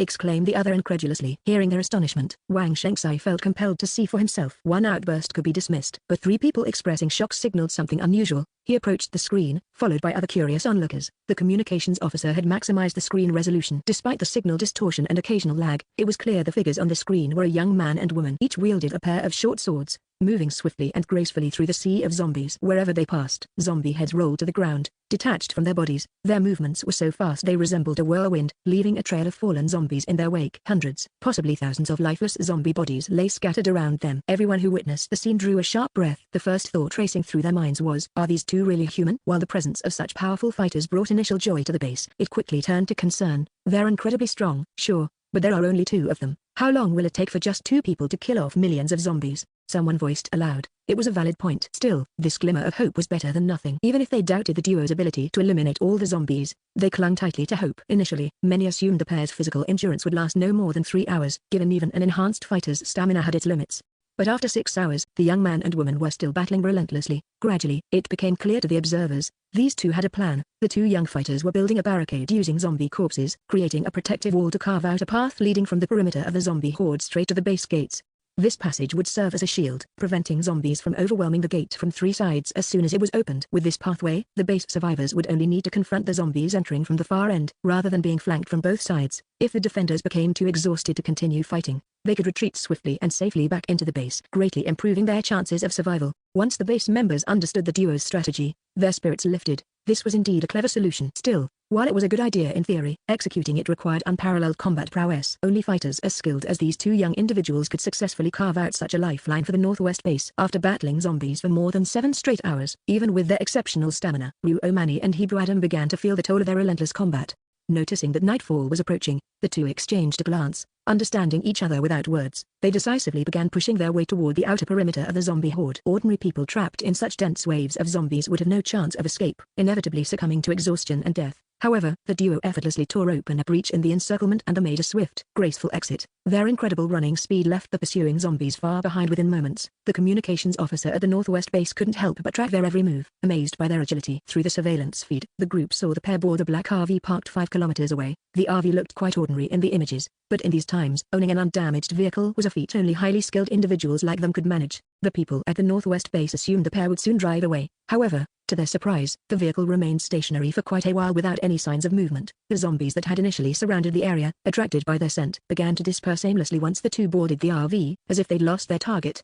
They probably aren't leaving yet, someone speculated. Since they've already started clearing the path, they're likely planning to finish it. Besides, they haven't shown any signs of injury. Believing these two might be their only hope for survival, Wang Shengxai and his team couldn't focus on anything else. They remained fixated on the satellite surveillance, watching the young pair intently. Only when the pair finally drove off did they realize they had been standing in front of the screen for over 6 hours. Returning to the base leader's office, they all collapsed into chairs, completely drained. Chapter 336. The Real Crisis. We've been standing here for so long and are already exhausted, yet those two young people have been continuously fighting zombies for so long. Seeing how fast they can still run, it's clear that they haven't exhausted their stamina. Truly, the younger generation surpasses the older one, with the older generation dying on a beach. Someone scorned him and said, "You were not as good when you were young." Can you even compare to these two young people? Our base can't find anyone who could even fight at half their level. Who knows where these two young people came from? Regardless of where they came from, they are here to help us. Base leader, judging by the way these two young people are acting, they seem like they'll continue tomorrow. We should also respond in some way. We can't just watch them kill zombies. Even though their speed is beyond human, there are just too many zombies. Wang Shengxai nodded. Given these two young people's speed, they'll have the passage ready by tomorrow morning. Have the special forces in the base prepare. Once the passage is open tomorrow, everyone will go out to kill zombies. The more people, the greater the strength. In this situation, Wang Shengxai put aside his selfish thoughts and seriously considered how to solve the zombie problem. Yes, responded the leader in charge of the special forces, sounding energetic. Being surrounded and waiting to die wasn't a good feeling, and many people were actually willing to go out and take the risk. Now that the danger of fighting zombies outside had reduced significantly, they all felt much more energetic. Those two young people risked their lives to build the passage for them, and if they didn't dare to go out and save themselves, it would be better to just commit suicide. Over the past 2 months, although Ryu Omani, Hebrew Adam, and their team had mostly been avoiding humans, it wasn't only China that was monitoring the Earth's surface situation through satellites. In fact, the story of 4 unnamed heroes with exceptional martial arts skills had spread worldwide, with cameras capturing their every move from all directions. Sometimes the 4 young fighters couldn't avoid being filmed directly. The mixed pairing of Eastern and Western experts satisfied both Eastern and Western people's sense of pride. We've underestimated the strength of these young people, sighed the leader of Base 1 in the capital. The leader of Base 2 said, "I think the pair from the Northwest base is much stronger than the one from the East. It's been obvious that the Northwest team has always been stronger. The young pair from there appear more relaxed and always seem to have everything under control," said the leader of Base 1. Then he turned to look at the leader of Base 2 and said, "Now you shouldn't oppose hiring them, right? The real danger for humanity is still ahead. In such a crisis, all human survivors must unite. Only then is there a possibility." Why must you be so opposed to their foreign identities? Thinking about the origins of the apocalypse they had gradually uncovered over the past month, the leader of Base 2 sighed deeply and nodded silently. Seeing that he had finally softened, the leader of Base 1 relaxed his furrowed brows. Also, the 9 young people from the B City base, although not as skilled as these 4, have already far surpassed the others. More importantly, they are so young, and in the future, they could very well be the saviors of humanity. The leader of Base 2 glanced at the 2 screens, showing 2 pairs of young couples, one in the northwest and one in the southeast. Both were fighting zombies, trying to save the surrounded bases. Suddenly, he spoke up. They must have been in contact with each other. The young couple in the southeast, just yesterday, was simply killing zombies, but today they've started to do what the pair in the northwest did, using zombie bodies to create a passage. The leader of Base 1 nodded, not surprised. It was clear he had noticed this earlier. They must have come from that special organization. They likely have some special communication devices. After all, the satellites are still operational. From what we've observed over the past few months, these kids' nature is good. Fortunately, they were freed in time, or else if they had been completely corrupted by that special organization, with their skills, who knows how much harm they could have caused to society and the world in the future. The US, Flower Country, and the Dare Country have already called us, wanting to form a global alliance. Didn't we say before that we should avoid acting hastily and try not to use communication devices? If those people are who we suspect, they surely haven't left without surveillance. If we act carelessly, we might draw their attention and prompt them to try to wipe us all out. We currently have no ability to resist, so we must wait until we've suppressed our current precarious situation. Otherwise, the internal and external threats combined will only lead to a quicker demise. The 2 fell silent. After a long pause, the leader of Base 1 made a firm decision. Then we will not respond for now, and we will proceed covertly. The leader of Base 2 let out a long sigh and said nothing more. Some things were left unsaid, but both understood in their hearts that humanity had not yet reached the point of true despair. Although they knew human strength was limited, they wouldn't give up until that day arrived. They would do everything they could to find a way for humanity to survive. The next day, Hebrew Adam and the Omani completed the passage, which they had built using zombie bodies as obstacles, all the way to the base's main gate. The military of the Northwest base had already been waiting behind the gate. Even though the passage was not yet fully finished, they couldn't wait any longer and rushed out to kill. Indeed, the saying "many hands make light work" proved true. With 2 invincible experts leading the charge, the others no longer feared being trapped. Moving from despair to hope, they threw aside their usual thoughts and worked together to kill zombies. In less than 2 days, the Northwest base had killed over 1 million zombies. Needless to say, this greatly boosted morale. To give the soldiers fighting outside more strength, many people started to ration their food and save as much as they could. By this time, the capital base had finally managed to break free and immediately sent large transport planes to deliver supplies. For safety reasons, these supplies were dropped from over 10,000 meters in the air, which meant the landing locations were uncertain. Some of the supplies landed as far as dozens of kilometers away from the Northwest base. However, they were finally able to leave the base, and teams were sent out to search for the supplies. Although 2 of the teams encountered danger and were completely wiped out, the other 8 teams returned successfully with the supplies. Chapter 337, Saving Others, Saving Ourselves. With the support of supplies from the capital base, the teams going out to fight zombies in the Northwest base, after finally having their fill, became even fiercer in their zombie-killing efforts. On the 13th day after Omani and Hebrew Adam arrived at the Northwest base, the number of zombies surrounding the base had been reduced to just over 2 million. Seeing the situation turning against them, the remaining zombies began retreating in all directions. Since this kind of collapse, where the zombies disperse after failing to breach the base, had occurred at every base that had been relieved, no one found it unusual. Although everyone would have liked to take advantage of the moment to eliminate all the zombies and prevent any future threats, the zombies scattering in all directions was a sign of their defeat. However, after days of constant fighting, all those who had been engaged in the battle were utterly exhausted. They were only managing to keep fighting by sheer willpower. Chasing the zombies and engaging in guerrilla warfare was beyond their capacity at that point. After the zombies scattered in all directions, the battlefield was left with heaps of zombie corpses. These had once been humans, and now they lay dead without dignity at the hands of humanity. It was indeed a tragic sight, but the surviving humans, who had been through so much suffering, no longer had the sensitivity to mourn. The entire Northwest base was celebrating their narrow escape from disaster. Everyone let out a sigh of relief and was about to thank the 2 young saviors when they realized that, at some point, they had quietly left. Those who had been keeping track of these 2 young people felt immense gratitude. They had saved over 1 million people, a monumental achievement. Yet, after their victory, they quietly departed, leaving no chance for anyone to even say thank you. Omani and Hebrew Adam didn't save others for the sake of gratitude. Once the crisis was over, they left without a second thought. After leaving the Northwest base, they headed south and used the same method to resolve the zombie siege at 4 other bases. As always, once the siege was broken at each base, they immediately left, without even a single contact with any survivors during the journey. However, when they helped the F City base, the closest to B City base, they encountered a special forces team of over 1,000 soldiers. These soldiers looked disheveled, their odor detectable from kilometers away. Their faces, hidden under their helmets, were covered in dirt, and at a slight distance, zombies might have mistaken them for one of their own.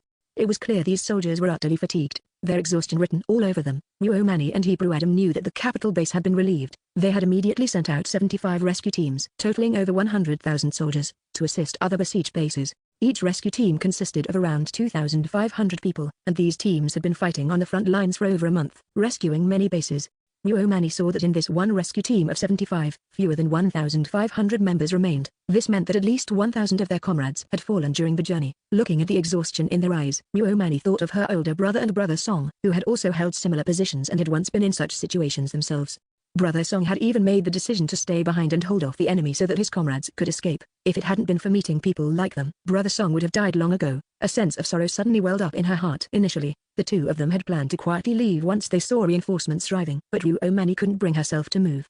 Ibrahim glanced at her, then at the soldiers, and sighed. Let's help them. The two of them turned around and rejoined the battle. They had been through countless battles, and even without using their special abilities, their strength was several times greater than the average person. Working as a pair, they quickly killed zombies. Although the number of zombies on the plains was large, there were many survivor bases, and this small base only had about 1.2 million zombies surrounding it. With Muomani and Ibrahim working together with the rescue team, they managed to kill 400,000 to 500,000 zombies in just half a day, and the remaining zombies immediately scattered and fled. As they worked together, the military had already taken notice of them. When Muomani and Ibrahim tried to leave, they were immediately called out to. Please wait a moment, the captain of the rescue team shouted. Hearing his hoarse voice, not only Muomani but even Ibrahim couldn't simply walk away. Two soldiers walked over to them. Despite their sharp eyes, Muomani and Ibrahim couldn't make out their faces, which were covered in dirt and grime. In stark contrast to the two soldiers, Muomani and Ibrahim had spent most of the day fighting, yet both were still clean and tidy. Perhaps because of this, the two soldiers hesitated to approach them directly and instead stood 3 meters away. Bowing respectfully, Muomani quickly jumped aside. Ibrahim, not fully understanding the significance of the gesture but seeing Muomani move, also quickly stepped to the side. Why are you giving us such a grand salute? Muomani asked, a bit embarrassed. Thank you, the captain said sincerely. If it weren't for you wiping out the 6th-tier zombies, we would have never had enough people to deal with them. Muomani and Ibrahim looked at each other in surprise, as the captain was very tall, wearing loose, dirty combat gear, and speaking with a hoarse and broken voice. They hadn't noticed anything unusual earlier. Now, almost face to face, they realized that the captain was a woman, and a young one at that. Muomani understood why the female captain had said that. When the 4 of them had been sweeping through the 6th-tier zombies, a small country that they hadn't reached yet had experienced a zombie outbreak. The outbreak was led by a 6th-tier zombie, which had the ability to destroy concrete walls, and the human weapons available couldn't kill it. The final result was that more than 500,000 people in that base were wiped out, and even the nearest base had its gate broken open, with half of the people killed or injured. If Muomani and Ibrahim hadn't noticed something was wrong through the satellite and rushed over to kill the 6th-tier zombie, and also helped that base by killing all the 5th-tier zombies, that base would have definitely been annihilated half a day later. It was easy to imagine that, if they hadn't killed the 6th-tier zombies first, many bases across the country would have suffered massive losses. The rescue teams they encountered would have faced complete destruction, leaving them unable to save anyone. We don't need your thanks. We are all so human, and we just wanted to save people to save ourselves. This is within our capacity. You are the ones who truly sacrificed yourselves for others. Muomani shook her head and said. Muomani didn't feel worthy of the thanks. They could have done more, but out of concern that interfering too much might affect humanity's natural evolution, they had only helped in a measured way, not fully exerting themselves. The female captain seemed to want to say something, but a series of coughs interrupted her. Then someone beside her spoke on her behalf. Our captain has a slight cough. She'll be fine after a while. The man's voice was also a bit hoarse, but it was clear that it was caused by thirst, not illness like the captain's. Chapter 338, A Conversation. The female captain was unwell, yet she couldn't let it affect her duties. She still had to lead the team, rushing around to kill zombies. Seeing the captain trying hard to suppress her cough but unable to hold back due to the cold wind, coughing even more severely, Muomani felt a pang of sympathy. She took out a bottle of medicine from her backpack. This is a cough remedy, she said. The medicine was made from earth herbs by Alicia, so Muomani wasn't worried about anyone questioning it. The captain refused to take it, knowing that their discipline forbade them from accepting things from civilians. Muomani smiled and said, I'm not offering this because you're a soldier but because we're both women. Captain, just take it. We fought side by side, so we're comrades now, said a male soldier, flashing a grin at the two of them. It was clear he hoped his captain would accept the medicine. Muomani couldn't help but think, with a face that dirty, it's impressive how his teeth are still so clean. At that moment, the captain's coughing eased, though she was still slightly out of breath.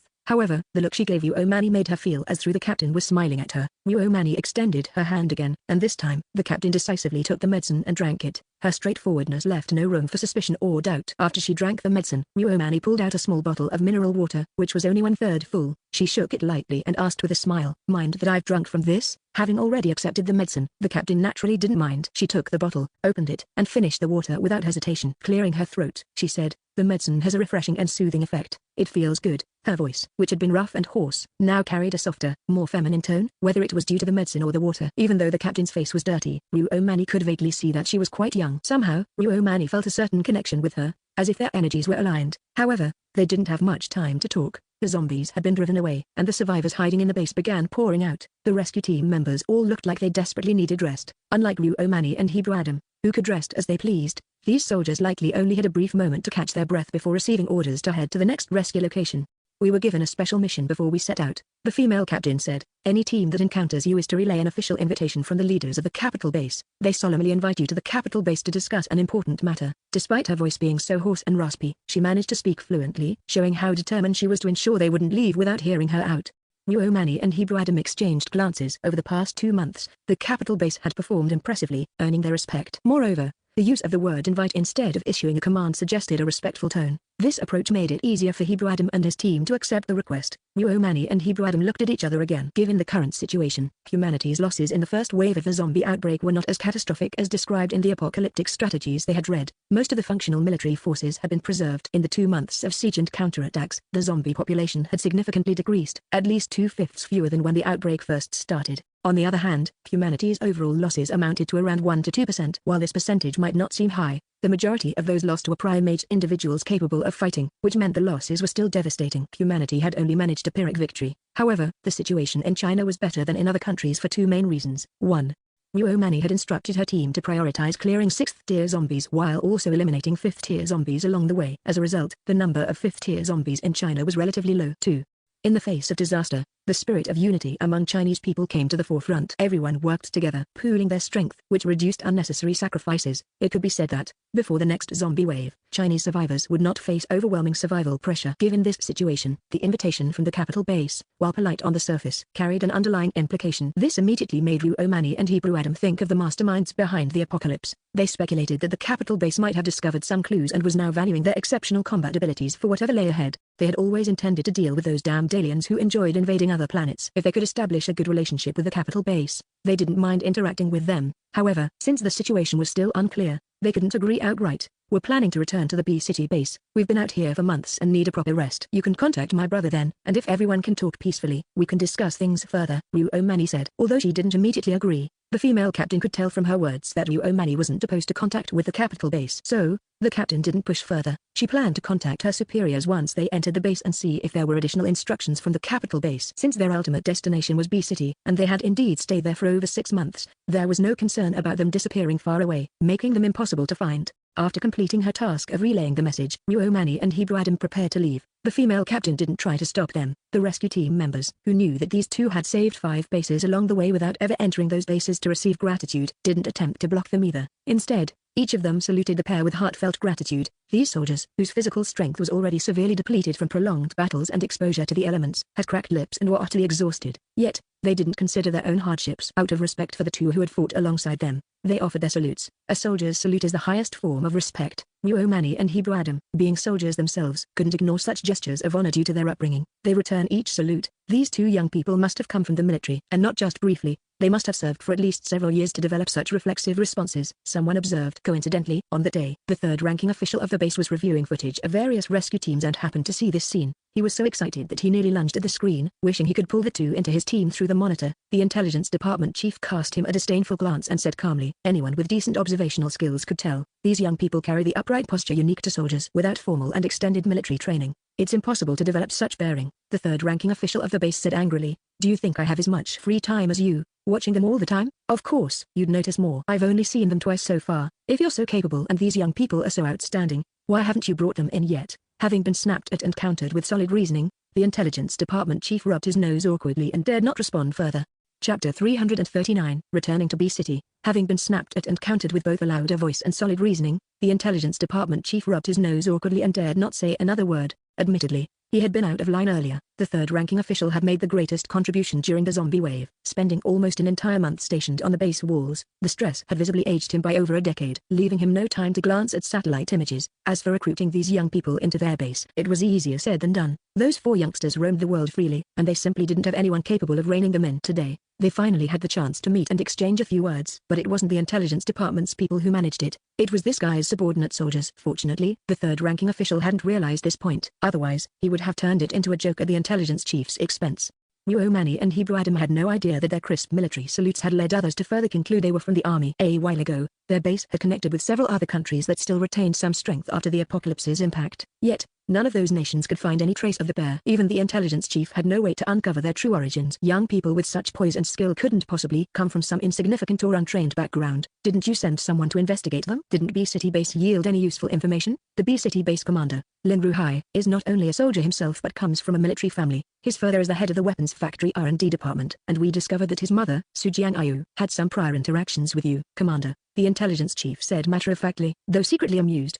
The third-ranking official's interest was immediately piqued. Oh? Let me see. Upon examining the information closely, he recognized it instantly and exclaimed in delight, "Isn't this the instructor I met when I first enlisted?" "Yes, that's it, Instructor Su." "So, this is her." Back then, we were full of youthful arrogance and didn't want to be trained by a female soldier, but during sparring, she beat us so badly we didn't know what hit us. Is this young woman her daughter? No wonder she's so skilled. She even looks like her. Instructor Su was considered the flower of the army back in the day. The third-ranking official clearly didn't think his youthful arrogance and subsequent defeat were embarrassing. The intelligence chief, much to his disappointment, realized he couldn't use the story to tease him. Lin Ruhai confirmed that this Ruo Mani is indeed his sister. However, Minister Lin and Instructor Su stated that this girl's background involves something highly confidential. They would never violate their trust by revealing it. Still, they used their own names and lives as guarantees that she would never do anything harmful to a nation. Honestly, knowing what's at stake, how could they say something so thoughtless?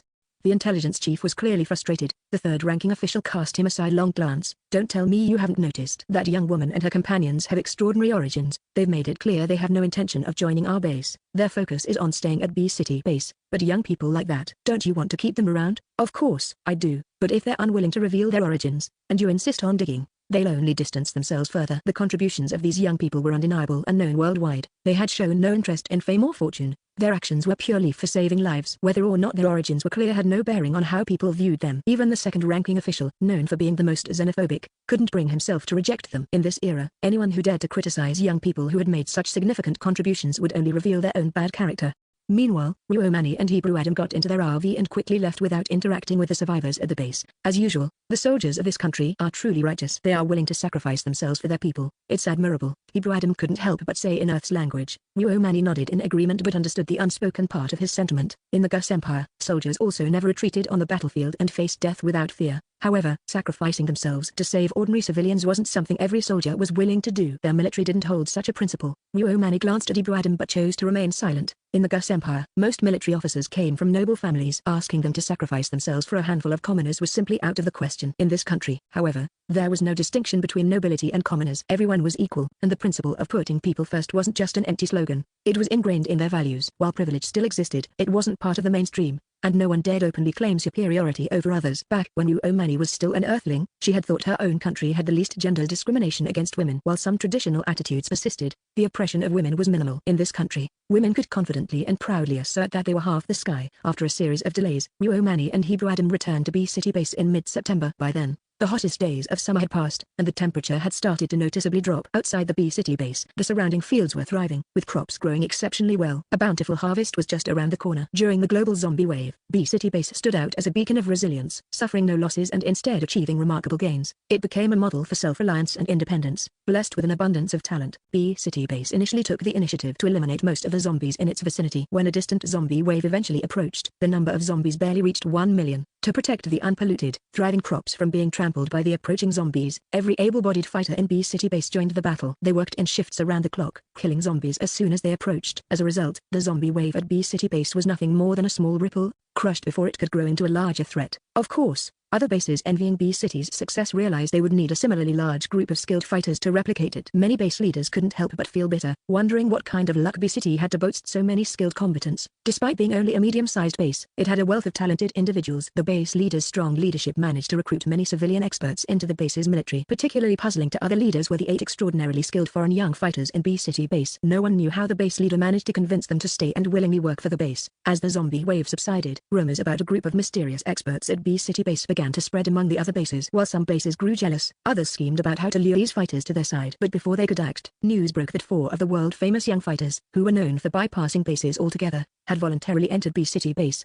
Those with sharp ears quickly learned that these 4 young people were actually part of the same group as the 8 foreign fighters already at the base. Among them, the black-haired girl and the blonde-haired boy were revealed to be the leaders of this mysterious group of young fighters. Shortly after, another piece of information spread like wildfire. The black-haired girl was none other than a younger sister of B-City Base's leader. Chapter 340, Causing Trouble. In Antarctica, after Earth experienced its coldest summer, October brought another swift transition into a severe winter. Just like the previous year, The entire planet, except for the equatorial regions, was blanketed in white. One could only imagine how frigid Antarctica was at this time. Yet, in such bone-chilling conditions where stepping outside could freeze a person solid, a group of people was skillfully sliding across the icy surface. Around them lay a variety of massive sea creatures they had caught. There were lobsters 5 to 6 meters long, crabs of a similar size. Sulyu kicked the giant lobster and laughed. I wonder who gave these lobsters and crabs the courage to bare their claws and think they could eat us. Dean Acheson, practically drooling, said, I love eating lobster. With this many, we'll only have enough for a few days. Remember this spot, everyone. We should come back here often. The sea creatures from the other spot weren't nearly as tasty. Su-43 began collecting the lobsters and crabs. All right, let's head back. The sky looks like it's about to brew another storm. At the mention of a storm, none of the elite trainees from the interstellar era dared to take any chances except for their prince. None of them could stand firm against Antarctica's fierce storms. Once, Abulatia Samu and Tamaki Kazia, confident in their combat abilities, ventured out alone but were swept away by a storm. They were eventually dragged back by the Columbi Hebrew Adam. After witnessing their embarrassing ordeal, no one was willing to test their luck again. The deep snow did little to impede the young group. As they moved, their footsteps left only shallow prints in the snow, which the wind quickly erased. By the time they returned, the once clear sky had turned dark, and thick snow whipped against their bodies. Back at their ice-built fortress, the wind outside was howling fiercely. Looking up at the transparent dome covering the central courtyard, they could see snow rolling with the wind. Chef Wang, we caught a lot of lobsters and crabs today, Dean Acheson said excitedly to Wang. Meow meow. Got it, replied the chef with a nod. I'll help you, Sister Wang. Sulyu chimed in enthusiastically. Muo Mani glanced at Dean Acheson. Dean, although unsure why his cousin was looking at him with such an expression, instinctively sensed something was amiss. Quick-witted, he immediately grabbed Sulyu hand and said, You've been out already. It's time for you to take a break. Sulyu blushed slightly, sneaking an embarrassed glance at Muo Mani. Since Dean was deeply respectful of his cousin, Sulyu, too, was cautious and reserved around her. Muo Mani pretended not to notice. What could she say at this point? She wasn't the type to meddle unnecessarily. Back in their room, Hebrew Adam noticed Muo Mani's frustrated expression and couldn't help but chuckle. Dean is an adult now. He knows what he's doing. Why are you so bothered? He's being foolish. Muo Mani grumbled. He likes the girl and naturally wants to be with her. Isn't that normal? Even in this world, as long as there's no prior engagement and both parties like each other, it's perfectly acceptable. Hebrew Adam seemed puzzled by her reaction. Dean Acheson is just a visitor to this world. He's deceiving her, Muo Mani said, still displeased. She couldn't help but imagine the future. Their lifespans were vastly different from Earthlings. 20 or 30 years from now, Dean would still look like a young man, while Sulyu would have aged into a middle-aged woman. Hebrew Adam remained silent, unwilling to mention that Sulyu was the one making the advances, or to explain how a man's instincts sometimes bypass rational thought entirely. This is his business. He'll handle it himself. You don't need to get involved, Hebrew said, trying to defuse the situation. But what if he ends up causing a life to be created? What then? Muo Mani sighed, feeling helpless. Bringing a new life into the world was never a trivial matter, and Dean was her cousin. After all, that's impossible, Hebrew exclaimed in shock. We all had contraceptive chips implanted when we reached adulthood. We're supposed to be infertile for at least 50 years. Dean probably didn't get one, did he? Muo Mani retorted. She remembered signing the consent form for herself and assumed Dean had special privileges that exempted him from the procedure. Impossible. The military would have verified it, Hebrew said confidently. Then how do you explain this? Muo Mani asked, still puzzled. Are you certain? Hebrew found it hard to believe. Dean couldn't have been so careless. Absolutely certain, Muo Mani replied firmly. She was an 8th-level psychic, capable of perceiving things that even advanced X-rays couldn't detect. If she said she was sure, there was no room for doubt. Dean was likely set up, Hebrew Adam concluded gravely. While some individuals are exempt from this rule due to special privileges, the Acheson family doesn't have such exemptions. If Dean Acheson violated this, his career would be over. In the Gus Empire, due to historical precedents, the military had a strict regulation. Soldiers under the age of 40 were forbidden from having children. Violators were immediately discharged from service. For military academy cadets like them, contraceptive chips were implanted upon reaching adulthood and would only be removed at age 40. Dean Acheson was the designated heir of the Acheson family. For individuals from prominent military and political families like his, marriages were often arranged early on. A single misstep could force Dean out of the military, which would render him unqualified to inherit. Unfortunately, Dean's mother was extremely selective, and Dean, being utterly engrossed in his training, had remained without a partner. Hebrew Adam believed that Dean's inexperience with women and his lack of romantic feelings led to impulsive behavior. Wait a minute. Muo Mani suddenly recalled something after hearing Hebrew Adam's analysis of Dean being set up. Dean Acheson doesn't even know about this yet, does he? Hebrew Adam glanced at Muo Mani, then activated his communicator. After sending Dean a message and receiving a reply, he looked back at Muo Mani. Without needing an explanation, Muo Mani immediately understood the situation. She rubbed her forehead in frustration. We've already secluded ourselves in Antarctica, and yet we still can't escape these kinds of troubles. Hebrew Adam chuckled. This isn't much trouble. The fact that the girl could conceive so quickly means her physical constitution is exceptional. She could adapt to the interstellar era, and the aging issue might even be solvable. Muo Mani narrowed her eyes at Hebrew Adam. How are you so sure about that? Hebrew Adam, slightly embarrassed, wrapped his arms around her and whispered in her ear. Back then, when I missed you, I read a lot about this kind of thing. The atmosphere between them softened and grew warm, but their moment was quickly interrupted. Muomani sighed and muttered, I knew it. I knew he'd come to bother me. Sometimes, I'd rather be his cousin. If we're out here alone, being his cousin wouldn't save you from his pestering, Hebrew Adam retorted, equally annoyed. It was rare to see her being so tender, and now their moment had been ruined. He was not pleased. Chapter 341, 3 years into the apocalypse. To avoid allowing these aliens to interfere with humanity's natural evolution, Muomani and her group first relocated to Antarctica to settle. Later,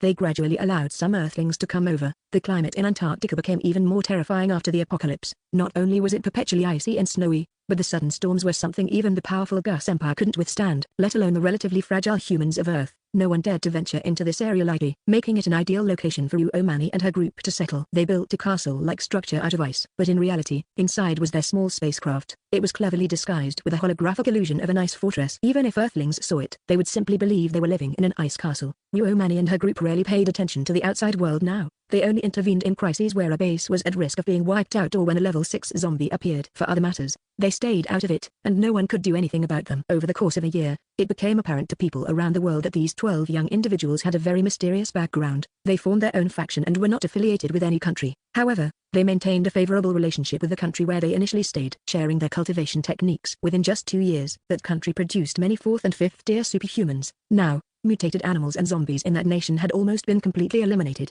Half a year after Muomani moved to Antarctica, she went to B City to bring her parents, sister-in-law, and nephew after Lin Ruhai was transferred to the capital base.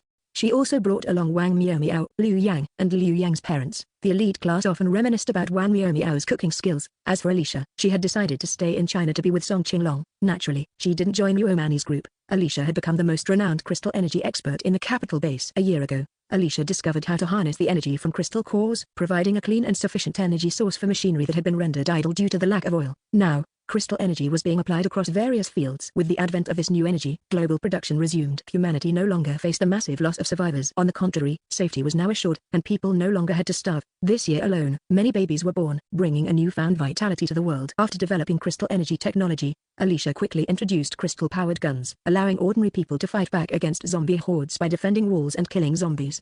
It can be said that Alicia's contribution to humanity was immense. As long as humanity on Earth wasn't completely wiped out, she was undoubtedly the brightest star of the chaotic apocalypse era and the greatest scientist of the new human age. After the harsh winter of the 3rd year of the apocalypse, zombies that had undergone another stage of evolution began forming zombie hordes again, attacking the survival bases of humanity. This time, the majority of the zombies were 5th tier, as any 6th tier zombie that appeared was immediately killed. By the 3rd year of the apocalypse, humanity still hadn't seen what a 6th tier zombie crystal core looked like. In this wave of zombie attacks, even ordinary people armed with crystal-powered guns could fight back against the zombies. As a result, except for a few bases that encountered unforeseen circumstances, most survival bases were able to defend themselves. Humanity now had a newfound enthusiasm for killing zombies. What was once a desperate necessity had turned into an opportunity for profit. Zombies had become a source of wealth. In their free time, survivors often formed teams to go hunting zombies. With so many zombies swarming in front of them during this wave, they couldn't pass up the chance to kill as many as possible. The planting season had already begun. Killing more zombies and collecting more crystal cores meant being able to exchange for more abundant supplies, ensuring a cozy and prosperous winter.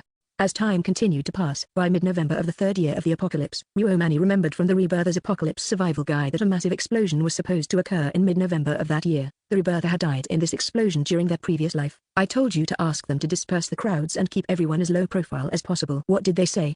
Muomani asked Lin Ruhai via communication. The author of the survival guide hadn't detailed the cause of the explosion or the last scene they saw before their death, leaving Muomani and her group unable to determine what caused the explosion.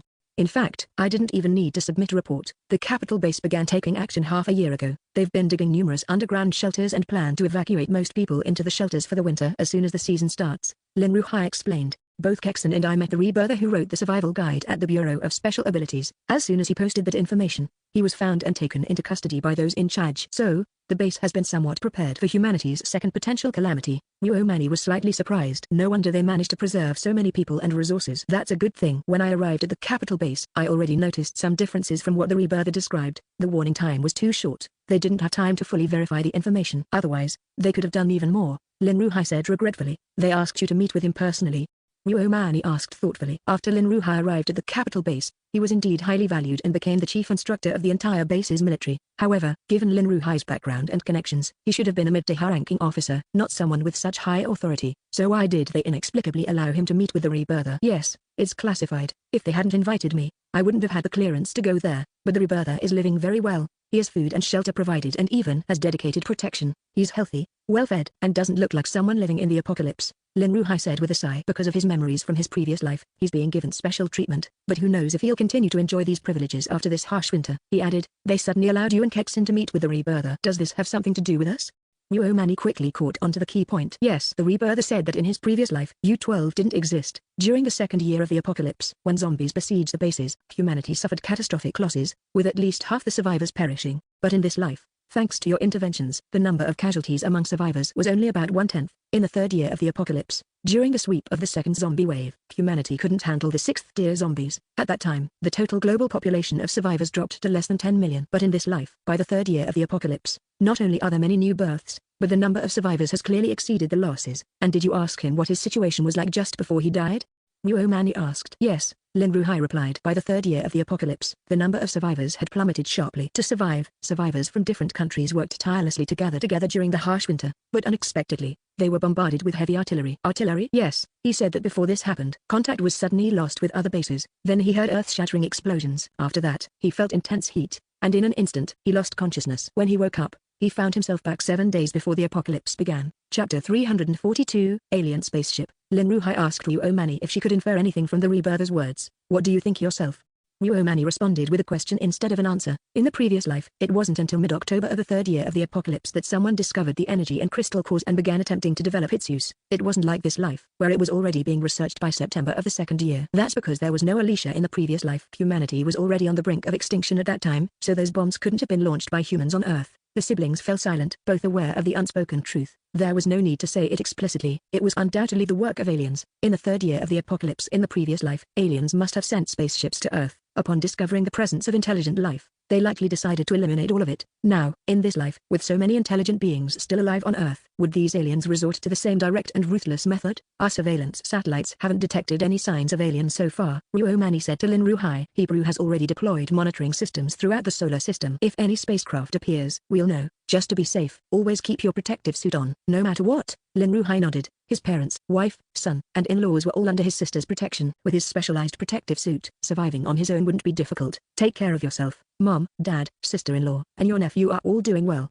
Your nephew can walk now. He's a lot of fun, Mani added. You all stay safe too. A loving smile appeared on Lin Ruhai's face. He received messages from his wife daily, so he was well aware of his son's progress. Don't worry about us. They can't even detect our presence. Even if they launch missiles at us, we can neutralize them, Mani said confidently. Their base in Antarctica was equipped with shielding technology, making it impossible for the aliens to locate them. Moreover, any alien spacecraft entering the solar system will immediately be detected. After communicating with Lin Ruhai, Mani considered whether to provide him and his group with shielding devices, which would prevent the aliens from targeting them with precision strikes.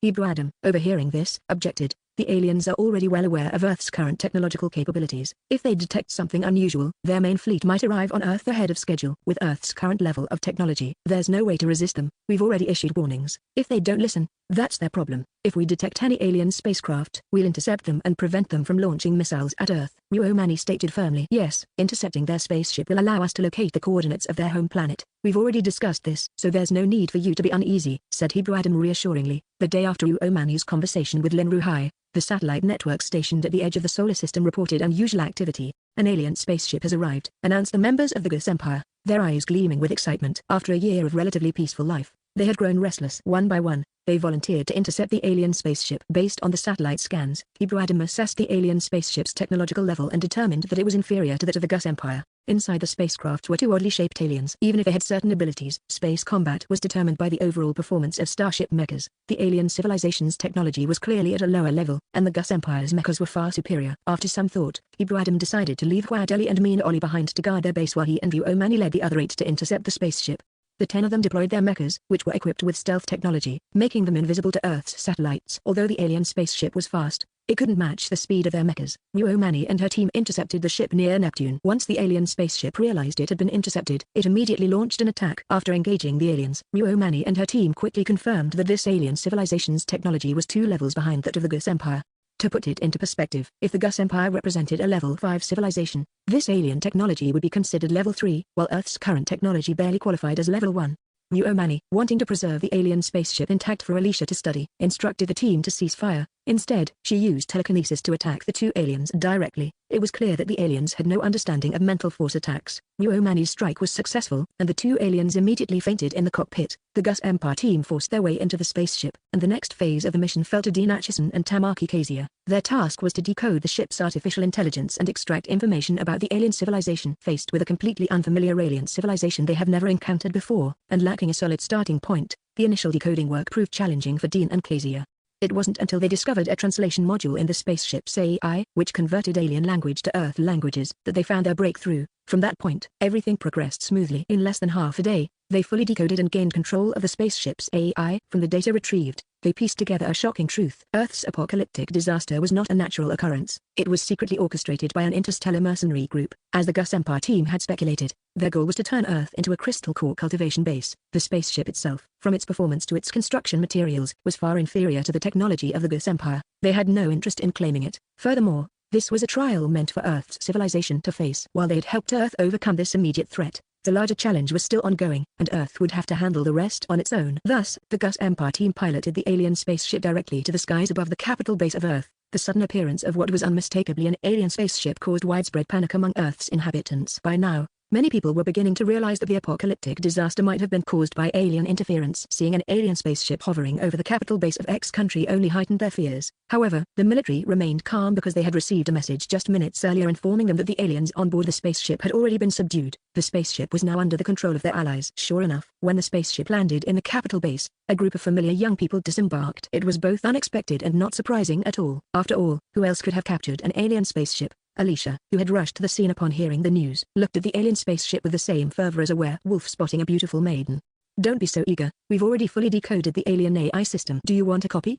Muomani said, pulling Alicia back just as she was about to charge onto the spaceship. Turning to Song Chenglong, who was responsible for Alicia's safety, Muomani added, "There are also two subdued aliens inside." Chapter 343, Identity Clarified. After handing over the alien spacecraft to the country, Muomani and her team returned to Antarctica. Dean Acheson and Tamaki Kezia had successfully deciphered the spacecraft's intelligence systems and extracted all data related to the alien civilization. These alien civilizations have formed an interstellar alliance, similar to our Gamma star system. However, the interstellar alliance wields significant authority. The planetary civilizations within its jurisdiction must obey the alliance's orders. According to the alliance's laws, releasing a zombie virus on a planet with intelligent life is strictly illegal. This mercenary group called Nuck accidentally discovered Earth 20 years ago. They saw that Earth was located at the edge of the interstellar alliance's territory, surrounded by barren stars, and figured they could exploit it for profit without being noticed. That's why they targeted Earth. However, there was a mole within the Nuck mercenary group, and the information leaked. Other mercenary groups used this as leverage, making it likely that the Alliance's inspectorate team would send people to investigate. Consequently, the primary mission of these two aliens this time was to completely eliminate Earth's intelligent life. According to the Alliance's regulations, if a planet only hosts primitive life,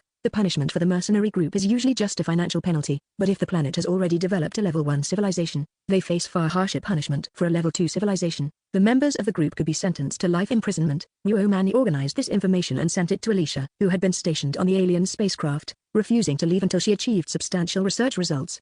Unexpectedly, 3 days later, it was Lin Ruhai who contacted Muomani directly. In the eyes of informed personnel from Country X, Lin Ruhai and Alicia, along with their entire family, had been hypnotized through special methods to believe that Lin Mani was genuinely a member of their family. To maintain communication with Lin Mani's team, Country X decided not to undo this hypnotic state. This time, Muomani's team directly handed over the alien spacecraft to Alicia, making them relieved and grateful for their lenient approach. With the translation program developed by Dean Acheson and Tamaki Kezia, the scientists at the 20th base had largely deciphered the data from the spacecraft. This allowed them to thoroughly analyze Earth's current crisis and potential opportunities. Lin Ruhai reached out now because the leaders at 20 base wanted to know Muomani's opinions on the matter. The fact that Muomani and her team could silently venture into outer space, successfully capture a level 3 civilization's spacecraft intact, and hand it over to humanity had convinced those in the know that these mysterious young people were probably not from Earth. At this point, Alicia subtly revealed that these individuals had encountered issues with their own spacecraft, prompting them to choose Earth as a temporary stop while waiting for their ship to pick them up. Those in the know were immensely relieved, as these humans from a more advanced alien civilization not only harbored no ill intent toward Earth's inhabitants but actively helped them on multiple occasions, having chosen Earth as their temporary refuge. Otherwise, this time, humanity would likely have faced unavoidable destruction. Earth's civilization hadn't even reached the level of a level 2 civilization. How could it possibly withstand the firepower of a level 3 civilization? The coordinates of Earth are already known to the Alien Alliance. If you don't want to become the private colony of a higher civilization, you must quickly develop your own spacecraft and upgrade Earth's civilization to level 2. Then, select a team of individuals with abilities above level 5. A year from now, we will personally lead you to the Interstellar Alliance to seek justice and, in the process, establish Earth's status as a level 2 civilization within the Alliance, Muomani said.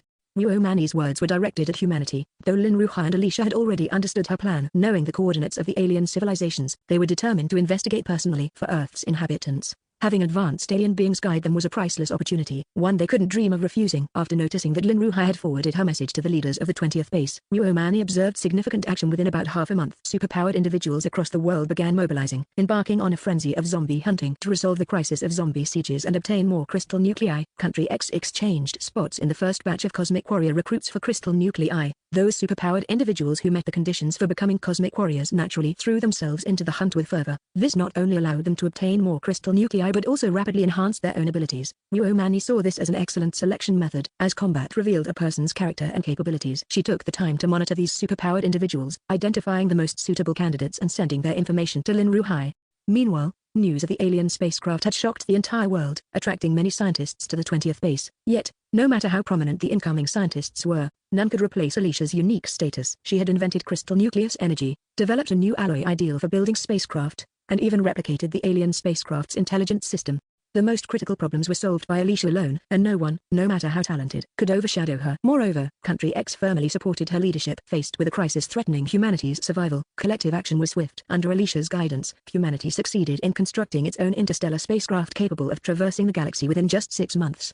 Alicia invited Muomani to inspect the spacecraft. Given the importance of the matter, Muomani naturally appeared before humanity once again, though this time, she came on her own. By now, most of Earth's top leaders were aware of Muomani's concealed identity and regarded her as humanity's savior, treating her with the utmost respect. Under Alicia's guidance, Muomani inspected the newly constructed spacecraft. The fact that Alicia was able to produce a small interstellar spacecraft so quickly was partly thanks to Muomani's contributions. The two of them, along with a team of domestic and international experts, engaged in in-depth discussions. To onlookers, this interaction sparked curiosity and speculation. Could Professor Lin also be an alien? She and that person really look like sisters. No, Professor Lin has parents and relatives, and her life history is complete. Most importantly, we verified her DNA. Her identity is genuine. However, before the apocalyptic catastrophe, Professor Lin was just an ordinary university graduate with a liberal arts major. It was only after recognizing her sister during the apocalypse that she began developing expertise in mechanical engineering. Anyone with a sharp mind could sense something unusual. 3 years ago, Professor Lin was just an ordinary liberal arts student. Yet, in just over 2 years, she had become a world-leading expert in mechanical engineering and energy systems. It was hard to believe there wasn't something extraordinary about her transformation. Maybe they chose Professor Lin as a spokesperson simply because the two of them look alike. Someone speculated that's a possibility. If that's the case,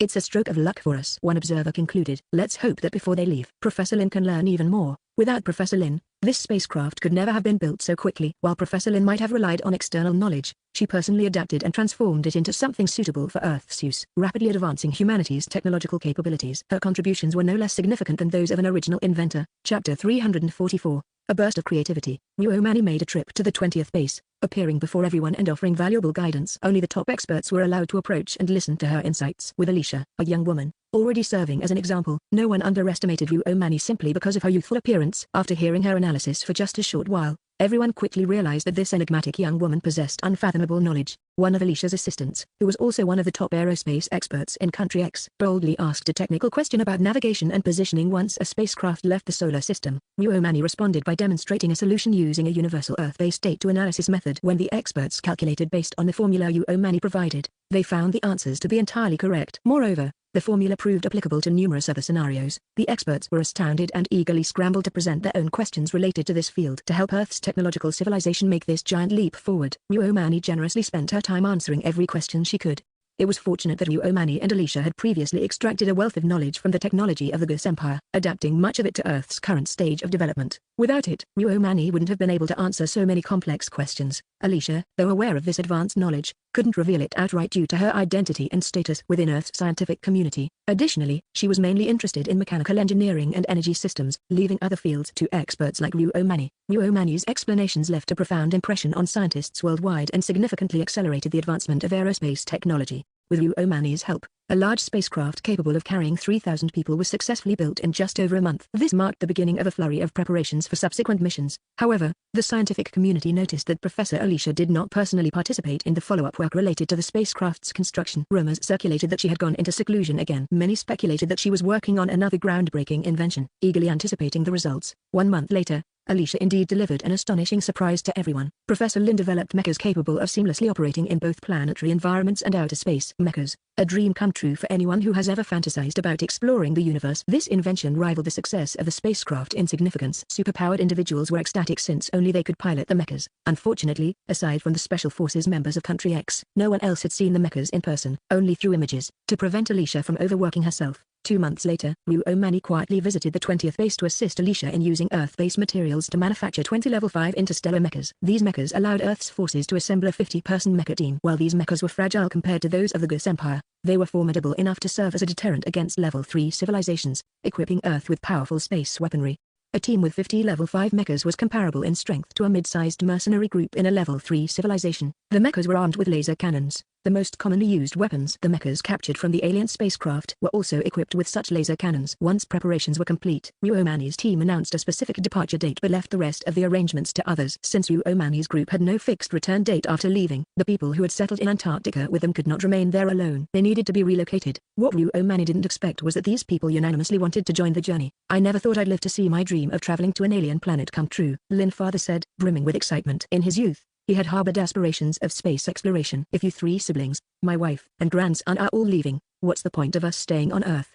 Lin mother added. Both Lin father and mother had practiced body strengthening techniques and had been forcefully elevated to level 3 warriors by Ruomani's use of advanced potions. While their combat abilities were modest, they looked much younger, like they were in their early 40s. As level 3 warriors, their lifespans had been extended by at least 50 or 60 years, so the couple had become enthusiastic about cultivation. Ruomani replied, "I never planned to ask your opinion. We're definitely taking you with us." Wang Miao and Liu Yang, who had attached themselves to these powerful benefactors, had also seen significant growth in their abilities. Both were now level 5 warriors. Hearing this news, their eyes sparkled, and they declared in unison, "We'll follow the team wherever it goes." Liu Yang's parents were no exception. Wherever their son and daughter-in-law went, they would follow. They saw their sons rise as their own opportunity to ascend. Even though their cultivation potential was mediocre, they had still managed to reach the level of a first-grade warrior. With their improved health, they could easily live another 40 to 50 years. As for Li Xian, it was a given. Lin Ruhai was the chief commander of this mission, leading humanity's first journey beyond the solar system, a monumental historical event. Anyone with the capability would jump at the chance to participate. She, along with her son and parents, was determined to go. Since they weren't taking up slots meant for Earth's citizens, all they needed was Ruomani's permission. When asked, she immediately agreed without hesitation. Then there was Suluo Xiu, who had given birth to a son with Dean Acheson. Surprisingly, this child's potential for warrior cultivation was rated at 3D, and his psychic aptitude even surpassed that of Dean Acheson. Dean was ecstatic about this. Suluo Xiu herself had outstanding cultivation potential, exceptional even in the interstellar era, and now her son shared the same promise. When Dean eventually returned to the interstellar era with Suluo Xiu and their son, the Acheson family would have no reason not to accept them. As for Dean Acheson's violation of the reproductive restrictions, it wouldn't be a significant issue as long as Ibrahim testified that the failure of his contraceptive chip was caused by the unique effects of a spatial anomaly during a mission. This explanation would exempt him from military disciplinary action. Evidence confirmed that his chip had been tampered with, rendering it ineffective. In this case, the situation warranted a special exception, and with the Crown Prince's testimony in his favor, there would be no major consequences. At Ruomani's insistence, Dean Acheson and Suluo Xiu held a traditional Earth wedding at the B-City base. As the first Earthling to marry an alien and quickly give birth to a child, Suluo Xiu made a lasting impression on the upper echelons of Earth's society.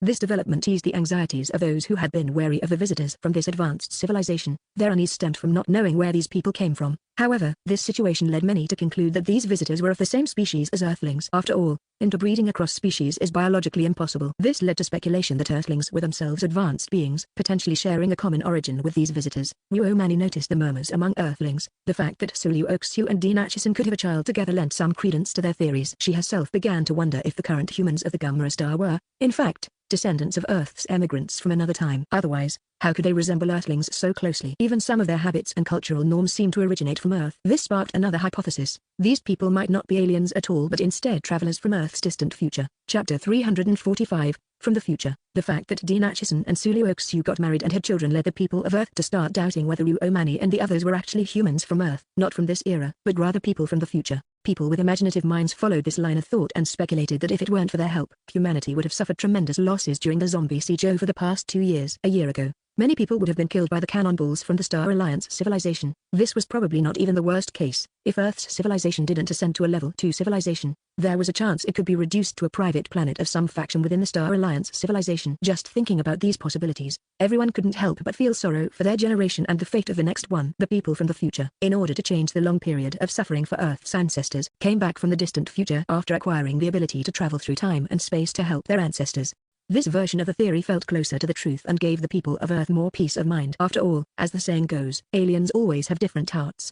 No matter how kind aliens might seem, they couldn't possibly help Earth humans selflessly without any ulterior motive, except for their own descendants. Only descendants from the future would do something like this. Thus, this legend spread widely among Earth's high-ranking officials and gradually became the mainstream theory. When Uomani heard this theory, she wanted to tell them, "Ladies and gentlemen, you have quite an imagination. The bigger the sky, the bigger the imagination." However, this theory was more beneficial to Uomani's life on Earth, so she didn't oppose it. In fact, she even let Lin Ruhai and Alicia intentionally or unintentionally hint at the possibility. When humanity first set out for interstellar travel, many people were eager to join the mission. When the name of the commander-in-chief was announced, it could be said that all the people on Earth turned their attention to Lin Ruhai. It then dawned on them that, compared to the well-known Alicia, Lin Ruhai seemed a bit more obscure. So, many didn't realize that he was the world's only level 6 ability user. Alicia was also a level 6 telekinetic, but people didn't know this. They only saw her as a level 3 ability user. Lin Ruhai was the #1 expert in the world, the older brother of the chief designer of the spacecraft, and a connection who could directly communicate with those in power. Given all the factors, it was difficult to find anyone better suited than him to be the commander-in-chief for this Star Alliance mission. As a result, those with other ideas eventually gave up, and gradually, everyone agreed that Lin Ruhai was indeed the most suitable choice. When the rumors about those people being descendants of future Earth humans spread, it further convinced everyone that the commander-in-chief had to be Lin Ruhai. If the future humans thought he was suitable, there must be a reason for it. Some,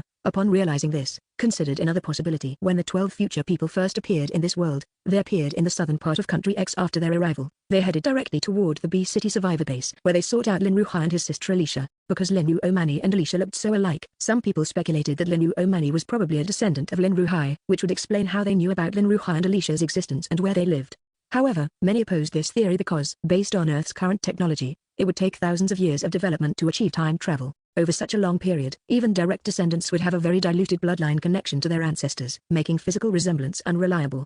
Therefore, most people believed it was more likely that Lin Ruhai and Alicia would make significant contributions to history in the future, contributions so impactful that future generations would know about them. This would explain why the future humans knew about the siblings and came back to find them. This wasn't just idle speculation. After all, Alicia had not only discovered new energy sources but was also the chief designer of humanity's first spaceship. As long as Earth's civilization wasn't interrupted during this alien crisis, Alicia would certainly be remembered in history. Lin Ruhai, as the commander-in-chief of humanity's first venture beyond the solar system, would also make his mark in history if the mission succeeded. If Earth was recognized by the Star Alliance, Lin Ruhai would certainly be immortalized. However, some voiced objections, secretly criticizing the future humans for not going back in time to stop the aliens before they spread the zombie virus, thus sparing humanity from the impending apocalypse. Others argued that while the spread of the zombie virus was indeed a major catastrophe for humanity, it was also a great evolutionary leap. Future civilization might be built upon this evolution. The future humans could change small events, but if they altered the course of history too drastically, it could shift the direction of human development, potentially affecting the future humans themselves. In any case, there were many different opinions. For Uomani, this sparked a new interest. While practicing, she enjoyed listening to the various speculations about the future humans from survivors across different countries. After we return to the Gus Empire, I'm afraid we will become part of a mysterious legend. I once speculated that it would be an alien legend, but who would have thought it turned into the future human version? Uomani gossiped with Alicia. Isn't that great? In the end, we will have left a mark in history here. What's the point of living just to die quietly and unnoticed? Alicia said happily. She then recalled her past. Do you know what I was thinking right before I died in my previous life? I wondered if anyone would remember me after I was gone. So, I really enjoy these days. No matter how hard or tiring it gets, I'm willing to continue. Seeing Alicia in this state, Uomani couldn't help but admit that staying on Earth was the best choice for Alicia because this world needed her. If Alicia had returned to the Gus Empire with them, she would have been in an awkward position. Actually, Uomani felt the same. With her current mindset, she had no desire to stay on Earth. She had already gotten used to life in the interstellar era. With the united efforts of various countries, the advantage of human survivors had expanded once again, and the number of zombies had sharply decreased. By the time all the preparations for the spaceship were complete, the ratio of zombies to human survivors would be about 2 to 1. This Star Alliance journey would last at least 10 years. In addition to the 200 experts from various fields, 1,000 soldiers had been selected, and the rest were family members. Uomani didn't get involved in the matters of the scientists and experts. However, she did attend the soldier selection event in person. Ruomani noticed that the people she had marked were all part of the selection, and she felt very satisfied. This showed the influence Lin Ruhai had in this matter. At the selection event, Ruomani met the female captain of the 71st Rescue Team. Now, she was all clean and looked exceptionally heroic because it was rare to have such an outstanding female compatriot. Ruomani made a point to talk to her for a few minutes. Sure enough, when the final list of selected personnel was released, Ruomani saw the female captain's name.